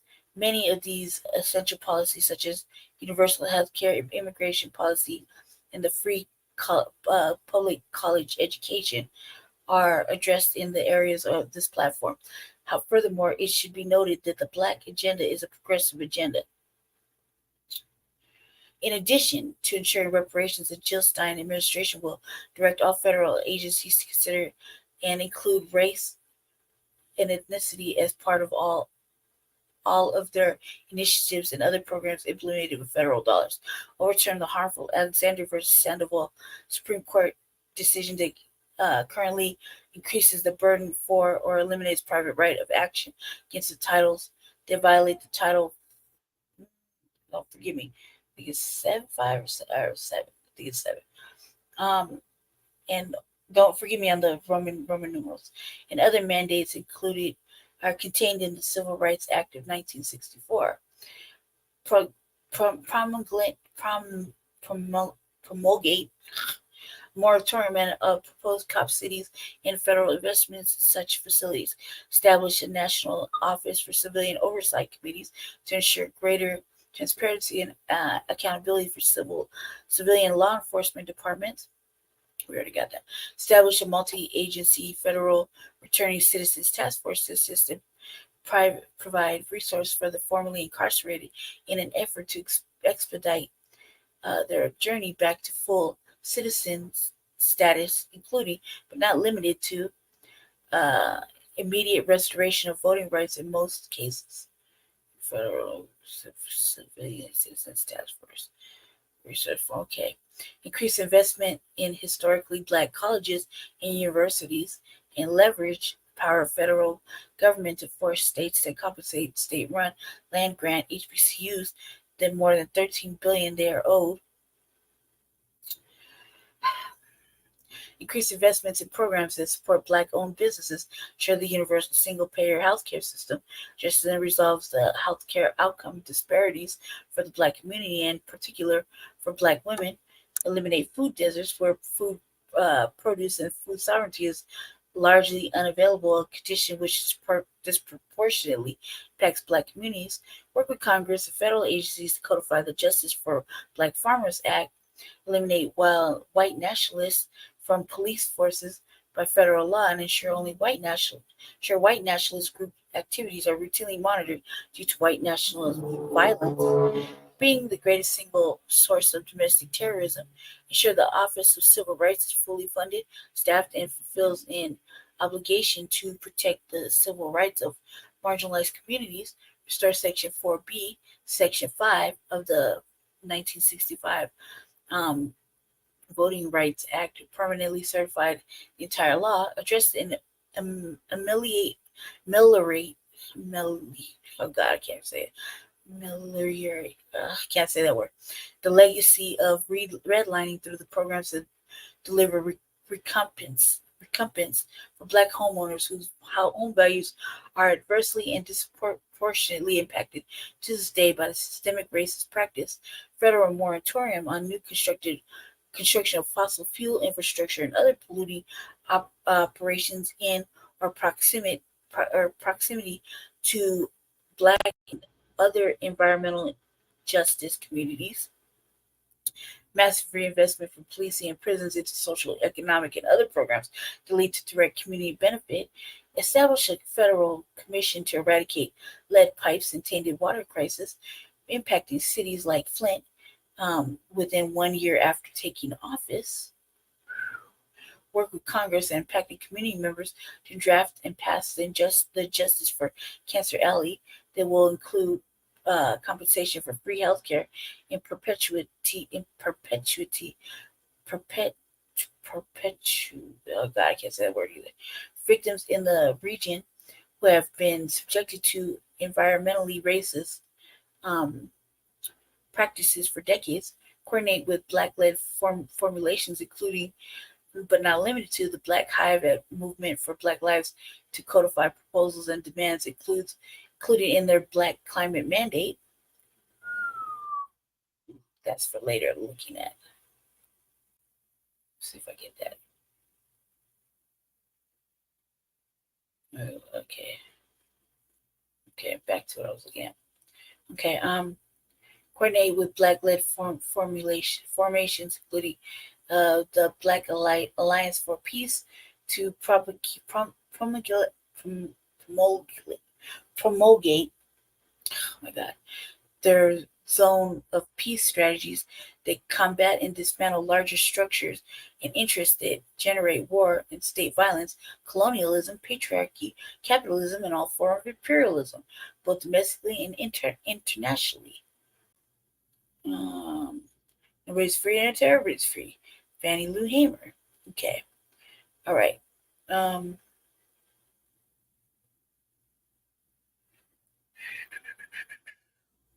Lots and lots of stuff to talk about. Okay. All right. Real fast. We'll look at Cornel West too.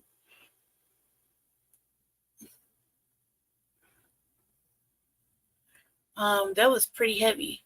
I would say that's very in depth. So far, probably got the most in depth. Sadly. I prayed for more, but I didn't pray for more in depth. I'm shocked that she had that much going on. So let's look at Cornel West real quick.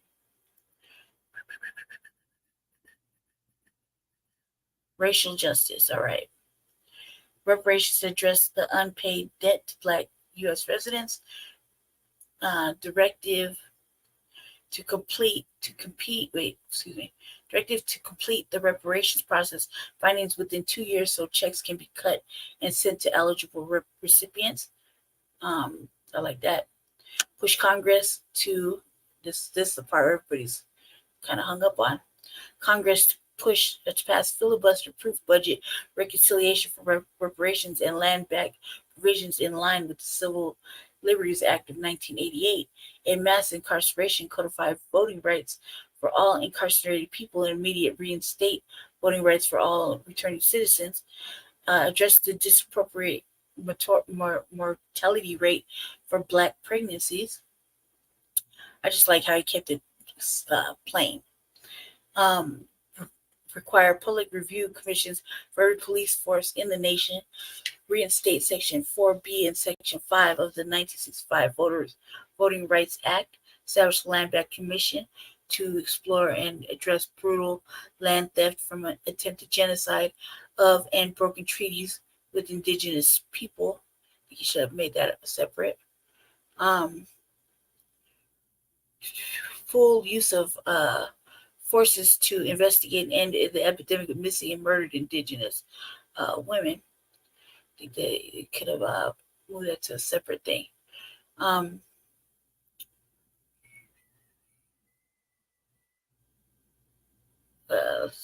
Yeah, we've got a couple of mixed things in different places.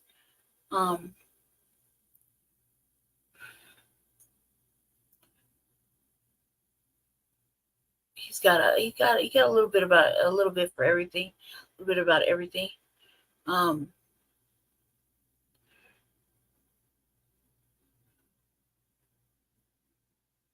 me see. I like how he kept it plain, kept it simple.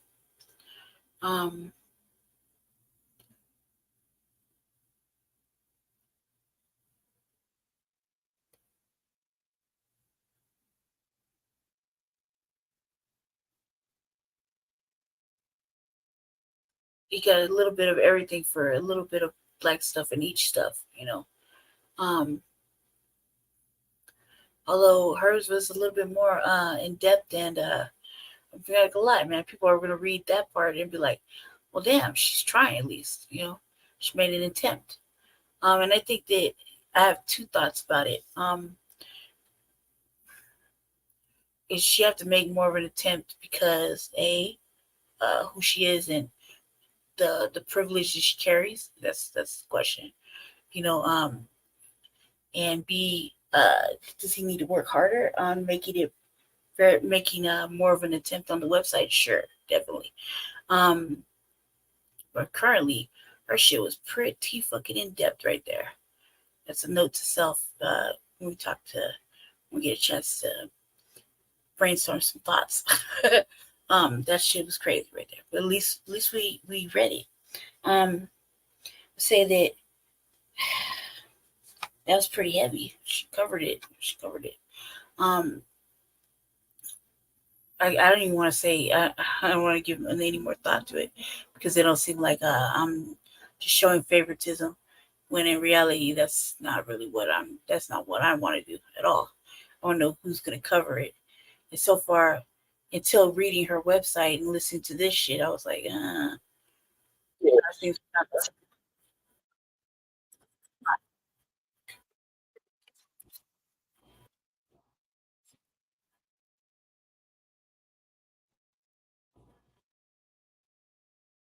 it's kind of true.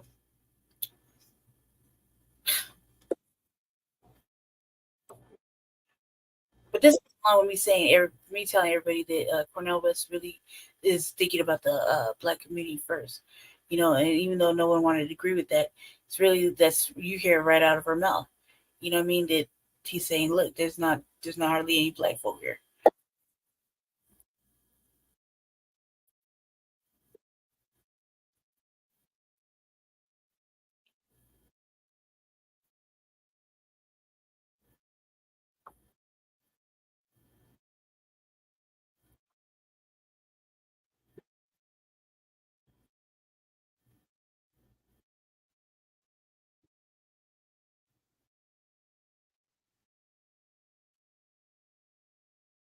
See how she said it? She kind of had some disdain with that. So, I don't know.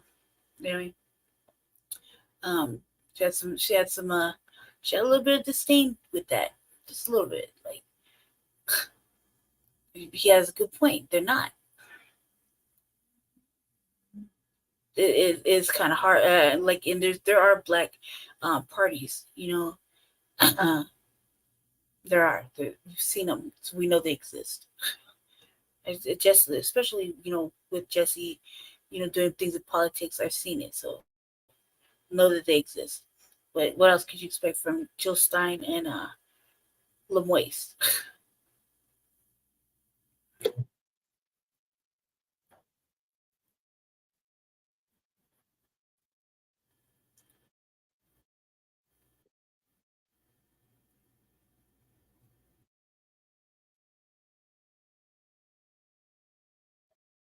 Yeah, this is from the Young Turks.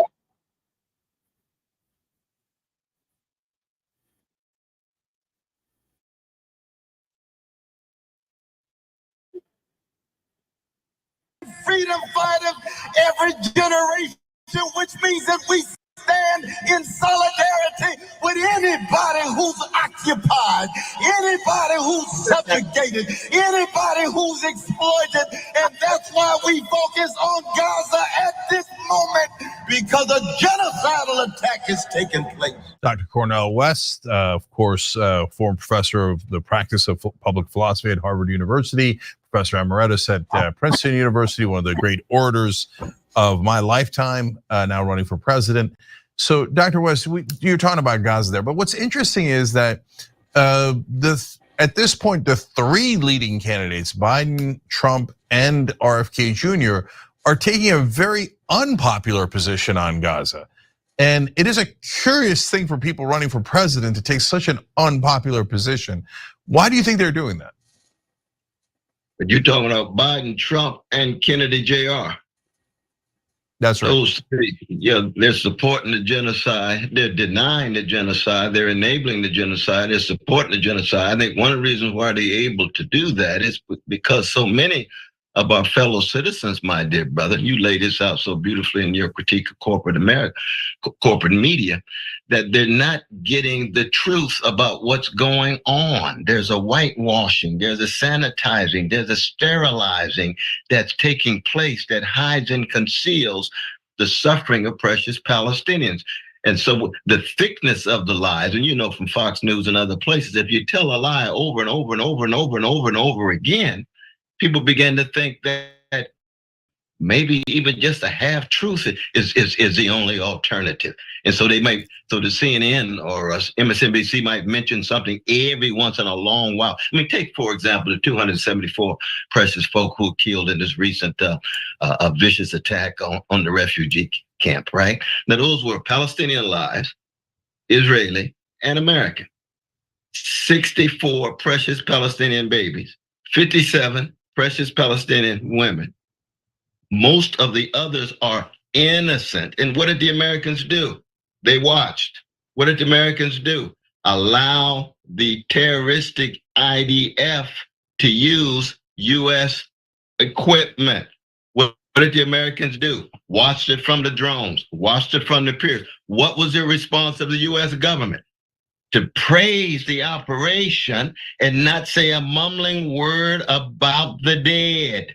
The Palestinian dead, vast majority, or the American life taken, or the Israeli life taken. So that what you actually get is a full revelation of the unbelievable racism in a certain sense, because what we're really talking about is they're saying to the world, precious Palestinians don't mean anything to us. That's what Biden is saying. That's what Harris is saying. That's what Austin is saying. That's what Blinken is saying. We can go right down on that's what Sullivan is saying. And that's why I call them war criminals, my brother. Yeah. There's got to be some moral compass in the public dialogue when you reach the point where you just normalize genocide. You normalize genocide denying, you normalize genocide enabling as if that's somehow business as usual. Not as long as I'm alive. Not as long as the legacy of Martin Luther King Jr., Fannie Lou Hamer, and John Coltrane are alive. No. And you, of course, laid that case out against Brother Piers Morgan. He's yet to bounce back since you suffocated him with the truth because he couldn't take it. He had no response. Yeah, I appreciate that, and I appreciate your moral courage in taking this on, because it's obviously not easy. Most corporate media will either yell at you or ignore you for doing that. I want to talk about how hard the race has been in a second, but let's stay on this topic, because whether it's Gaza or the control of corporate media, the overall corporate rule that we're in, the donors, how they control politicians, etc. In your lifetime, did you think that things were going to get better than this? And have things gotten a little bit better while still not being fixed on some fronts? Certainly, obviously, or have things gotten backwards in some ways? Well, I mean, the thing is, I've always believed that we are very much a wretched species, though, brother. Most of the history of our species, the history of organized greed and weaponized hatred and institutionalized indifference toward the vulnerable. What's wonderful about our species are those who muster the courage to have a resilience and a resistance against the greed and the hatred and the indifference. And so I'm never surprised by evil, no matter how thick it is. I'm never paralyzed by despair, that I have a view of the world. You can imagine, comes out of biblical text. You can see it in Shakespeare, you see it in Chekhov, you can see it in the blues, you see it in Toni Morrison, you can see it in Coltrane, where you recognize that we are who we are as human beings, and we're wretched. We're too scared, we're too intimidated, we're too fearful, we're too cowardly, we're too conformist, and we're also beautifully courageous, beautifully loving. I got a mom and daddy that testify to that. Beautifully communal. We've had acts of solidarity that put smiles on our faces in the face of domination, in the face of occupation, in the face of organized greed and hatred. So you never lose sight of those two poles of who we are. So that on the one hand, my brother, fascism is on the march, not just across the nation, but around the world. There's no doubt about that. Did I think that fascism would escalate? Well, I remember reading Herbert Marcuse saying American fascism would in fact take place, and it would more likely take place by means of an electorate that was characterized by unruly passion and massive ignorance and fear, frustration, owing to the fact they're being exploited and there's no alternative to the weak liberalism. That's Herbert Marcuse, the thesis advisor of the great Angela Davis way back in the 1960s. I remember reading that. Yeah. And in some ways, he's very prophetic. Yeah. So one more thing about this, because as I just happened to be watching a movie about the life of Bayard Rustin, and and he was viciously attacked and lost some teeth, and when he had the temerity to sit in the front of a bus earlier in his life, and he's one of the great civil rights leaders of our in this country, and help organize some of the great marches and protests. And so, and I remember, of course, the posters that those folks were holding up. I am a man, right? And as you see people saying that the 1,200 Israeli brothers and sisters that were lost on October 7th, monumental, worst attack against Jews since the Holocaust, awful. Agreed. But the 37,000 dead Palestinians, 30 times as much, not important, and that Israel should keep going and that we should finance it. I just keep thinking of those posters, I am a man. And what's your sense of whether African Americans in this country and minorities overall have that kind of almost a spiritual connection with the Palestinian people, given what they have both suffered? Well, I mean, it cuts very deep, though, brother. When you were enslaved for 244 years, and the average slave dies at the age of 27 in a land that views itself as an exemplar of liberty and equality and democracy, you say, hey, America, you got to get off that crack pipe. The level of hypocrisy, the level of mendacity, the level of self-delusion is overwhelming. And I should note this, though, brother, we just lost the great James Morris Lawson Jr., who was a very close friend of Martin Luther King Jr., invited Martin to Memphis in '68, and was the teacher of John Lewis and Diane Nash and James Bevel and so many others, that he, along with Bayard Rustin, began as pacifists. Now, Lawson remained a pacifist As you know, Bayard Rustin was one of the great freedom fighters of the middle part of the 20th century. By the time the 60s came along, he's supporting U.S. imperialism in Vietnam. You see that he begins to adjust to the lack of to unjust status quo in order to deal with politics. Now, you and I know politics is basically legalized bribery and normalized corruption. So you have to be in politics, but not of politics. But he, at the very end of his life, began to slowly accommodate himself and ends up pro-imperialist. And so most of his life was what? Anti-imperialist and pacifist. James Lawson, 95 years old, just died in Los Angeles 2 days ago. He was faithful unto death, morally consistent. And it's up to you and I and all of us who are concerned about this, from Anahita to Sister Marissa. We all have to be morally consistent.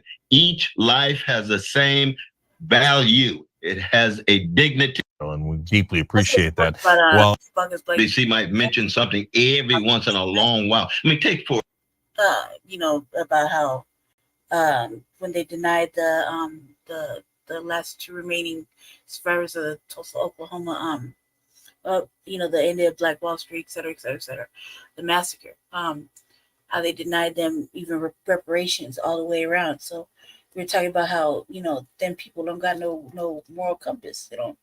There's no appealing to them. And we're brainstorming on Chewbacca's Black Experience Enhanced, with what could we do, what can be done, things like that. The discussion of morality came up, and a lot of people don't have anything anymore. It's greed.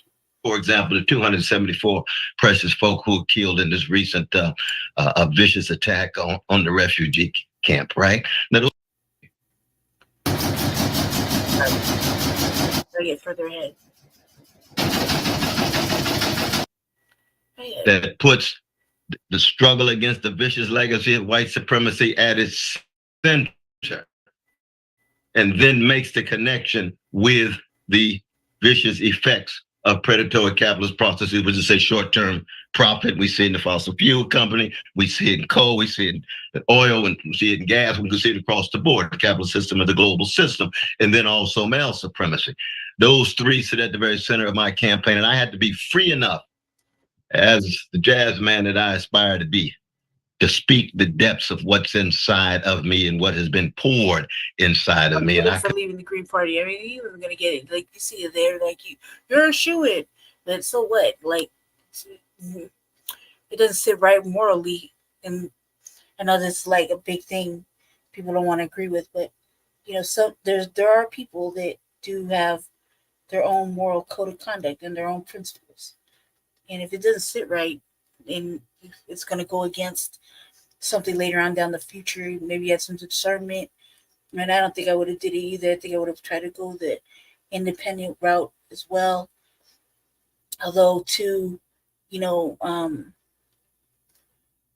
I question that. I question a whole bunch of things as of late that I've been learning. So I definitely don't think that either party would behoove the FBA at all, especially right now in this day and age. And even with all the shit Jill Stein's talking, you gotta beat the white, the great white third party hope, which is RFK Jr. could not do that within any of the parties that I was a part of.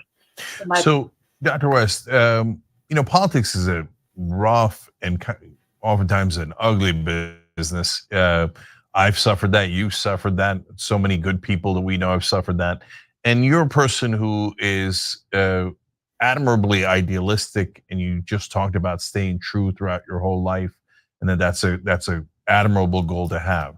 So that's a tough combination. So why get into politics, given that you're perfectly aware of how tough and ugly it is? Right.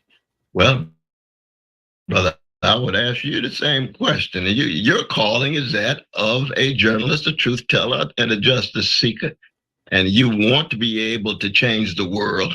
And if that calling is one in which embraces going into politics, then you make the move. And you made the move in your own courageous way. And my calling has always been one of running for justice. My major qualification for running for president is that I've been running for justice for over 51 years. And for me, that's crucial. That's fundamental. And I'm thoroughly convinced that there had to be a voice. And I come from a people whose anthem is lift every voice, not lift every echo. I'm not an echo of a silo. A voice is something like a Billie Holiday or like an Aretha Franklin or Curtis Mayfield. It's your distinctive voice. Amazing. You're at least double that, et cetera. And your voice matters. But that leads to, of course, the question about media. So if your voice had the equality, equal time that Biden and Trump have, then I think that even if you didn't win, you could change the country. You could change it by reaching them with a clarion call for morality. But it appears to me that the biggest challenge you have is exactly that, reaching them, that amplifier that you need. So tell me about how the media has reacted to your campaign and what kind of a difference that's made. Well, it's just so hard to get through. Sad part is it's really about the money. Nobody gives a fuck. Like, it seems like, in my opinion, nobody gives a fuck about change. They're only concerned about the money. And they're not even concerned about controversy. They're just concerned about the money. When everybody's been like, oh, we want change, we want change. In reality, they don't. They just, whoever, like you said, buys the seat. Whatever, who's ever at the top, whoever they want to promote, spending billions and thousands of millions of dollars to, go one way or the other. So it's about money. It's not about the people. At the end of the day, it doesn't matter who gets in there. People are still getting fucked. And when you talk about things like people standing on morality, principle, they don't care. That it's like, oh, that's admirable, but what about the money and who's spending what and where? And ultimately, it doesn't matter how much fucking money you make. It goes to them. It goes somewhere, and not to the person that raised it. All of the lies that you get in corporate media. Now, corporate media has been kind to me as an individual because I've had a long history of being able to gain access to it. But in terms of any kind of sustained focus, you remember they gave Trump $1 billion of free advertisement when he first ran. And what did the CEOs say? They said, he's bad for the country, he's good for us. What does good for us mean? Short-term profit. They were willing to sell the country down the river for short-term profit. Why? He's entertaining. You remember we were with Brother Bernie. Brother Bernie makes an announcement, and they send one reporter. If Bernie had received the kind of attention that Trump did, he would have been able to do even better. And I always love my brother Bernie, even given my disagreements with him at the present moment. So that on the one hand, I've been blessed to have assets as an individual, there's no doubt. But in terms of any sustained treatment, very, very little at all. Why? Because I know, my brother, that if people heed what I'm talking about, it is a substantive and serious threat to the plutocratic, oligarchic, capitalist regime with its imperial tentacles around the world and too much white supremacy and male supremacy still operating. And of course, I would add homophobia and transphobia too. But the important thing for me is to keep a moral compass. And I say that as a cracked vessel. Every human being's a cracked vessel. Every human being falls short. We try again, fail again, and fail better. But that doesn't mean we don't know what the standards are. See? Yeah. So, Dr. West, like, God, that's what I'm saying, man. And that's why I don't know. Panthers like him. So there's a whole bunch of different parties and stuff that we're looking at, we listen to, especially when it concerns like black folk. That's all we're concerned about. And he makes a very valid point. And his kids like, fuck, man, do the right thing, do the good thing, the moral standing thing, or just go along, get along, fucking raise all this money, give it to whomever, fucking buy all this ads and shit, just shit on the other person, and not really fucking fix nothing. None of this shit's gonna get fixed on either side. Doesn't matter what they're doing right now to show out. course, I came up with an idea recently, and I want to bounce it off. That wound that you're really thinking that all of a sudden, Trumpy has your best interest at heart. You know what I mean? Like, or Biden has your best interest at heart, when clearly it's fucking pandering. You, to connect these two topics we're talking about, because when you mentioned Bernie Sanders, it reminded me of it. Wouldn't Bernie Sanders have more leverage to try to get the carnage in Gaza stopped, which he cares about and wants to have it stopped, if he withdrew his endorsement from Biden and said, I'm happy to give it back to him the minute he can get Israel to stop the bombing of Gaza? By not doing that, isn't he giving away leverage that could really help people? A wonderful point, though, brother. I haven't heard anybody make that point. No, I think that Brother Bernie's challenge is very much like you're in a jazz band and you got the right moment to play your solo so it has the most impact on a hungry audience whose souls you want to touch. And you're not there to play that solo because his timing was off. If he had come out with a ceasefire immediately, it would have been different. People would have seen the courage and the integrity. But when you're on a Democratic Party plantation, none of them can say ceasefire until the boss says ceasefire. When the boss says ceasefire, then all the rest of them say ceasefire. And it's clear it's not a matter of moral integrity. It's just a matter of team spirit. So there's no spiritual and ethical content there. We know Bernie has strong ethical content, but his timing was off. So that recently, he's been very strong on this issue. But if he had come out early and then, as you say, said to the Democratic Party, I cannot accept someone who is enabling massacres. Then if it continue on, I cannot accept someone who is enabling genocide. He would have had a similar kind of moral integrity that he had when you and I were supporting him in regard to his critique of Wall Street greed. But he lost that moment because his timing was off. And it's in life oftentimes is, in part, a matter of timing, Does that make sense? Would you agree with that? Yeah, I understand what you're saying. I'm happy he came to the side that he did, and his voice matters a lot. But I often talk about leverage. Biden doesn't use his leverage with Netanyahu, so then I don't believe that he actually cares about Palestinians. He claims that he does, and he says words, but words don't matter when you send a $20 billion check over to Israel and then refuse to use your leverage. So when I see Bernie, AOC, and other good people refusing to use their leverage against Biden, I also wonder if it's just a miscalculation of politics or if it's just too uncomfortable.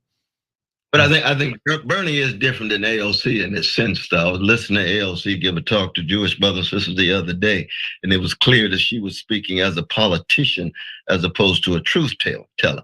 Bernie will sit there and talk to Jewish brothers and sisters and tell them the truth from the depths of his heart. He doesn't speak as a politician in that regard. So that there's a sense in which Bernie's moment where he could have come forward stronger became a moment in which he became a politician. He wanted to be on Biden's team. It was premature. It was without leverage, as you said. It was too early. And there were already crucial issues that he could have used to put more power and pressure to bear on Biden. And he didn't do it. But like you say, I'm certainly glad that he's been able to come much farther from that than before. But it is what it is. I mean, everybody's who they are, not somebody else. Yeah, that's definitely right. Okay, so now final thing is really important. So Dr. West, as I look at your policy planks, whether it's Gaza or Medicare for all, reducing the Pentagon's budget significantly, redirecting that towards the American people rather than towards war and corruption, defense contractors, it's very hard for us to not agree, right? So I agree with your policies. I think our audience is very, very frustrated at Joe Biden, and they're looking for an alternative. I think that they probably agree with a lot of your policies. I know everybody asks you about how are you going to get elected, but we get it. We get the landscape. It's very difficult for a third-party candidate, but you're doing the best you can. And what more can we ask of you than to run with all of your energy and passion and heart? But what I'm curious about is, if you win, have you thought through how do we effectuate this change? Who would be in the cabinet? Because presumably you wouldn't pick the establishment guys. Obama won, and then he picked all Clinton appointees, and then what was the point, right? So who do you bring in? What do you do as president to make the difference? But I'll say this though, brother. I do think that you and I would wrestle with this issue of whether the Democratic Party is beyond redemption or not. I wrestle with this with my dear sister Nina Turner, who I have such great love and respect for, and I know a number of people that see I've reached the point where the Democratic Party is beyond redemption. And once you make that move, then you're no longer in the corporate duopoly, and you're looking for a substantive alternative. And the only way you get a substantive alternative is to try to move out and create one, and then try to enact and embody one as you create it. And if, for example, and I think there's a good chance that Biden will pull out, I think he's going to have an LBJ moment. I think the internal conflict within his party, I think the burden of his family situation is going to be such that there's a good chance he'll pull out. And I think Trump could still end up in jail, actually, given him running his mouth and the impulsive behavior and so forth with the courts and the judges. And in that situation, both the B teams of both parties would have to step forward. And I'm still going. I'm still standing, trying to be consistent, trying to be constant, trying to hold on to whatever integrity, honesty, and decency and courage and solidarity with poor and working people around the world, and deeply concerned about issues of white supremacy and male supremacy and capitalist exploitation of workers. So that, as you know, we're in real time. We don't really know what's going to happen. And if I do win, I want to head the empire, to dismantle the empire. I want a fundamental transformation of American society that puts poor and working people at the very center. Those Sly Stone called everyday people would be in the driver's seat, as opposed to the corporate elite, as opposed to the plutocrats and the oligarchs who are running things. The politicians, in so many ways, just window dressing. And so that truth, that justice, and in the end, you're trying to create a culture that gets beyond just hatred and revenge.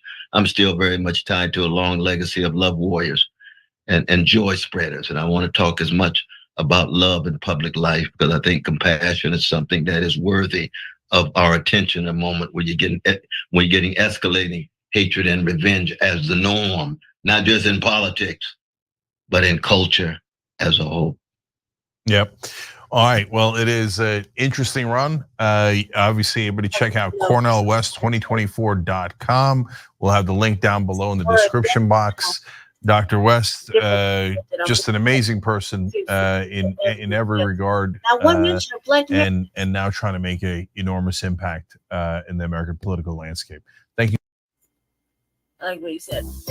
As you know, after a difficult 2023, we at Democracy at Work are now fully back.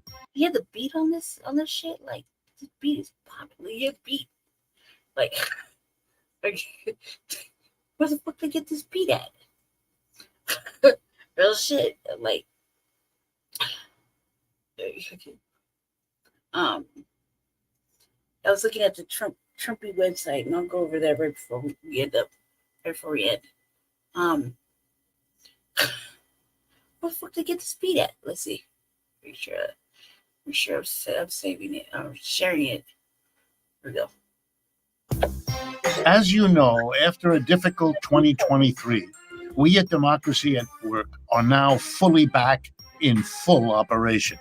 During last year, we made some videos. Beat sounds fucking ominous like a motherfucker. That we could not then broadcast. One was with my good friend Cornell West. It occurred on the eve of his presidential announcement. We have now recovered and processed the raw footage into a proper program with Dr. West. It is our pleasure to be able to bring his important thoughts to you today, when their enduring relevance will be obvious. We apologize for any out-of-date current event topics. You understand the circumstances under which this was produced.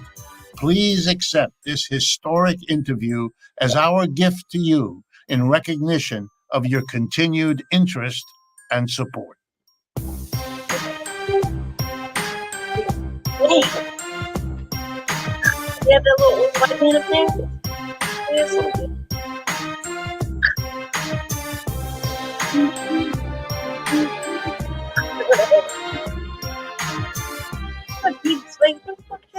Welcome, friends, to another edition of Economic Update, a weekly program devoted to the economic dimensions of our lives and those of our children. I'm your host, Richard Wolff. Today's program is going to be extraordinary in a number of ways and extraordinarily important in a number of ways. The entire program will be devoted to an interview with my guest today, Cornel West. He really needs no introduction. You all know who he is and what he's been doing because he's been a fighter for the issues he believes in for a long, long time. I am fortunate, lucky, and honored to have gotten to know him over the years in a variety of capacities. I know how hard he works. I know how faithful he is to the principles that guide him and that have led him now to announce that he is running for the job of President of the United States. We will get to that in a moment, and we will devote the entirety of today's program to this important conversation. Before jumping in, I want to remind you, we now have a way for those of you interested in this program who believe that you know about or are interested in or have information about a topic we should be covering here on Economic Update. We have a way for you to communicate with a volunteer, Charlie Fabian, who has let us know he will handle inquiries from you, communicate with you, and get the materials you have to us so we can use them for these broadcasts. And I'm going to announce one more time how to reach Charlie. Here we go. charlie.info438@gmail.com. I'll do it again. charlie.info438@gmail.com. Thank you, and let me begin by welcoming Cornel West to our microphones and to our camera. My dear brother, it is always an unadulterated joy to be in conversation with you. 40 years of brotherhood, comradeship, and friendship, and Sister Harriet, too. But and I should say this, too. I want the world to know that Richard Wolff will be one of my crucial economic advisors. I not only read and see, but I'll be in contact with him because we share very similar visions and critiques of the status quo. All right, Cornel, thank you. I appreciate it, and I offer as much services as you can present for me to perform. All right, let me begin with the question that, of course, someone in your position has to answer. You have decided to throw your hat in the proverbial ring. You are running for the presidency of the United States. I want to ask you the basic question. Why did you make this decision? Why are you doing this? And I want to set the context, if you allow me, that over the last two elections, Bernie Sanders did things that many, many people were surprised to discover resonated with the American people far more than had been anticipated. And I know that you worked with Bernie a good bit of that time. He has clearly decided not to run. You have stepped up. You're going to run. Tell us why, in the context that I just mentioned, how and why you came to make that decision. Be right back. Yeah, thank you so very much. No, for me, it's always a matter of my calling, and it's very simple, which is an attempt to engage in a quest for truth and attempt to fight for justice. Now, for me, the condition of truth is to allow suffering to speak. So I try to look at the world always through the lens of poor and working people, through the lens of those Franz Fanon called the wretched of the earth. And justice for me has everything to do with trying to understand how we create deep democracy. Deep democracy is what justice looks like in practice, workplace, political front, cultural front, and so forth. And so Brother Bernie, he'll always be my brother. And you're right, I worked very close for him, those two campaigns of his. And they were historic campaigns, but they were in the context of a corporate-dominated Democratic Party that has a progressive wing, but that progressive wing is really a window dressing. That the Democratic Party, like the Republican Party, are fundamentally wedded and rooted in Wall Street, Pentagon, corporate elites, big wealth, militarism, and Brother Bernie has tried to somehow walk a tightrope. And we just have a deep disagreement at the moment because he's now supporting Biden very, very quickly. I think he came out almost the same day or so.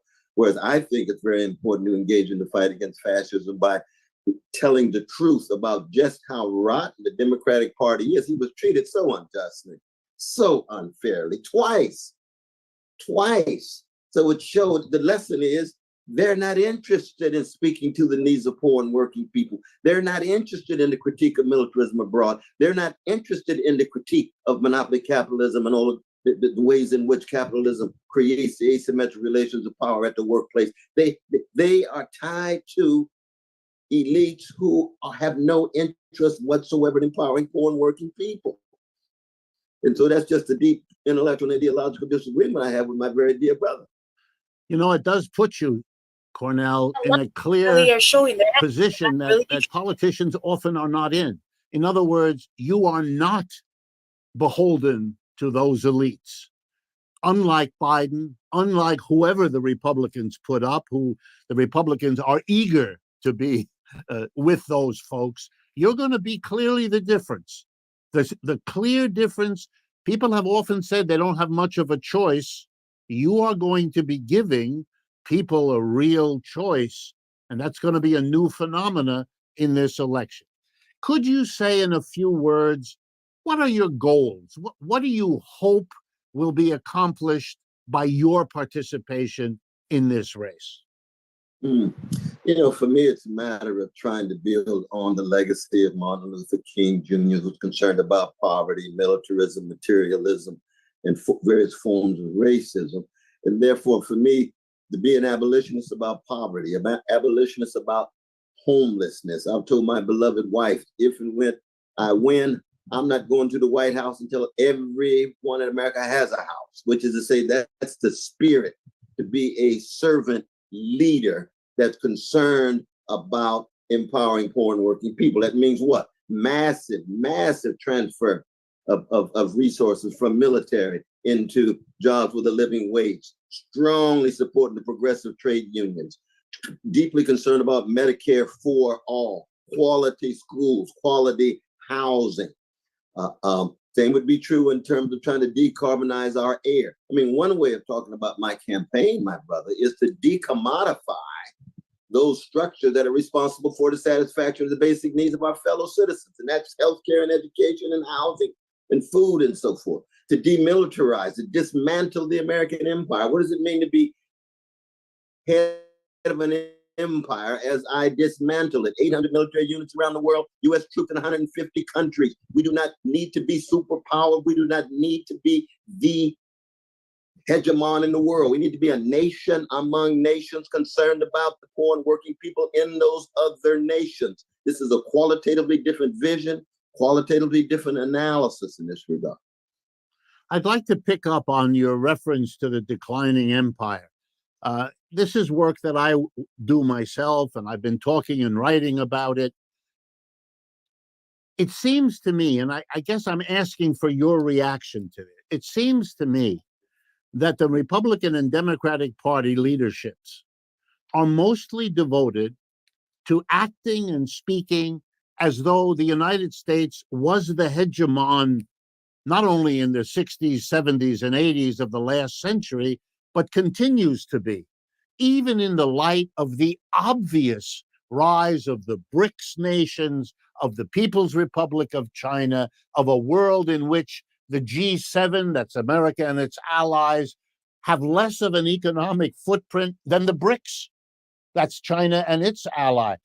Instead of denying it and refusing it and acting like it never happened, you seem to be willing to say, yes, it is going on, and what the country needs is to face it and develop a program to deal with it rather than pretending that it isn't there.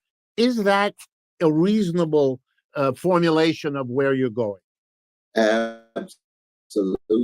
And as you know, I mean, there's the best of America, there's the worst of America. This campaign is about trying to reintroduce America to the best of America, which is always the struggle for poor and working people. It could be Eugene Debs, it could be Paul Sweezy, he could be Harry Magdoff, he could be Dorothy Day, he could be Fannie Lou Hamer. The worst of America has always been denial. Denial of slavery, denial of Jim Crow, denial of the rule of bosses vis-a-vis workers, the denial of patriarchy here, the denial of empire. And we see this in the great literary works. It could be from Melville all the way up to Toni Morrison. How do we hit that denial head on? The denial of empire means in denying that we're an empire, we denied the emergence of China, the emergence of BRICS, the way in which economically the kind of de-dollarization that's taking place, the various attempts of those countries to understand the ways in which America is no longer objectively as powerful as it thinks it is. And the question then becomes, how do you dismantle empire in order to empower poor and working people here and abroad? And that to me is the best of America. That's why Mark Twain and William James were members of the Anti-Imperialist League. That's what we've got. We've got a tradition in the country that is invisible because those were the ones willing to tell the painful truths about America without trashing America across the board, accenting the best. All right. We're coming toward the end of the first half. I want to remind everyone this is a full half-hour program. I'm going to ask you one more question, then we'll take a short break and come right back to continue. Here's the short question.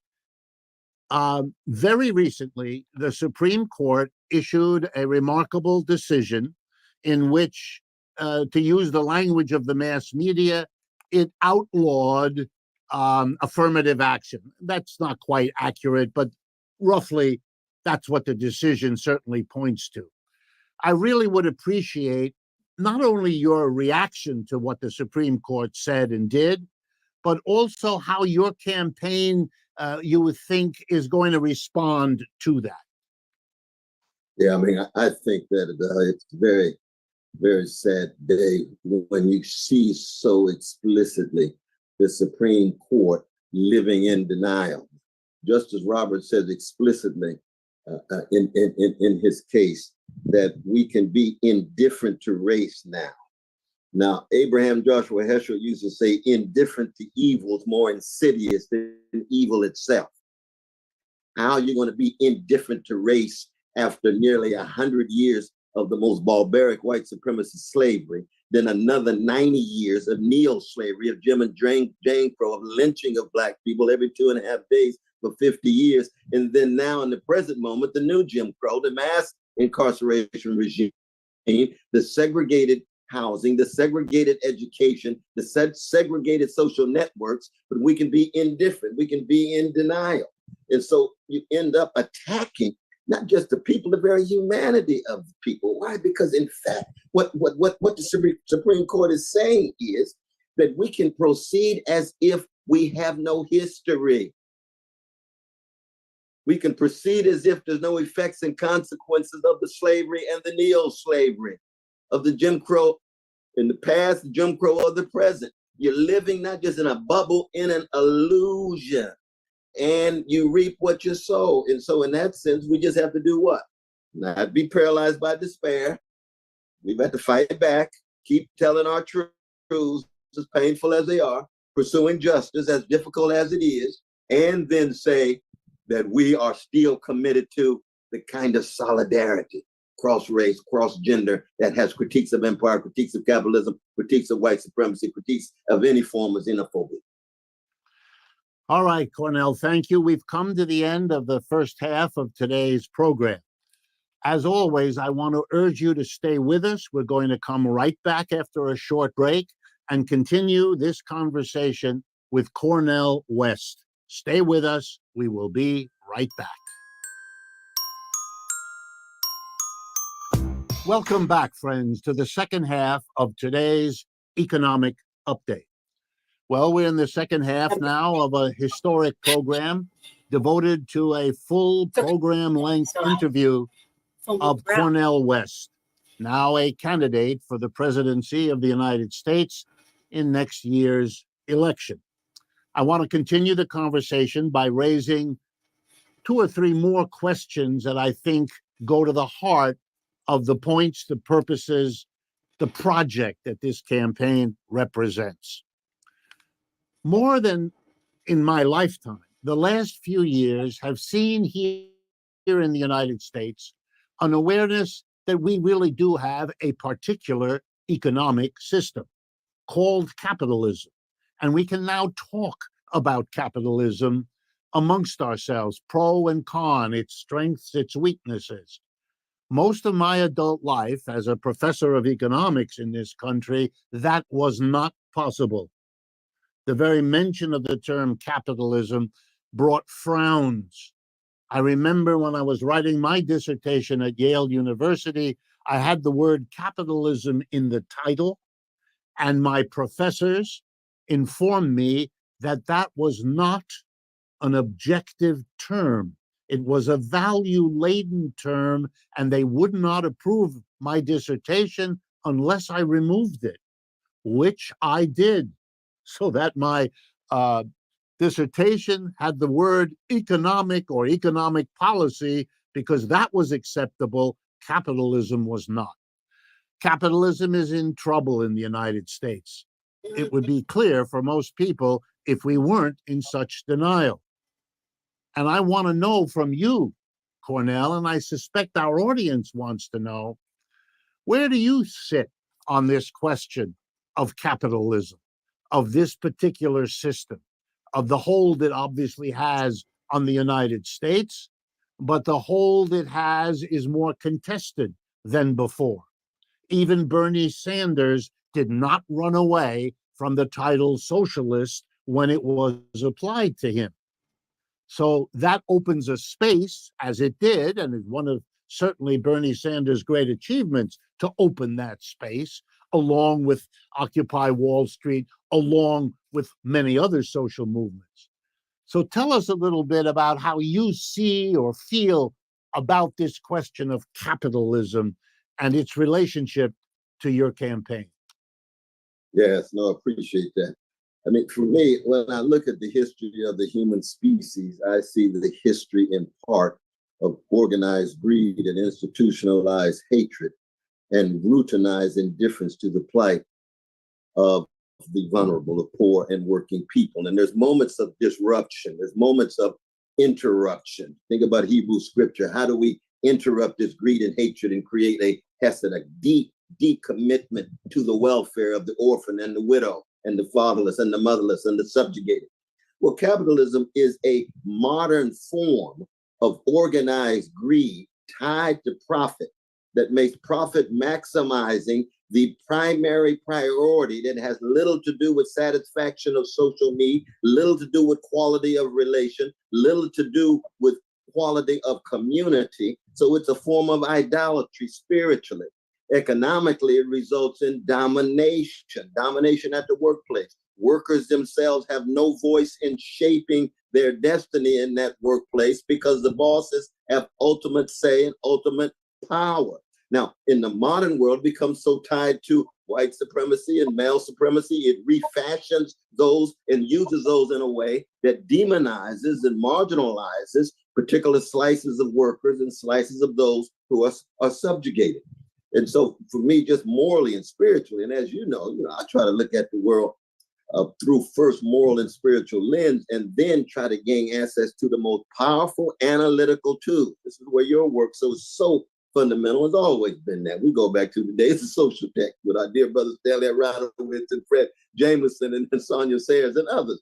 But we need the most powerful analytical tools so that we can follow through on our moral commitment to those who have been subjugated and dominated by these forms of organized greed, and that make it difficult to satisfy the basic needs of precious human beings, no matter what nation, no matter what gender, no matter what sexual orientation, and so on. And so my critique of capitalism has always been, for the last 50 years, it's been one in which I do not want to be satisfied in living in a world in which profit is always prioritized over the satisfaction of the basic needs of people. All right. Once again, I'm struck, as I assume my audience is, by the clear difference between what you just said and what we have ever heard from Republican or Democratic Party leaders. Maybe I should amend that, Democratic Party leaders in the modern age and for many decades. Closely allied with that question, another one. We spend more money on defense as a nation than the next 8 or 9 countries combined. It's been that way for a long time. And by the way, those 8 or 9 countries include Russia and China. The rest of them are allies of the United States. So the spending is a vast commitment to military activity that would otherwise free money for all those social needs that you've been talking about. That means, it would seem to me, and please correct me if I'm wrong, that your presidency would rearrange the distribution of resources away from the kind of over focus on military. Is that correct? And can you tell us a little bit about your views on that urgent question? Absolutely. There needs to be a massive shift in spending from military to basic programs that speak to satisfying the needs, be it healthcare, jobs with a living wage, Medicare for all, quality education, and so on. You know, Brother Martin King used to say the bombs that drop in Vietnam fall in ghettos. They fall in barrios. They fall in reservations. They fall in poor white communities. Meaning what? Not just that juxtaposition of guns and butter, but more fundamentally, to have a whole budget is a moral statement. A budget in which 57 cents goes to the military and 43 cents goes to satisfying all the others. And the war profiteering that drives the Pentagon, that drives military. That's part of big money too. And we're living in a moment now where our crisis is so deep that fascism is a real force in the society. And fascism is the rule of big money, big military, convincing working people to scapegoat the most vulnerable rather than confront the most powerful, and therefore makes it nearly impossible for there to be solidarity among workers, multiracial, multicultural, multi-gendered solidarity among workers. So that we have to have a vision that is honest about the ways in which our priorities are warped. And yet what? 3 individuals have wealth equivalent to the bottom 50% of our fellow citizens. That's 160 million brothers and sisters of all colors in the country. The top 1% has wealth equivalent to the bottom 90%. That's the makings of fascism. There's no way you can sustain a democratic project with that level of not just grotesque wealth, but the inability to come together, the inability to create public spaces, the inability to create social motion and movements that try to engage in egalitarian policies. And that requires the very opposite of what we had. The last 50 years have been what? Massive redistribution of wealth from poor and working people to the 1%. Upward. If it doesn't go downward very soon, Trump on the way to civil war, Biden on the way to World War III with what's happening in Ukraine and the provocation of the Russians with the expansion of NATO and the suffering of our precious Ukrainian brothers and sisters caught in the middle as the American empire uses NATO, as it always has, as an arm of U.S. global power. We know that if Russia had missiles in Mexico and Canada, U.S. government would have blown them to smithereens the same day. That's how empires behave. And people say, oh, Brother West, you anti-American. No. I want to tell the truth how empires behave. And we're talking about the worst of America. The best of America has always been critiques of empire, critiques of capitalism, critiques of white supremacy, critiques of any form of injustice. And so what's at stake? Destruction of the planet. On the way to nuclear exchange, World War III, Biden's militarism, out of control, Trump on the way to civil war, the hatred tied to big money, acting as if he's a populist. I'm going to Trump country. Tell those white brothers and sisters, 1 out of 10 voted for Brother Bernie. I'm going to them and say, don't follow this neo-fascist Pied Piper. I'm concerned about you. I know you've been marginalized economically. There is another way. Both parties do not provide the alternative and the analysis. There's another way, Jethro. There's another way, Jed. There's another way, Sally. There's another way, Dorothy. And come join Letitia and Jamal with me. Come join Jose. Come join Juanita with me. That's what we talk about. You know, you remind me in your eloquence that the British Empire tried twice to militarily repress the emerging United States.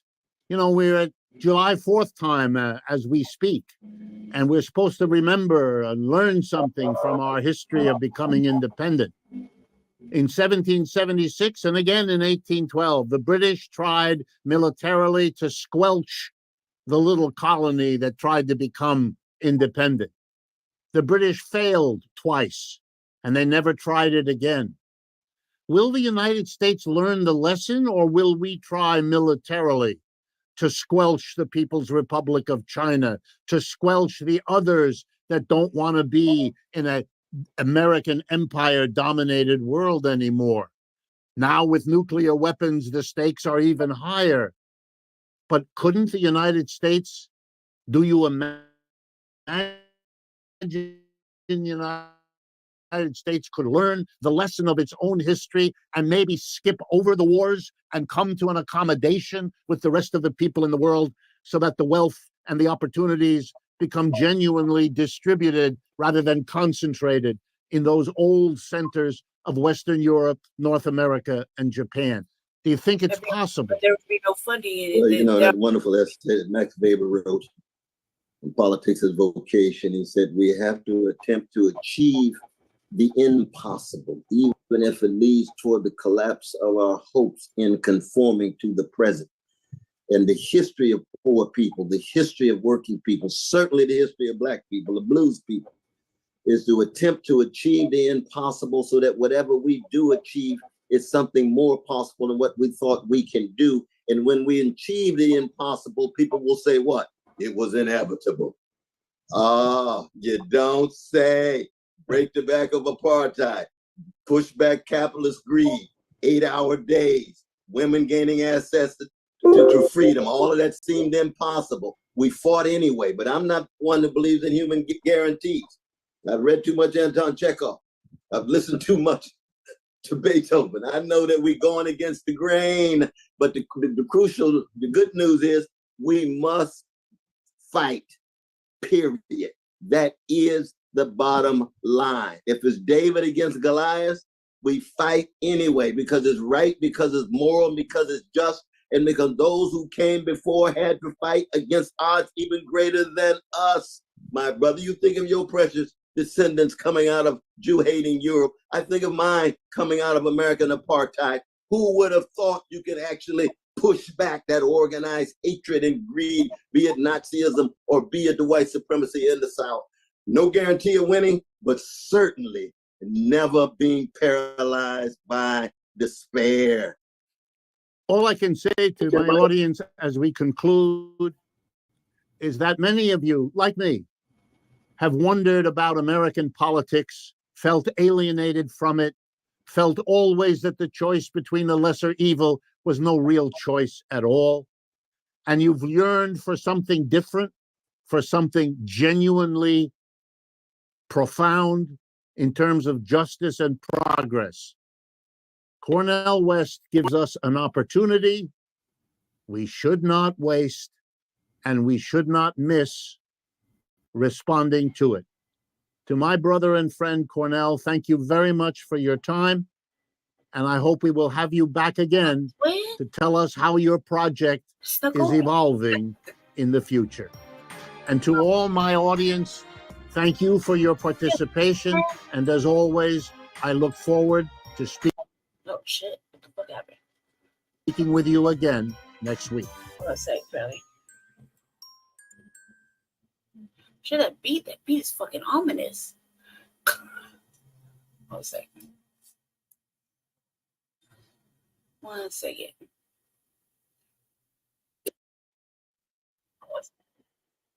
Wait.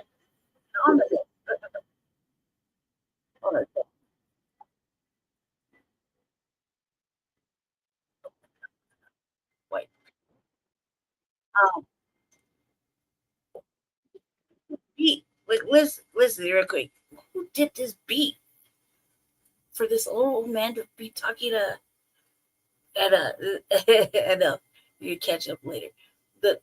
You have the beat on this shit. This shit is like banging. No, after a difficult 2023, we at Democracy at Work are now fully back in full operation. During last year, we made some videos that we could not then broadcast. One was with my good friend Cornel West. It occurred on the eve of his presidential announcement. We have now recovered.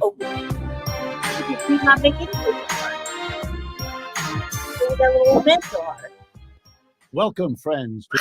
I'm serious. Trash man. Yeah, I know.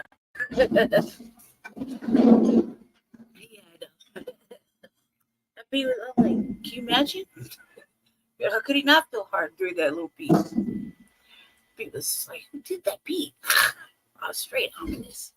So I was like, I can get down with it.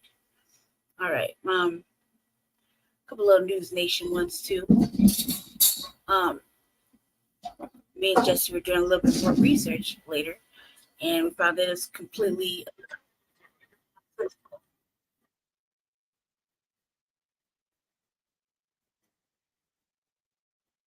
Hold on.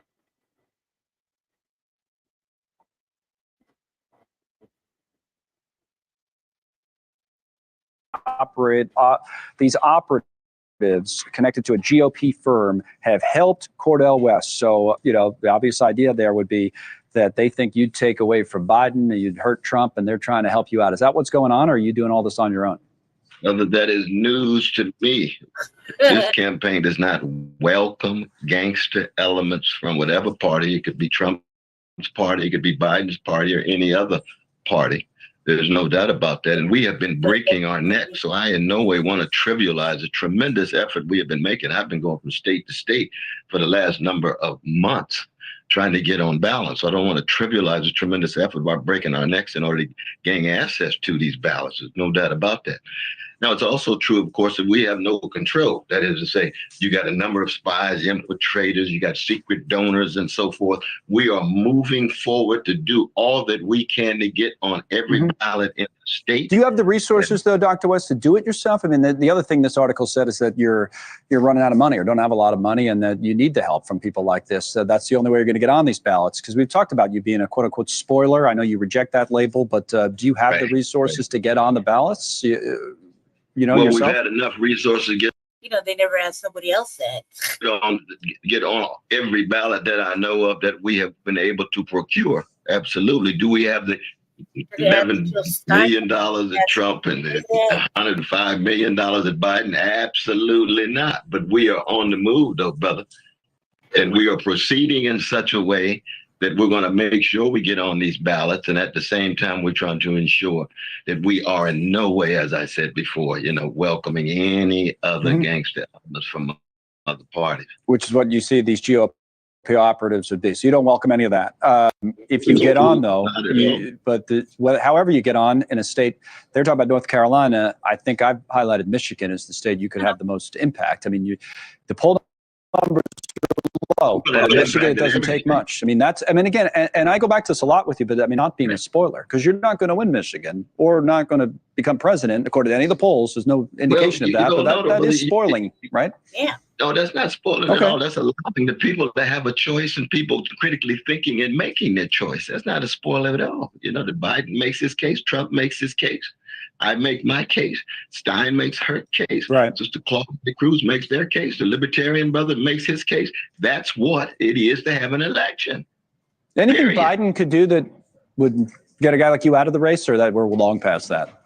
Well, when I listen to Blinken and he talks about how important it is to reach this deal, and Biden is denying genocide, enabling genocide, he's a war criminal himself. Trump is a convicted criminal, but a criminal of particular kinds of crimes that would facilitate similar kind of war crimes that Biden is. We have to have an alternative, brother. So and you and I, if there's a ceasefire in Gaza, would you? That's a small first step, but we need to cease. We need to bring it into the occupation of brother. You got to treat Palestinians with equality the same way you treat Jewish brothers and sisters with equality. We know anti-Jewish hatred has always cut deep. In America, anti-Black hatred, anti-Arab hatred, anti-Muslim hatred cuts deeper than anti-Jewish hatred. And so I just find it ironic in a certain sense that people are so preoccupied with anti-Semitism, and we all must be fundamentally against anti-Jewish hatred, but on the ground, anti-Black, anti-Arab, anti-Muslim hatred cuts much deeper, and anti-Palestinian hatred cuts even deeper. Sorry, I was just like, hey, someone's looking out. Sorry. They're like, they're like, GOP members helping you get on the ballot in South Carolina, North Carolina. He is on there. I checked it out. We checked out the map. But I've been all over this all over these like 7 tabs that I got open. So I can't possibly remember where the fuck I put that damn map at. But I just looked at it, right? So he is on there. I'm like, God damn. Thank you. Somebody was looking out. Good looking out. And apparently can't act like that. Can't say that. Yeah. And my brother had to give me a little speech, little speech prior to the show starting. Because I was like, damn, man. Good looking out, Republicans. Trying to help a motherfucker out. Apparently can't say that. Apparently that's wrong. I was like, damn, help a motherfucker out. Shit, you see us struggling.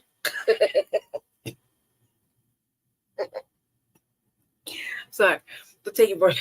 This motherfucker ready to shit on him. He's like, you're not gonna win. It's like, God damn, we're good looking out to whoever decided, to help a motherfucker out.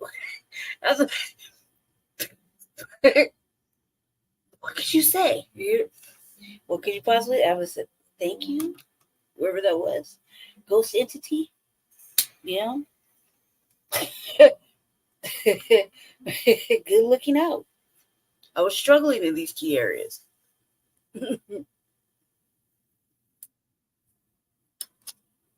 But sorry, not really. Like, damn. He's like, no. He's like, I don't know who pushed them. He's like, news to me. It's exactly how I'd be like, too. News to me. But good looking out. Shit. Thank you. Somebody was thinking about, down just as black crust fruits. I need help, man. Good looking out. Deeper. We've got to be morally consistent. So we're anti any kind of hatred of a people and keep track of occupation and domination. And so when I hear of Blinken and the others and Biden, I look and see war criminals trying to wrestle with the on guilt. that point about anti-Semitism, just as the last point, then we are actually out of time. Did you see AOC, the Congresswoman's comments on that? We can put them up, but she says that the progressive movement is undermined by anti-Semitism.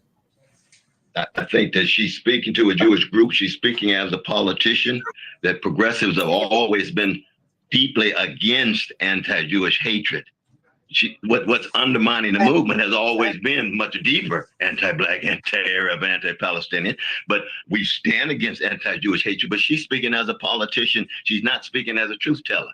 And it's so hard to find truth, justice, and love in a context in which there's so much hatred, so much revenge, and so much. Damn, man. Don't accept no help. With HoneyBook, you can make sure your marketing business is as polished and professional as you really are. Here's how. I'm Millie, a content creator coach and business owner. Turning now to more new reporting from our NBC politics team, this time on the third-party presidential bid from left-wing activist Cornel West. My NBC News colleague, Alex Seitz-Wald, reports that West's campaign is essentially broke and is struggling to get on the ballot across the country. The way they put it is like, damn. What do you expect? Like he's on the black crust roots situation right here. Yeah, like what do you expect? Like course, you know. However, man, you look really bad. This is what happens when you go independent. But Jesus is like fucking broke. This is that type of shit that we're always talking about. Bad press. Alex Seitz-Wald reports that West's campaign is essentially broke and is struggling to get on the ballot across the country. His campaign spent more on graphic design than ballot access efforts last month. And at the same time, Seitz-Wald reports operatives. I looked into it. I showed you the website. It didn't look like you got any more intense with the graphic design of the website. With Republican ties are trying to get West on the ballot in a little bit more time typing. Key states like North Carolina.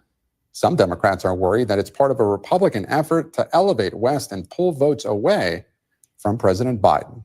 And joining me now is the aforementioned NBC News senior digital politics reporter, Alex Seitz-Wald. Alex, so empty the notebook for us. What is going on with Cornel West's ballot access campaign? And does his campaign actually know that these Republicans are trying to get him on the ballot? We looked into it kind of briefly. I think there's more research there, but all we could find is a little bit about no labels, and they didn't really mention anything about even remotely trying to help Cornel West or any other third party candidates. So we looked into it. I think we got to really look into it. But I think that's I don't want to say it's made up or anything. We just looked into it because we should look into it, considering that the Unity Party endorsed him and put him on the ballot. He's on the ballot. He's going to be on the ballot in Colorado. So he is on the ballot in Colorado. So we looked into it just for the sake of looking into it. And so far we came up with, I think it's no labels, and we haven't found anything else since. And that's has nothing to do with the Unity Party at all. And it didn't say anything anywhere, any fucking where about Cornel West at all. Not even a mention. Not at all. Not even a little bit. So kind of interested to know where they're getting this information. And also too, I don't think I would take anything serious when it doesn't lead to where they got that information at. You know what I mean? There's no like oh, so and so said it. I mean, it's fucking media. Of course they don't mind putting people on blast, so now they're not going to. Yeah, Gabe, this is something that there have been rumors about for a long time, and I've been chasing this story for about a month, but wasn't able to really nail down any hard evidence until I got an email earlier this week obtained through a FOIA request from a North Carolina elections official that showed the new party being formed by Cornel West allies to get him on the ballot in North Carolina authorized 3 people to pick up and drop off signatures on his behalf as part of the ballot access efforts. All 3 of those people work for a Republican consulting firm out of Colorado. Why are they in North Carolina helping Cornel West get on the ballot? They wouldn't tell me. They didn't respond to requests for comment. So that leaves the only plausible supposition, which is that they are trying to help Donald Trump and hurt Joe Biden by, quote unquote, taking votes away from Joe Biden. That's what another Republican operative said when he was spotted in April outside a Trump rally, also in North Carolina, registering people for Cornel West. But does Cornel West campaign know this is happening? No, or at least they say they don't. They did not respond to comment for on the ballot across the country. His campaign, NBC News colleague Alex Seitz-Wald reports that West's campaign is essentially broke and is struggling to get on the ballot across the country. His campaign spent more on graphic design than ballot access efforts last month. And at the same time, Seitz-Wald reports operatives with Republican ties are trying to get West on the ballot in key states like North Carolina. Some Democrats are worried that it's part of a Republican effort to elevate. First of all, the word operative is like, ooh, yeah, right. Secondly, why would they go to that? Why would they do that? Like, what's the agenda, right? And of course, who would know that shit's going on? Some places like, on his website, you only need like 200 signatures. You know, I was looking at that earlier. but he's on the ballot for both those South Carolina and North Carolina. So, but it's like operative. That's so Republican operatives from Colorado all the way in fucking South Carolina. Like, come on, man, that's a long motherfucking way. And I have questions. So my next question is, are they still in alignment? What group were they allegedly with? There's no real information. It's just like more rumor. You know, what group were they? What Republican group were they so called with? Why would they do that? And if one could answer one question, why can't he answer other simple questions?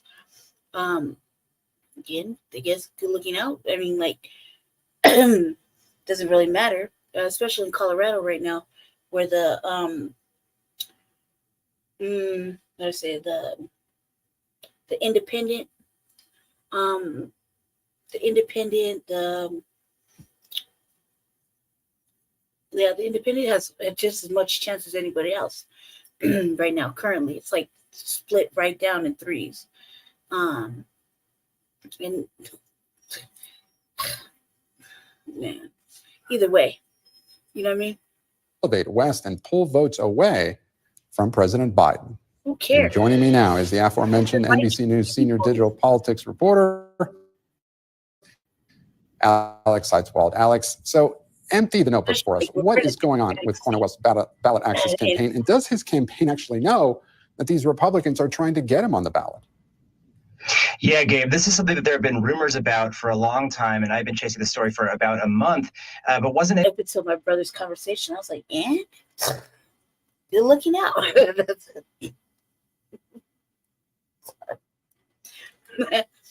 able to really nail down any hard evidence until I got an email earlier this week obtained through a FOIA request from a North Carolina elections official that showed the new party being formed by Cornel West allies to get him on the ballot in North Carolina, authorized 3 people to pick up and drop off signatures on his behalf as part of the ballot access efforts. All 3 of those people work for a Republican consulting firm out of Colorado. Why are they in North Carolina helping Cornel West get on the ballot? They wouldn't tell me. They didn't respond to requests for comment. So that leaves the only plausible supposition, Colorado.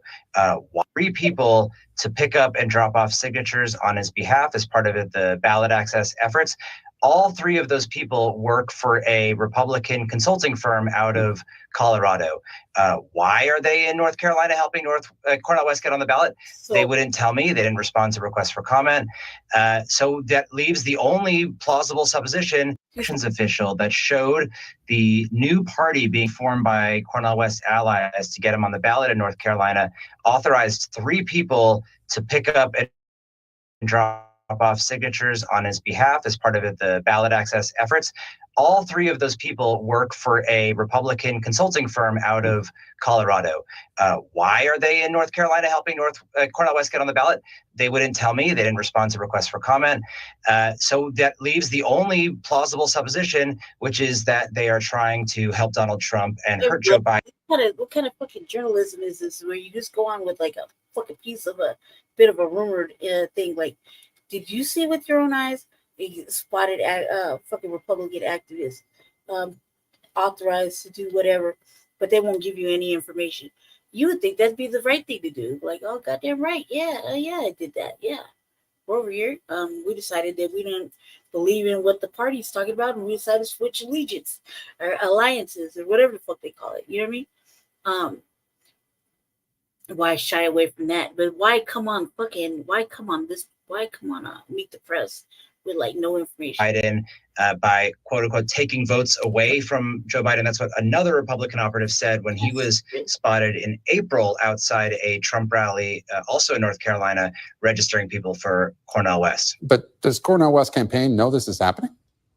No, or at least they say they don't. Wouldn't that be like big news if you've had a Republican out there getting signatures on the backside at a Trump rally? Wouldn't you think that'd be on the news and we would know about it? That's kind of like, ooh, what are you doing out there? You know, and then obviously blame Cornel West and his fucking team or whatever, right? Come on now. did not respond to comment for days. And then finally I got a response from them today saying that they had no idea these people were involved with a Republican firm, but they also did not disavow it. They said we have a wide range of supporters from across the ideological spectrum. The chairman of that new party in North Carolina that is trying to get him on the ballot said he knew these people only as volunteers. And he said that their names had been given to him by the National Cornel West campaign on a list of volunteers and marked with people who had experience with petition gathering. So, you know, do they know? Chairman to who? Like, you're chairman to what group? You won't even give names. So you won't even give a name, like it's a fucking secret. Since when, right? You would think you'd want to put that all on blast. You know what I mean? Oh, so and so, this, you know, whatever was doing this. So it kind of seems like. Oh, it's hard to really say, but it really looks like somebody, and we don't know who is trying to help Cornel West get on the ballot, and his campaign doesn't seem to be looking too hard into rooting those people out. Alex Seitzwald, thank you so much for that reporting. We appreciate it. Thanks for watching. Stay updated about looking out. Shit, man, what the fuck? But apparently, like that. But I'm like, if you talk to the chairman of such a alleged thing, why can't you say their name? Like, all of a sudden, you can't say where you found that information, not even a tidbit of that information. Like, you're obviously a shit journalist. Like, let another motherfucker look into it. You know what I mean? We did kind of look into it. Also, like I said, we've only found so far no labels. And I don't know. We'll continue to look into it. However, if they can't find anything, this is MSNBC. Or what is this, MSNBC? No, NBC. This is NBC. Meet the Press. You would think they have better journalists. What would I know? You know what I mean? So yeah. All right, family, let's get out of this right now. I got like two more small little topics to go over, and then we're done. Yeah. Then we're done. We'll go with this one. 50 Cent, damn it. Folks, I hate asking for money. It's my least favorite part of running for office. I know how hard you work. Shit. I was at the Juneteenth event last night, and President Biden has touted the Inflation Reduction Act and lowering drug prices. But listen to how the event's host, comedian Roy Wood Jr., talked about that achievement. We have legislation now for cheaper prescription drugs because of this administration. Insulin is down to $35 if you're a senior. And I don't know if anybody here has paid for insulin before, but that is like the bottle service of prescription drugs. Oh man, my cousin passed away a long time ago, but she was a type 1 diabetic. And her insulin, she had to take two types, light or a cloudy and a clear, right? That's what I call them. They're like Humulin and Humalog in insulin, actual insulin. 50 fucking strips, a pack of strips, like, you know, thing like this is like $50 back then. It's been gone for a while. So you know what I mean? Insulin alone for type 1, not type 2, not the big person type of diabetes, but that's what I call it. I call it the big person diabetes. Type 1 is the kind you get when you're a child. You're like a small child. So I knew I could tell you a lot of shit about diabetes from the type 1 standpoint. Type 2 is just like, man, just go out and exercise, eat right, stop playing. You ain't got to take that medicine. So yeah, I know it's expensive as shit. I like Roy Wood though. I like him. So we appreciate that $35 right there. Congressman Clyburn, I love the relatability Roy Wood Jr. used to Clyburn makes my stomach hurt. break it down. It's funny, but it's telling a policy success story. Does the campaign need to do more of that? Well, thank you very much for having me, John. Absolutely. We've got to get this out there. This administration has a record that is unequaled, cannot even be imagined by a lot of people who thought about these kinds of things as we went into the last election. This administration, with its rescue plan, has brought young children out of poverty with his infrastructure bill. Is put in $65 billion for internet when we had no money for infrastructure in the previous administration. It's Chip and Science Act. It's PAC Act. It is Inflation Reduction Act.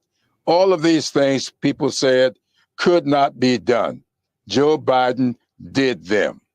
And I get a little irritated when I hear people telling me, well, he isn't talking loud enough. He isn't showing the kind of energy we want. We are about substance, not. Not saying anything like that. This are like, first of all, you're pandering right now, and you've been pandering. He doesn't give a fuck about black people. Till had a whole fucking invasion going on since he's been in office. I mean, this is what people are talking about. Now whatever the fuck what the fuck is stupid ass Clyburn talking about?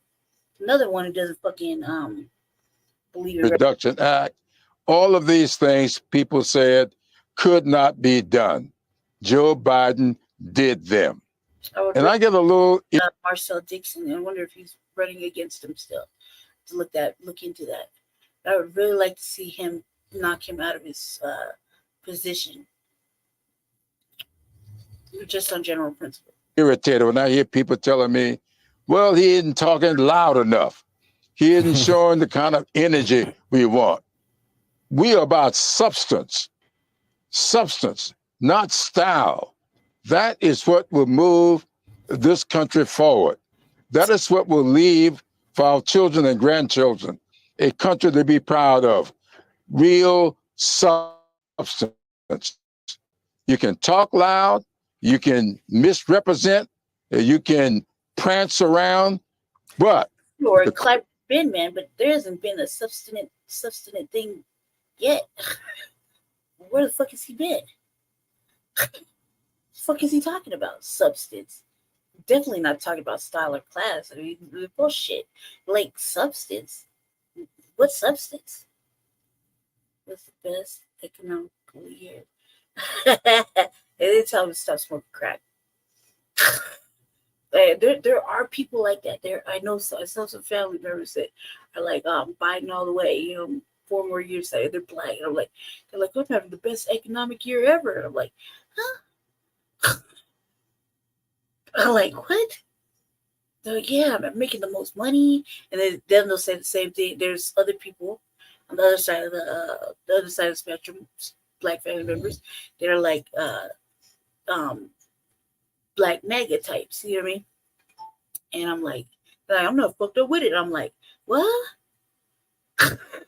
I'm like, man, what are you talking about? Like, and you can't have conversations with either, because they're like, well, what do you mean? I'm like, shit, I was homeless during both sections. None of that shit's getting better. Secondly, I'm like, what the fuck are you talking about? This is just shameless pandering right now with whatever the fuck Clyburn's talking. Clyburn of all places. He didn't even think about fucking reparations. He care less. You know what I mean? This is another fucking another person that's been profiting off of like what, they Geechee?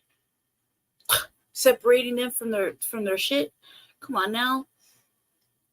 I would just like to see this he just needs to not be in that seat. But they set it up for him to be in that seat forever and ever and ever until he dies. Which I don't think that's possible. And I'm really curious to know if Marcel Dixon is still running against him. I have to look into it. I'm like, God, why would you trust anything from him? He's like a chocolate wax figure right now. Did he look all waxy? Question is, what are you doing? I grew up in a parsonage, and I used to listen to my dad's sermons. And one of the things I learned early, it is their deeds that make them, not their words. And if you get caught up on the words and don't pay any attention to the deeds, you might believe in Donald Trump. But if you're all about deeds, you will be supporting this president, Fuck no. this administration, Biden and Harris.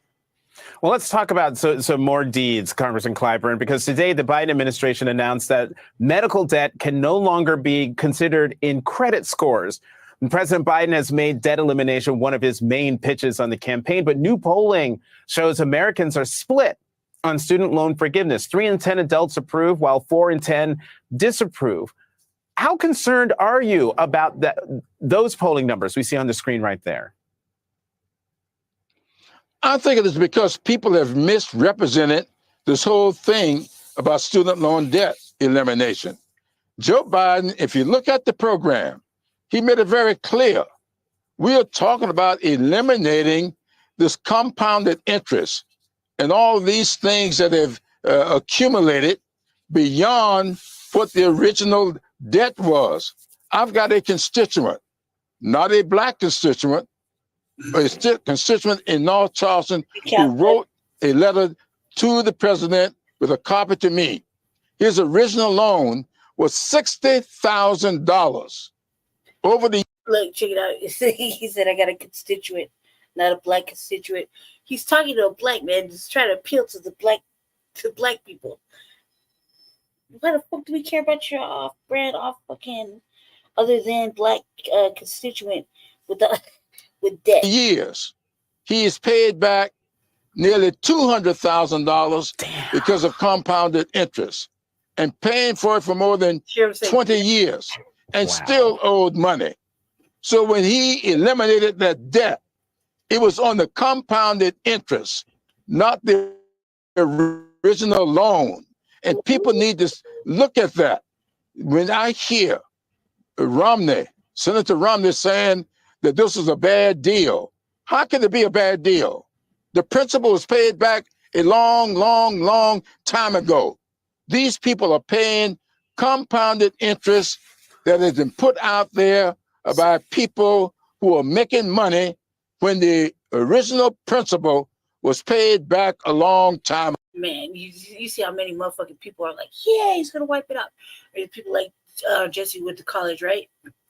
Right? You know, so they're like, oh God, he's gonna wipe out this debt, finally, fuck. And then now we hear that he's just gonna do the interest on the shit, the build up, the extra shit. Why did they say that in the beginning? Nobody would have got excited about it if they would have just said that in the beginning. The fuck. And you still gonna have to pay down that debt. And what if you don't got now? Times have changed. Right? So the economics isn't the same from when they first started it, right? When they first got their when they first accrued the debt, to the build up, the interest, et cetera, compounded, whatever the fuck you just said, right? Till now. And now the whole economics has changed. You're still going to have to pay that shit off. Why did they just say that?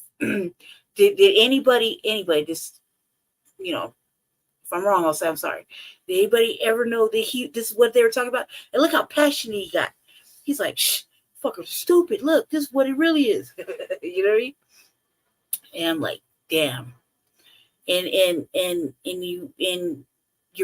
this is how you get votes for Biden. Basically, just say he's a fucking liar and he's only paying the interest off of that. He can't possibly clear your fucking school debt, even though. Ago. So that's what's going on here. So nobody is paying anybody's debt accumulated beyond this administration. Biden and Harris. Well, let's talk about some more deeds, Congressman Clyburn, because today the Biden administration announced that medical debt can no longer be considered in credit scores. And President Biden has made debt elimination one of his main pitches on the campaign, but new polling shows Americans are split on student loan forgiveness. 3 in 10 adults approve, while 4 in 10 disapprove. How concerned are you about those polling numbers we see on the screen right there? I think it is because people have misrepresented this whole thing about student loan debt elimination. Joe Biden, if you look at the program, he made it very clear. We are talking about eliminating this compounded interest and all these things that have accumulated beyond what the original debt was. I've got a constituent, not a black constituent, a constituent in North Charleston who wrote a letter to the president with a copy to me. His original loan was $60,000. Over the years, he has paid back nearly $200,000 because of compounded interest and paying for it for more than 20 years and still owed money. So when he eliminated that debt, it was on the compounded interest, not the original loan. And people need to look at that. When I hear Romney, Senator Romney say, I'm like, dude, this is not a fucking good thing. The way he's so serious, dude. Like, right there. It's like, oh well, you know, we thought we were gonna give him. The motherfuckers like, we probably thought we were gonna give him the vote just for that. No, now they're like, what?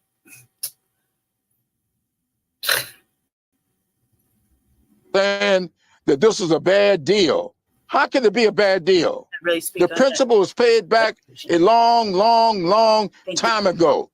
These people are paying compounded interest that has been put out there by people who are making money when the original principal was paid back a long time ago. So that's what's going on here. So nobody is paying anybody's debt. They paid off the debt. It's the compounded interest that people are collecting, and that's putting people in the poorhouse, as we say down south. Congressman, let me get you on one more thing before we have to go in a couple minutes. Let's talk about comments that Entertainment 50 Cent made while on Capitol Hill last week. Trust me, Jesse has student, you know, stuff. So, you know, we kind of like, if it was like how he's saying it, that would have been a subject of contention to talk about. You know what I mean? But this is like he's just saying that now, and the way he's so passionate, like he was paying off that interest. Man, it was so easy to pay off these student loans. People would have done it. You know. This like. He's like, nobody read the fine print. That's just true. Nobody read the fine print. Also, too, how many media fucking press conferences, releases, newspaper articles, fucking shit where they're like, you know, to alleviate student debt. Even Biden's speeches are like about alleviating student debt. But nothing in you didn't hear him saying, "Oh yeah, we're going to relieve students of their college debt, et cetera, et cetera, et cetera." But let me hit you with the fine print. We're only going to pay off the interest and the fees and whatnot that you've incurred for the last 10 years because you've been struggling to pay the shit in the first place. You know, the remaining part, that's all you, baby. No, come on now. Listen to this. What do you see as the significance of African American men in this election? For both of you. I see them identifying with Trump. Why do you say that? Because they got. How could they take anything he says serious right there? Like, if anybody knows that he's just trolling, he's playing around. Like, how can anybody take anything 50 Cent says serious? RICO charges. Congressman Clyburn, your reaction, black man. Look, you ever watch 50 Cent? Everybody. Both of you. I see them identifying with Trump. Why do you say that? Because they got RICO charges. First of all, that's the stupidest answer in the fucking free world. And he's trolling. He's playing around like that. He can't obviously be serious. Like, there's nothing. Like, if you see him, if you start smiling like that, trust me, watch a lot of 50 Cent shit. So I see him smiling or trolling, fucking whatever. He's making these little sarcastic little comments. Usually a smile associated with it, but that's the stupidest motherfucking comment. That's the only reason black men are resonating with Trump. Even when you hear it, like when I was doing that earlier shit about the trolling, about the culture vulture and his merry band of tokens. That's what I like to call it. Yeah, merry band of tokens. I said it.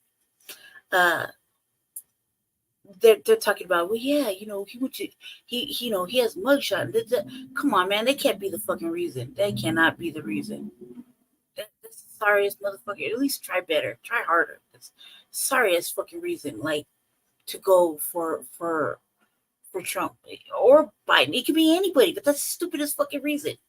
It's not because you got felonies. You should just know it. Like it's obviously they're politicians, so they don't see this motherfucker on his normal shit when he's doing fucking anything for entertainment purposes. Or it's just saying things just for shock value. Couple minutes. Let's talk about comments that Entertainment 50 Cent made while on Capitol Hill last week. Listen to this. And he's for self, so he wasn't up there for everybody and a mother. This is just for him itself. Okay. What do you see as the significance of African American men in this election? For both of you. I see them identifying with Trump. Why do you say that? Because they got RICO charges. Congressman Clyburn, your reaction? Black men are moving to Trump because they've got RICO charges? Look, he should have been with me last Saturday night at this South Carolina NAACP Freedom Front dinner. 100% support for Joe Biden. Not one single person in there, male or female, for Donald Trump. He should have been with me at Greater Target Memorial AME Church on Sunday morning. 100% for Joe Biden. Not a single person there for Donald Trump. I don't know where 50 Cent is hanging out, but I hang out with the NAACP. I hang out with the Black community, Black faith community, and I don't see any support for Donald Trump. These people aren't worried about RICO statutes. They're worried about their children's student loan debt. They're worried about the cost of insulin when it comes to their health care. They're worried about affordable housing. They're worried about broadband deployment. That's what they're getting from this president. And they are thinking about whatever it is that 50 Cent is talking about in RICO statutes. The RICO statutes down in Georgia, that is what Donald Trump violated. And so we are upset because he is being called to account for violating the RICO statutes. Come on, 50 cents. That's worth $1 to know better. Plural. It's stupid. It's stupid. It's fucking stupid. Stupid. You clearly they just ask him, what do you think about this? You shouldn't ask him shit. He's there for self. He's like, well, they don't get up to 35% off new windows during the semi-annual sale at Next Gen Windows and Doors. With no payments, no money down, and no interest for an entire year, now is the best time to He don't give a fuck.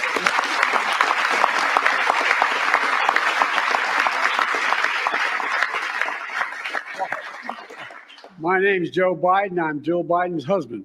Oh my God. She already said that.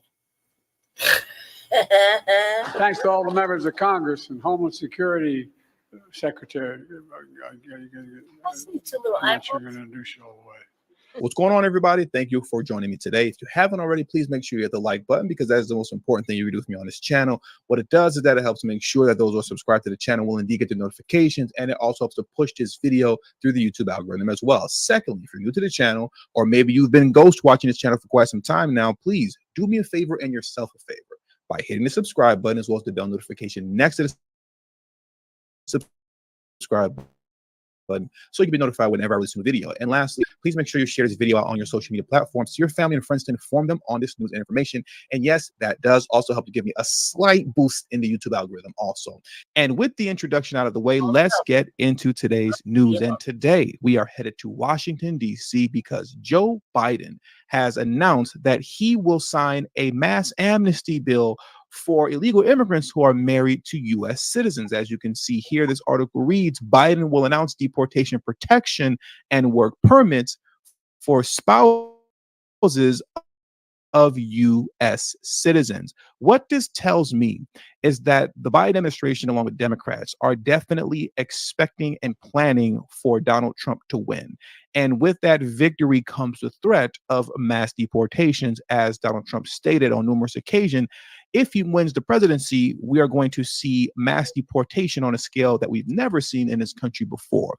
And we all know what that means for DNC blue cities like Los Angeles, Chicago, New York, so on and so forth. We know and understand now at this point in time that they are utilizing illegal immigrants to offset the decline in their population, because many people don't know, but we have come to learn and understand the fact that illegal immigrants are counted on the US Census, and the size of your population in said state will determine the number of delegates that will represent your state in the House of Representatives. When you have a declining population in said city or said state, like Chicago, New York City, and Los Angeles, then obviously that impacts the number of delegates that you have representing you in the House of Representatives. So these illegal immigrants are used to offset the decline in population.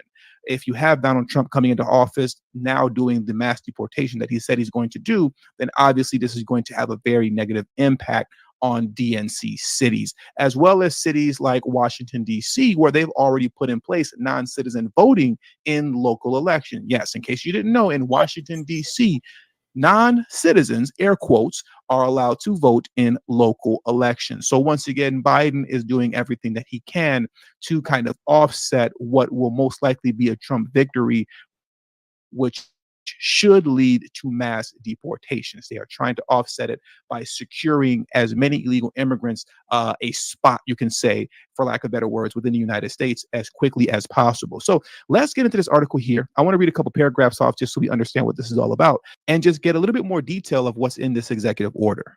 President Joe Biden is planning to announce a sweeping new policy Tuesday that would lift the threat of deportation for hundreds of thousands of people married to U.S. citizens, an aggressive election year action on immigration that had been sought by many Democrats. Biden will announce the program at a White House event to celebrate the Obama-era Dreamers directive that offered deportation protection for young undocumented immigrants, according to 3 people briefed on the White House plans. The policy will allow roughly 490,000 spouses of U.S. citizens an opportunity to apply for a parole in place program, which would shield them from deportation and offer them work permits if they have lived in the country for at least 10 years, according to 2 people briefed. They all spoke on the condition of anonymity because they were not authorized to discuss this announcement publicly. The authority Biden is invoking not only gives deportation protection and work permits, but removes a legal barrier to allow qualifying immigrants to apply for permanent residency and eventually U.S. citizenship. It's a power that's already been used for other categories of immigrants, such as members of the U.S. military and their family members who lack legal status. Biden was also expected to announce a policy making recipients of the Deferred Action for Child Arrivals programs eligible for visas rather than the temporary work authorization they currently receive, according to the 2 people briefed. Immigration advocates praised the policy, expected to benefit the spouses of U.S. citizens, saying on a conference call Monday that it is often impossible for the spouses to gain legal status, even though they have deep ties in the country. This is a defining moment in history. I repeat, because I have this highlighted blue for a reason. I'm going to be a little facetious. If you're Black, I'm just warning you now.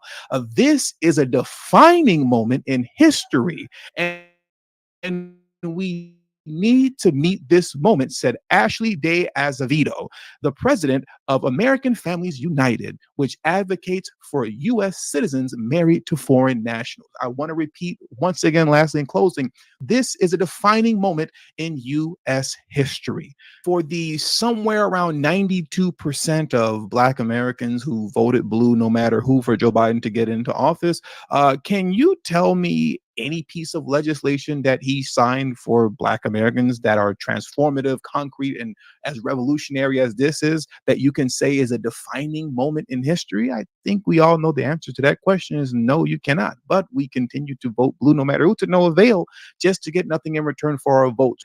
Isn't it somewhat sadistically comical that he would sign a mass amnesty bill for illegal immigrants the day before Juneteenth? I find that hilarious, as well as a slap in the face, or at least it would be a slap in the face for those of you who voted blue in 2020. I mean, if I were you, I'd find it egregiously insulting, because once again, your 92% didn't get you anything from Joe Biden and Kamala Harris, but it did get a whole lot for illegal immigrants. It allowed up to 10 million illegal immigrants to pour into the country unvetted without any fear of deportation. We've watched billions of dollars get poured down onto the illegal immigrant community across the country in various cities, from New York to Chicago to Atlanta and Denver and Los Angeles. And now we have an amnesty bill for illegal immigrants who are married to U.S. citizens. So this is amazing if you're an illegal immigrant to have this bill be signed a day before Juneteenth. That is amazing. But if you're a Black American getting ready to celebrate Juneteenth tomorrow, well, this is kind of a slap in the face. At least that's how I would feel if I voted for Biden in 2020. But what do I know? Vote blue no matter who. Orange man bad. Donald Trump is racist. Biden 2024. And with all that being said, that does it for today's news. So please make sure you hit the like button on your way out. Subscribe to the channel if you're new to the channel. Share this video out on your social media platforms to your family and friends. And also don't forget to follow me on Telegram at TD Media Group. The link to my Telegram is in the description box below and will be pinned in the comment section as well. Thank you all for your time. And until the next video, peace and have a great afternoon. Earlier. Yeah, family. We'll have to go over this. Sorry about that. We'll have to go over this website later. Wait, one more. That he's talking about I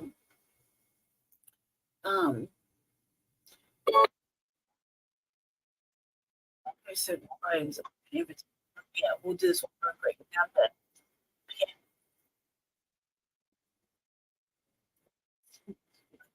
no. Price can be tough. That's why you need to call Renewal by Anderson.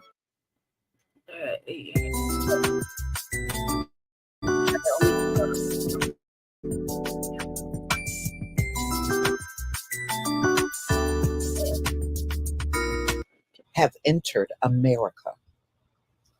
You know why? Because they are taking it for the links in the comments section. Ladies and gentlemen, since January through May, migrants from 177 different countries have entered America. You know why? Because they are taking advantage of Joe Biden's open border policy. So it just goes to show you how widespread this thing is. And this is according to Mexican officials. Nearly 1.4 million undocumented illegals from a staggering 177 countries have traveled through Mexico to the United States between January and May, according to Mexico's National Institute of Migration. The surges of illegal immigration over brief periods of time have happened in the past, but this time around it is huge, considering there are 193 member states in the United Nations. Nearly the entire world is taking advantage of Joe Biden's open invite. So, wow. Ladies and gentlemen, this is the doing of Joe Biden. All of this because they got a low birth rate. So you know, he called himself about 2-3 weeks ago of temporarily closing the border. And many are saying that is a huge joke because people are still coming across the border in droves during a time period where Joe Biden claims the border would temporarily be closed. So that's turning out to be a big joke. So an influx of undocumented We already know this. migrants. I thought it was something else different, but apparently I was wrong. We already know this. This isn't like it's nothing new. Nothing new, nothing at all. We already know thoroughly. Okay, family. Twin catch the replay. I know it's long and lengthy, but it's something you can listen to while you're at work. I want to thank Jay Militant for showing up and keeping me company for a little while. I also want to thank Keezy for showing up during his lunch break. That was cool. Tell everybody you said hi. I'll tell everybody, especially you too, Jay. And Twin, I'll tell Jesse you said hi, even if you didn't say so. Should be getting up here shortly. I will be back here in a couple hours. Maybe, perhaps. I pretty much damn near covered everything I wanted to talk about for the most part.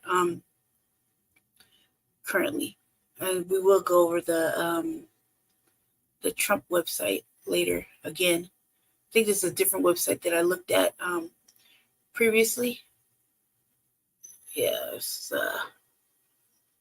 this one looks different from the one I looked at.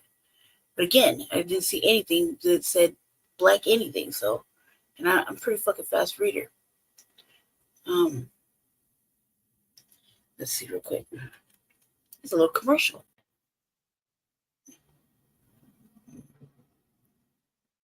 Like 4 minutes long. I got Fentanyl, heroin, meth, and other lethal drugs are pouring across our wide open border, stealing hundreds of thousands of beautiful American lives. And it's happening like never before in our history. Children are being left without parents. Families are being ripped apart. Communities are being decimated. Our neighbors and fellow citizens are having their entire worlds destroyed like nobody thought possible.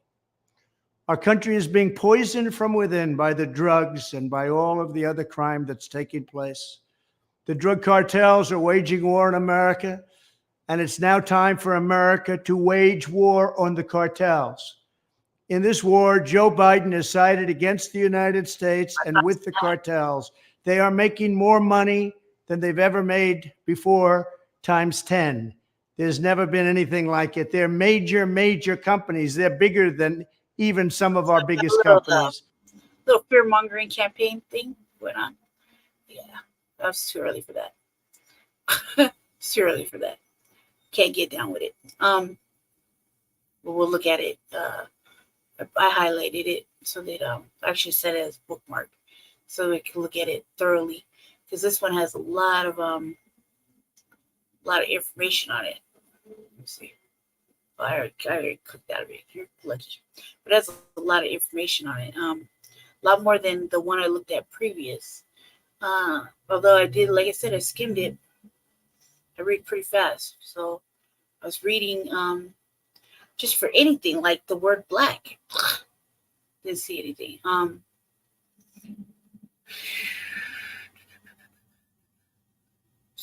There's a lot going on this website. It's just like heavy issues, heavy stuff.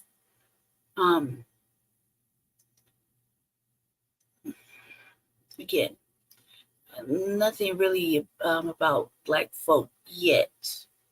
So he doesn't really talk about black folk, period, unless it's to say what he says, you know. Which again, I don't understand how everybody could be so excited about that.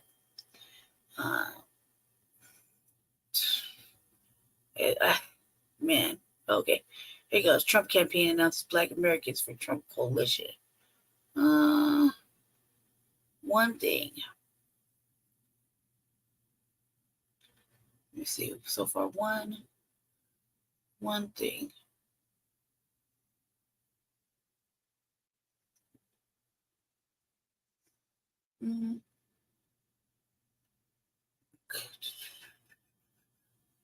Right, amazing. That's just, yeah.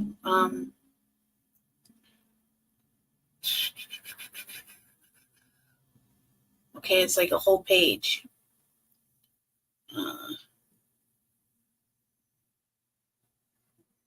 I guess I kind of could go through real quick. Maybe not. Fuck it. We're going to go through it real quick. It's only one page, family.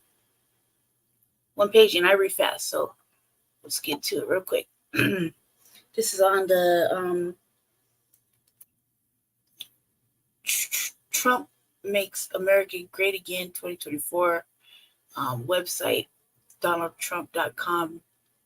I found it via Google. Okay. Yeah. Let me make sure I got everything up. Copyright and shit. Okay. Make sure I got that up. Okay, family, pay attention. Because we are only going to do this one time. Yeah, pay attention. Okay, stay with me, family. I'm going to read quick. Okay. Today, let's see. It's on the website. It's under news. And the topic, if you go to this website, which is DonaldJTrump.com. Okay. I'll lead you back to it.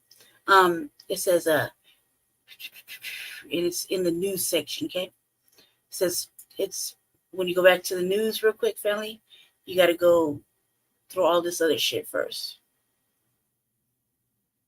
News, and then it goes, look, 1, 2, 3, 4, 5, 6. Wait. Let's see. 1, 2, 3, 5, 6. It's like 7 down. Okay, June 15th, 2024. That's just the other day. Okay, it says today, President Donald J. Trump announces Black Americans for Trump, a coalition with endorsements from elected officials, athletes, entertainers, community leaders, and pastors who love our country. The coalition launches ahead of Juneteenth holiday, acknowledging and commemorating the ending of slavery in the United States. President Trump accomplished more for Black Americans than any other president in recent history by implementing America First policies on the economy, immigration, energy law, and order and foreign policy. Historic rates of Black voters now support President Trump, and the reason is simple. Black voters know that President Trump is the only president candidate who can deliver results on day one because he already has, including landmark unemployment rates for Black Americans, increased median income for Black households, historic permanent funding for HBCUs, comprehensive bipartisan criminal justice reform, and nearly $50 billion in funds to revitalize opportunity zones. Broad and ambiguous. Opportunity zones. Never has it been more clear that Joe Biden's reckless reversal of President Trump's America's First policy is the very reason why Black communities have been utterly disseminated under the administration, while sky-high grocery and gas prices, unattainable housing costs, and invasion of illegal immigrants, rampant violent crime, said Team Trump senior advisor Lynn Payton. On day one, Donald Trump will reinstate all his proven policies of immigration, law and order, energy, and economy, and put Black America first. I don't know how he's planning to do it. Black families have paid the cost of Bidenflation, spending more than per month under Biden on groceries and gas they did under Donald Trump, coupled with rising violent crime in urban cities and teachers unions taking control away from parents in our schools. It is clear why the Democrat Party is hemorrhaging Black voters in record numbers. Wowzers. Well, Black Americans have been left behind by Joe Biden. President Trump has prioritized the Black community, prioritize, cuz, said Team Trump Black Media Director Shania Thomas. Donald J. Trump coalition message to the Black community is simple. If you want to return to the policies that created rising wages, more quality jobs, stronger borders, and safer neighborhoods, then join Black Americans for Trump and vote for President Trump in November. Black voters are rallying around Donald J. Trump because of jobs and justice. There is a clear contrast in this election. As Black voters experience the loss of spending power under Biden, the ravaging of their neighborhoods because of the crime under Democratic leadership, Biden's border disproportionately hurting communities of color. What color is that? Donald Trump offers best path forward. It's not just a Black agenda, it's an American agenda. Senator Tim Scott. Oh my God. Beginning on day one of his presidency, Joe Biden shattered opportunities to attain generational wealth, access capital, achieved American dream through over-regulation and inflammatory overspending. Black Americans are ready for change in November. Byron Donalds. Far too long, the Democratic Party and Joe Biden have taken Black voters for granted. Biden's policies have been devastating to minorities. The economy, hyperinflation, crime, and Biden's alarming migrant crisis have disproportionately harmed voters of color. This is why I am confident that Black voters will deliver their verdict on Biden's presidency this November. Representative Wesley Hunt. I know Trump's heart, and I know that he is the man to return America to we the people. As the famous saying goes, a republic, if we can keep it, has never been more important than it is now. It is our duty to keep this republic, and President Trump is the leader we need to ensure it is secured for generations to come. Ben S. Carson, former 17th Secretary of HUD and founder and chairman of the American Cornerstone Institution. Ever praying for my friend and forever President Donald J. Trump. His support for our community's life, liberty, and a pursuit of happiness and beyond is unmatched. Dr. Avita King, Chair, Center for the American Dream, America's first policy institution. 1 second. Kind of went too fast right there. Okay, 1 quick second. The President Trump's leadership, I witnessed transformation, the Republican Party that advocates the Americans underserved and working class legislation like the First Step Act, Opportunity Zones, USMCA, the Futures Act, which gave permanent funding for HBCUs, and just a few examples of how Trump policies put America first and created a system that works for everyone. Sharon Smith, partner at CGCN, former deputy assistant to domestic policy for President Trump. Donald Trump has done more for the Black community than any other president since Abraham Lincoln. His America First agenda led to record low inflation, closed borders, and tripled the Black support for the Republican Party. Deontay Johnson, founder and president of the Black Conservative Federation. I feel like that should have been a girl's name. President Trump has proven that he has dedicated the advancement of the Black community, not through lip service, through action. He's made inroads into the heart of the Black community in ways unprecedented by a Republican presidential candidate, Dr. Darrell Scott. And it goes on and on and on. Then he has endorsements. Malik Abdul, Fox News. Otis Anderson, former NFL running back, New York Giants. John Anthony, Black and Right Radio, host of Illinois State Representative. Robert Barnes, Project 21, Opportunity Zones Initiatives. Gina Barr, former and current director of Black Coalition, RNC. Angela Beckles, former Public Policy Advisor, Youth Housing and Urban Development. Pastor Leon Benjamin, founder of New Hope or New Life Harvest Church. And it goes on and on and on and on and on and on and on.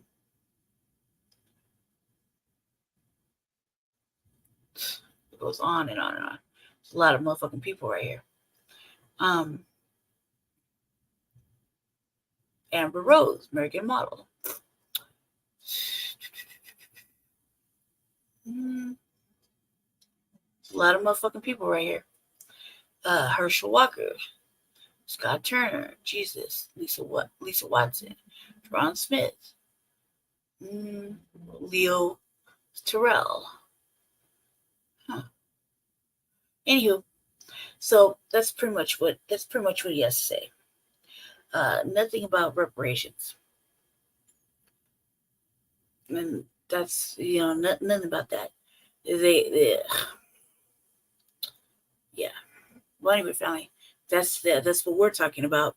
He doesn't make no mentions about it, none whatsoever. You got a lot. It's like an endorsement page. It feels like, Jesus, I feel dirty reading it. Really. Hey, how you doing, Deacon? How you doing? Gotcha. Is this a paid promotion or is it an article? No, I was just reading the website. Reading a Trumpy website. I've been kind of all over like last little bit. I've reviewed a little bit of Cornell West website. I went over Jill Scott's Jill Stein. Forgive me, Jill Stein website. Because we were showing a video, her talking about Cornell West, and I decided to go over her website. I also pulled something very interesting, fascinating read that I will read off of this. And then pretty much as the video's been by, I was kind of going over everybody's website. And I didn't go over Biden's because I don't really give a fuck. And then I came across another Trumpy website, and I went over that just right now. I didn't see any fucking mention of anything black until I came across that. And that was in the news section where he announces a campaign which has already been out there, Black Americans for Trump Coalition, and that's in the news section. So I decided to share that with everybody. It's pretty much the only thing that's on this page, on this web page. There's a lot, so it's a lot to read. But it's just so that people have something to talk about. But mostly, I was running over Cornell West and stuff. Okay, I figured it was a Trump-based article. No, it's just something he put on his website. Came from the actual website. Okay, show you. Just came from the actual website that he has. I don't know if this is the one he's currently running with, but it seems like it would be. Came from this. Let's see, yeah. Came from this website, and I went to news. That's where I found it. It's all kinds of shit to read. If you really wanted to read, there's all kinds of shit to read. Came from the news section. I don't know where the fuck I got it from. Oh, I think it was on Agenda 24. Yeah. Somewhere around there. I don't remember exactly where the fuck I found it, but it was on this page. It was on this website. So, be on the second. So much to read. I was mostly looking for anything to talk about black folk and what he plans on doing with them. That's where we got into that. Yeah, it was on one of these pages.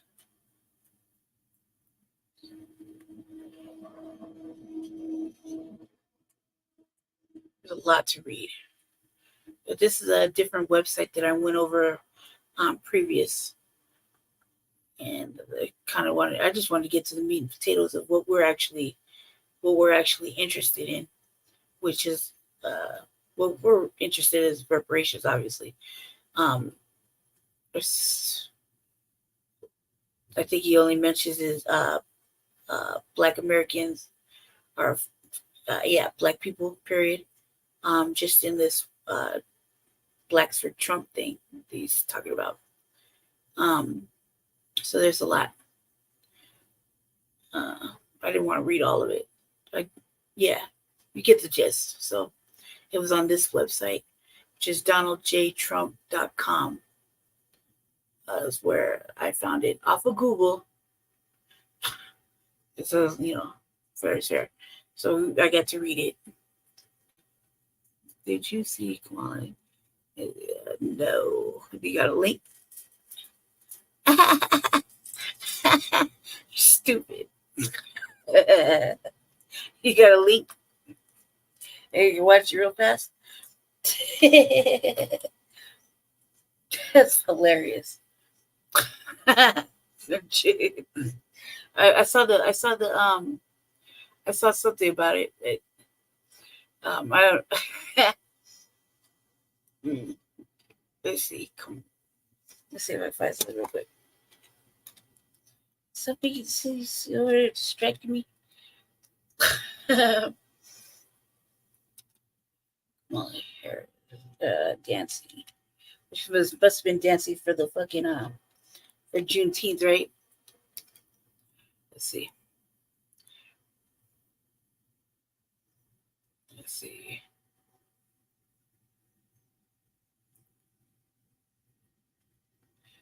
If I say like oh my god. See if I find anything like that. She's weird, man. She's just fucking weird. So anytime they catch her dancing, it's hilarious.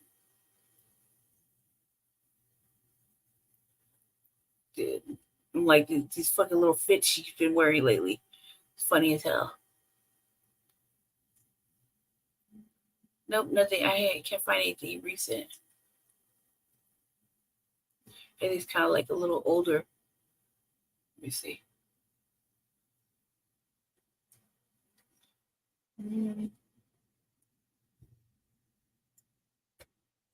Nope, can't find it. Can't find anything remotely close to a recent. Oh look, I think somebody woke up. Yeah. Oh, right here. Hold on a second. Hold on. This one. Okay, so go ahead and say it. Let me see if this way. Wait a second.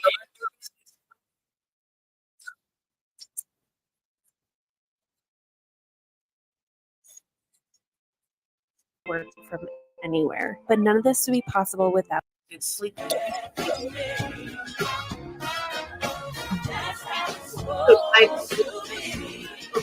Bad luck.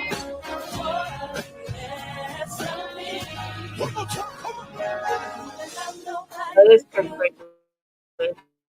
I don't want to love nobody but you. I don't want to love nobody but you. I don't want to love nobody but you. I don't want to love nobody but you. I don't want to love nobody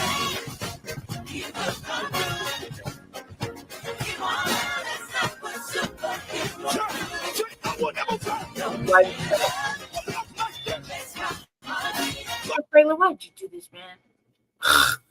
Just little by little, just losing red fucking, I don't know, church respect. What the fuck is cool for what? Get a whole gray ass. I don't want to love nobody but you. I don't want to love nobody but you. Look at why look at you? Act like no problem. Better hurt you.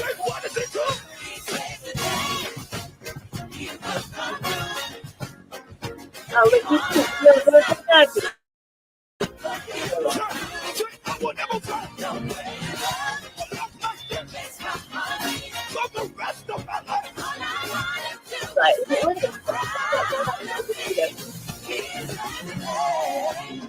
Somebody power up the Android.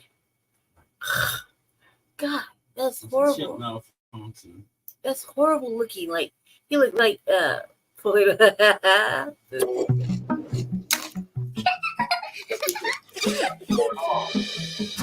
That was fast. I can't believe I keep getting older, but you still look the same. I can. Flexible financing for healthcare and more of what life throws your way with Care Credit. Oh my goodness. I can't even pull it up. Hi, we're Visible, the wireless company that makes things visible. With us, what you see is what you get. So a one-line plan with unlimited data, just $25 a month, taxes and fees included, means just that. All this with no hidden fees. And yep, it's all on one line. Because you shouldn't need to share a plan to save on one. It's all you. Plus, we're powered by Verizon's 5G network. Sometimes the choice is just visible. Switch today at visible.com. I can't pull it up. A space.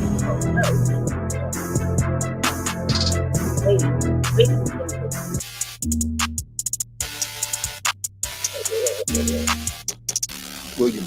Okay, yeah. All right. Hold on a second. Oh my God. I can't see pull it up. I see it. Phil, give me something to type it in as like Phil Jones. What? I see you. Don't start. What's it say? Phil Jones NFL's status. Let's see. It's on Twitter. Man. Yeah. See, we're in the chat in the StreamYard. So it'd be easier if you were like in Messenger or something like that, and you hit one of us up through the Messenger, and I could pull it up that way. But once it's in here, I can't like open it up and copy and paste it into the link. It won't even allow me to do it, which is really, really bad. But let's watch this for funnies, okay? Because I had to write my boy. Let's see. Yeah, I wish I could copy it. It won't even let me copy it. Let's see. Nope, it won't even let me copy it. Let me see. Nope, it won't let me do anything with it, which is sad. Fix the Phil Jones NFL. Okay. So they got it on a YouTube clip. Matt and Deacon, don't laugh at me. It's not my fault. No, you're laughing at me. Don't laugh at me. Okay, hold on. While we're waiting to find that out, let's watch this real quick funny because my boy was talking about Colorado. And I was like, God damn it. I even had comments on it. I was like, I'm in Colorado. Here's the ticket. A space. Look that up.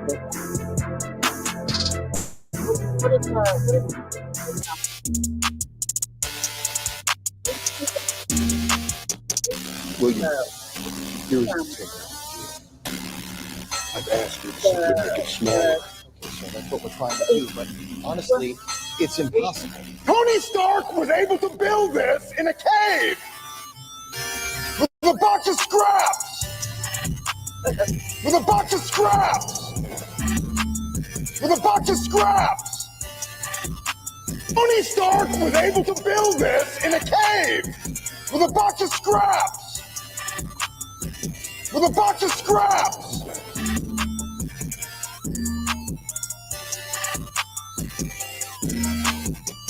In other news, billionaire Tony Stark has decided to build the world's 7th ocean in the landlocked city of Denver, Colorado. Yes, you heard that correct. He's actually evacuating and digging through several other cities to make this ocean a reality. When asked why he was doing this, he stated, because he felt like fucking hoes on a boat and fishing. We reached out to Colorado residents to see how they felt, but they were too high to care. I mean, seriously, how can you not hate on this kind of rich nigga shit? I pull in 6 figures a year and I go home to a fat bitch, TV dinners, stepkids, and an air mattress. Fuck my life. Fuck my life deep in his ass. More on my dangerous thoughts to harm myself as they develop. Now over to Eric for sports. Yeah, so the Celtics are you all right, man? Bullshit. This motherfucker, Tony Stark, building oceans in the middle of fucking Denver like it's no big deal. Hold on, you from Denver, man? No, bitch. Why the hell would I be from Denver? I don't know. I think you got like a little Denver vibe going on. You got the little cape and the mullet, green skin with Shut the fuck up before I smack you out there. The day I'm from Denver is the day you don't dookie directly out of your head. Hey, hold on. Who said I do that? This is not about fucking Denver. This is about hate and hating and having pure hate for someone. One can't be great unless he has hate. And I harbor hate. I am here to hate the greatness out of Tony Stark. For his achievements means I am fed. So I'm here to hate until one day I'm the only person left to hate on. And then I will hate on myself. Oh, this nigga crazy. Oh, if you want to see crazy, bring your face in the can ass with me. Okay, bet. But hey, you know I don't shit out my face. I got an ass. That's how I'm sitting on. You know? Okay, so does your ass have a face or does your face have an ass? Just sent it to me. But we're already in the... Stark is not ready for this kind of smoke. Behold my latest invention. Ultimo. Was it really necessary for you to buy an entire ocean? Oh my God, yes, Rhodey. Look, I'll explain, but I don't expect your broke ass to understand. I had to flex, bro. Motherfuckers out here trying to outflex me and shit, but nobody can pull no stunt like this. Birdman can buy all the rims in Louisiana. He can't flex like this. Jay-Z heard the news and ain't been this traumatized since he rode an elevator with Solange. This is biblical balling. I just created a fucking ocean. It does not make sense, Tony. You know what? Elon Musk sits around and talks about how he's going to buy Mars all the time. And his black friend never tells him that it doesn't make sense. What you talking about, Tom? I'm talking about fuck you. I want Kanye West as my new black friend. You say black friend one more time, man, I'm gonna slap your ass over that. Oh my God, let me get the list out of things I can't say to you because you're black. What the hell was that? The fuck? Mama! Mama!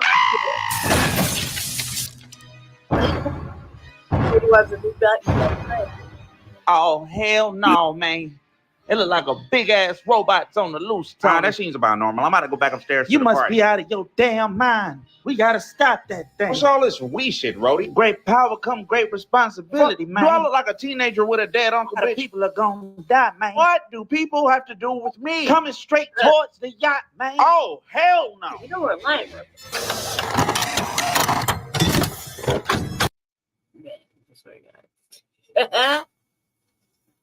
What in the Black Jesus is just stuttering on my internet.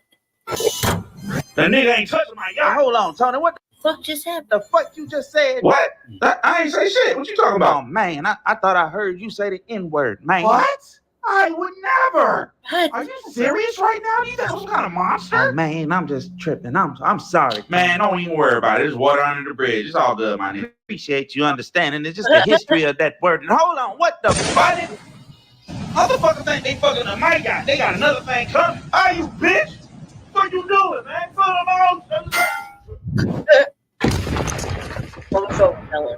Oh shit! You done fucked up now. God damn. Don't worry, Iron Man. I got your. Ugh. No! That was my only black friend. Ooh. Now I gotta replace him with Don Cheadle. If Don Cheadle's not a bad trade. That's true. He said I want Kanye West is my new black friend. Oh my God. I had to write him. I had to write my boy. I was like, I'm in Colorado, cuz. Come on now. All right, real quick. Why in the fuck did that happen right there? Okay, sorry about that. Now, yep. Okay, I share this one. I found it. Well, Jesse found it. Somebody found it. There was a lot of help right there. Hold on a sec. You gotta get some music going. What the holy shit?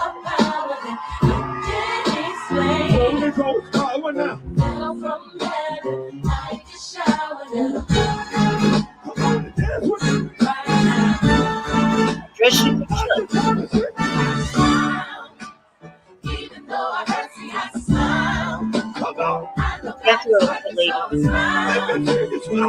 Even though I'm in it for a while, I smile.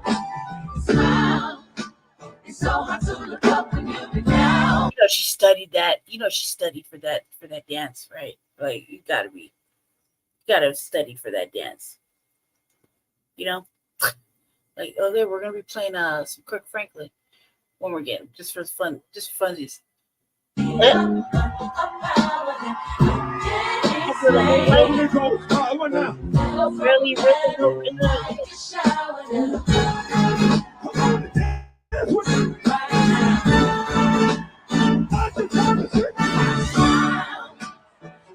though I hurt, see, I smile. I know God is working, so I smile. Even though I'm in it for a while, I listen to the album in the car. Smile. It's so hard to look up when you've been down. Hell no.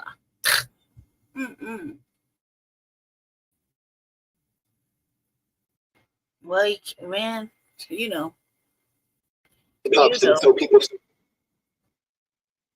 later. Sorry about that, family. Okay, all right, I'm done. Yeah, I'll be back in a little while, like a couple hours, maybe. Yeah, a couple hours. Everybody say hi to Jesse. He's waking up.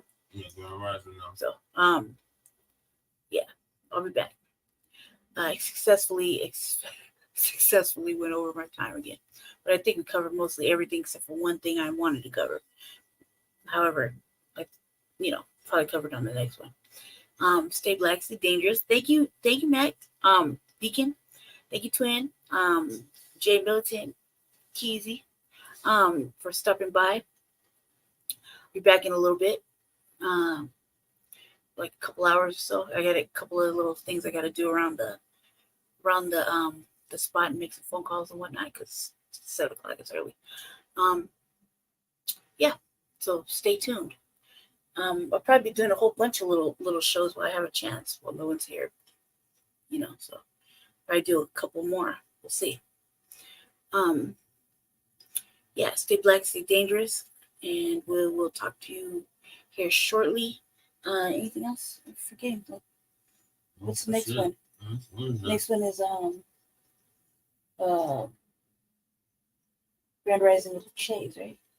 Yeah, the next one for us is Shabaka's Black Experience Enhanced, Grand Rising with Shabaka in the Shades, yeah, Friday. And then another juicy trilogy of Frontline Black News. So try to get as much of the revolutionary agenda out of my system as I can. So we'll be seeing you here in a little bit, a couple hours or so. Stay black, stay dangerous, and thanks for hanging out. Appreciate you. Happy Juneteenth. Yeah. It's Juneteenth this week. Yeah, everybody should be off work. Well, black people should definitely be off work today. Talk to you guys soon. Peace. Are you say bye? Do you say bye? I guess you're saying bye there. Peace, y'all. Peace. Okay. Let's see.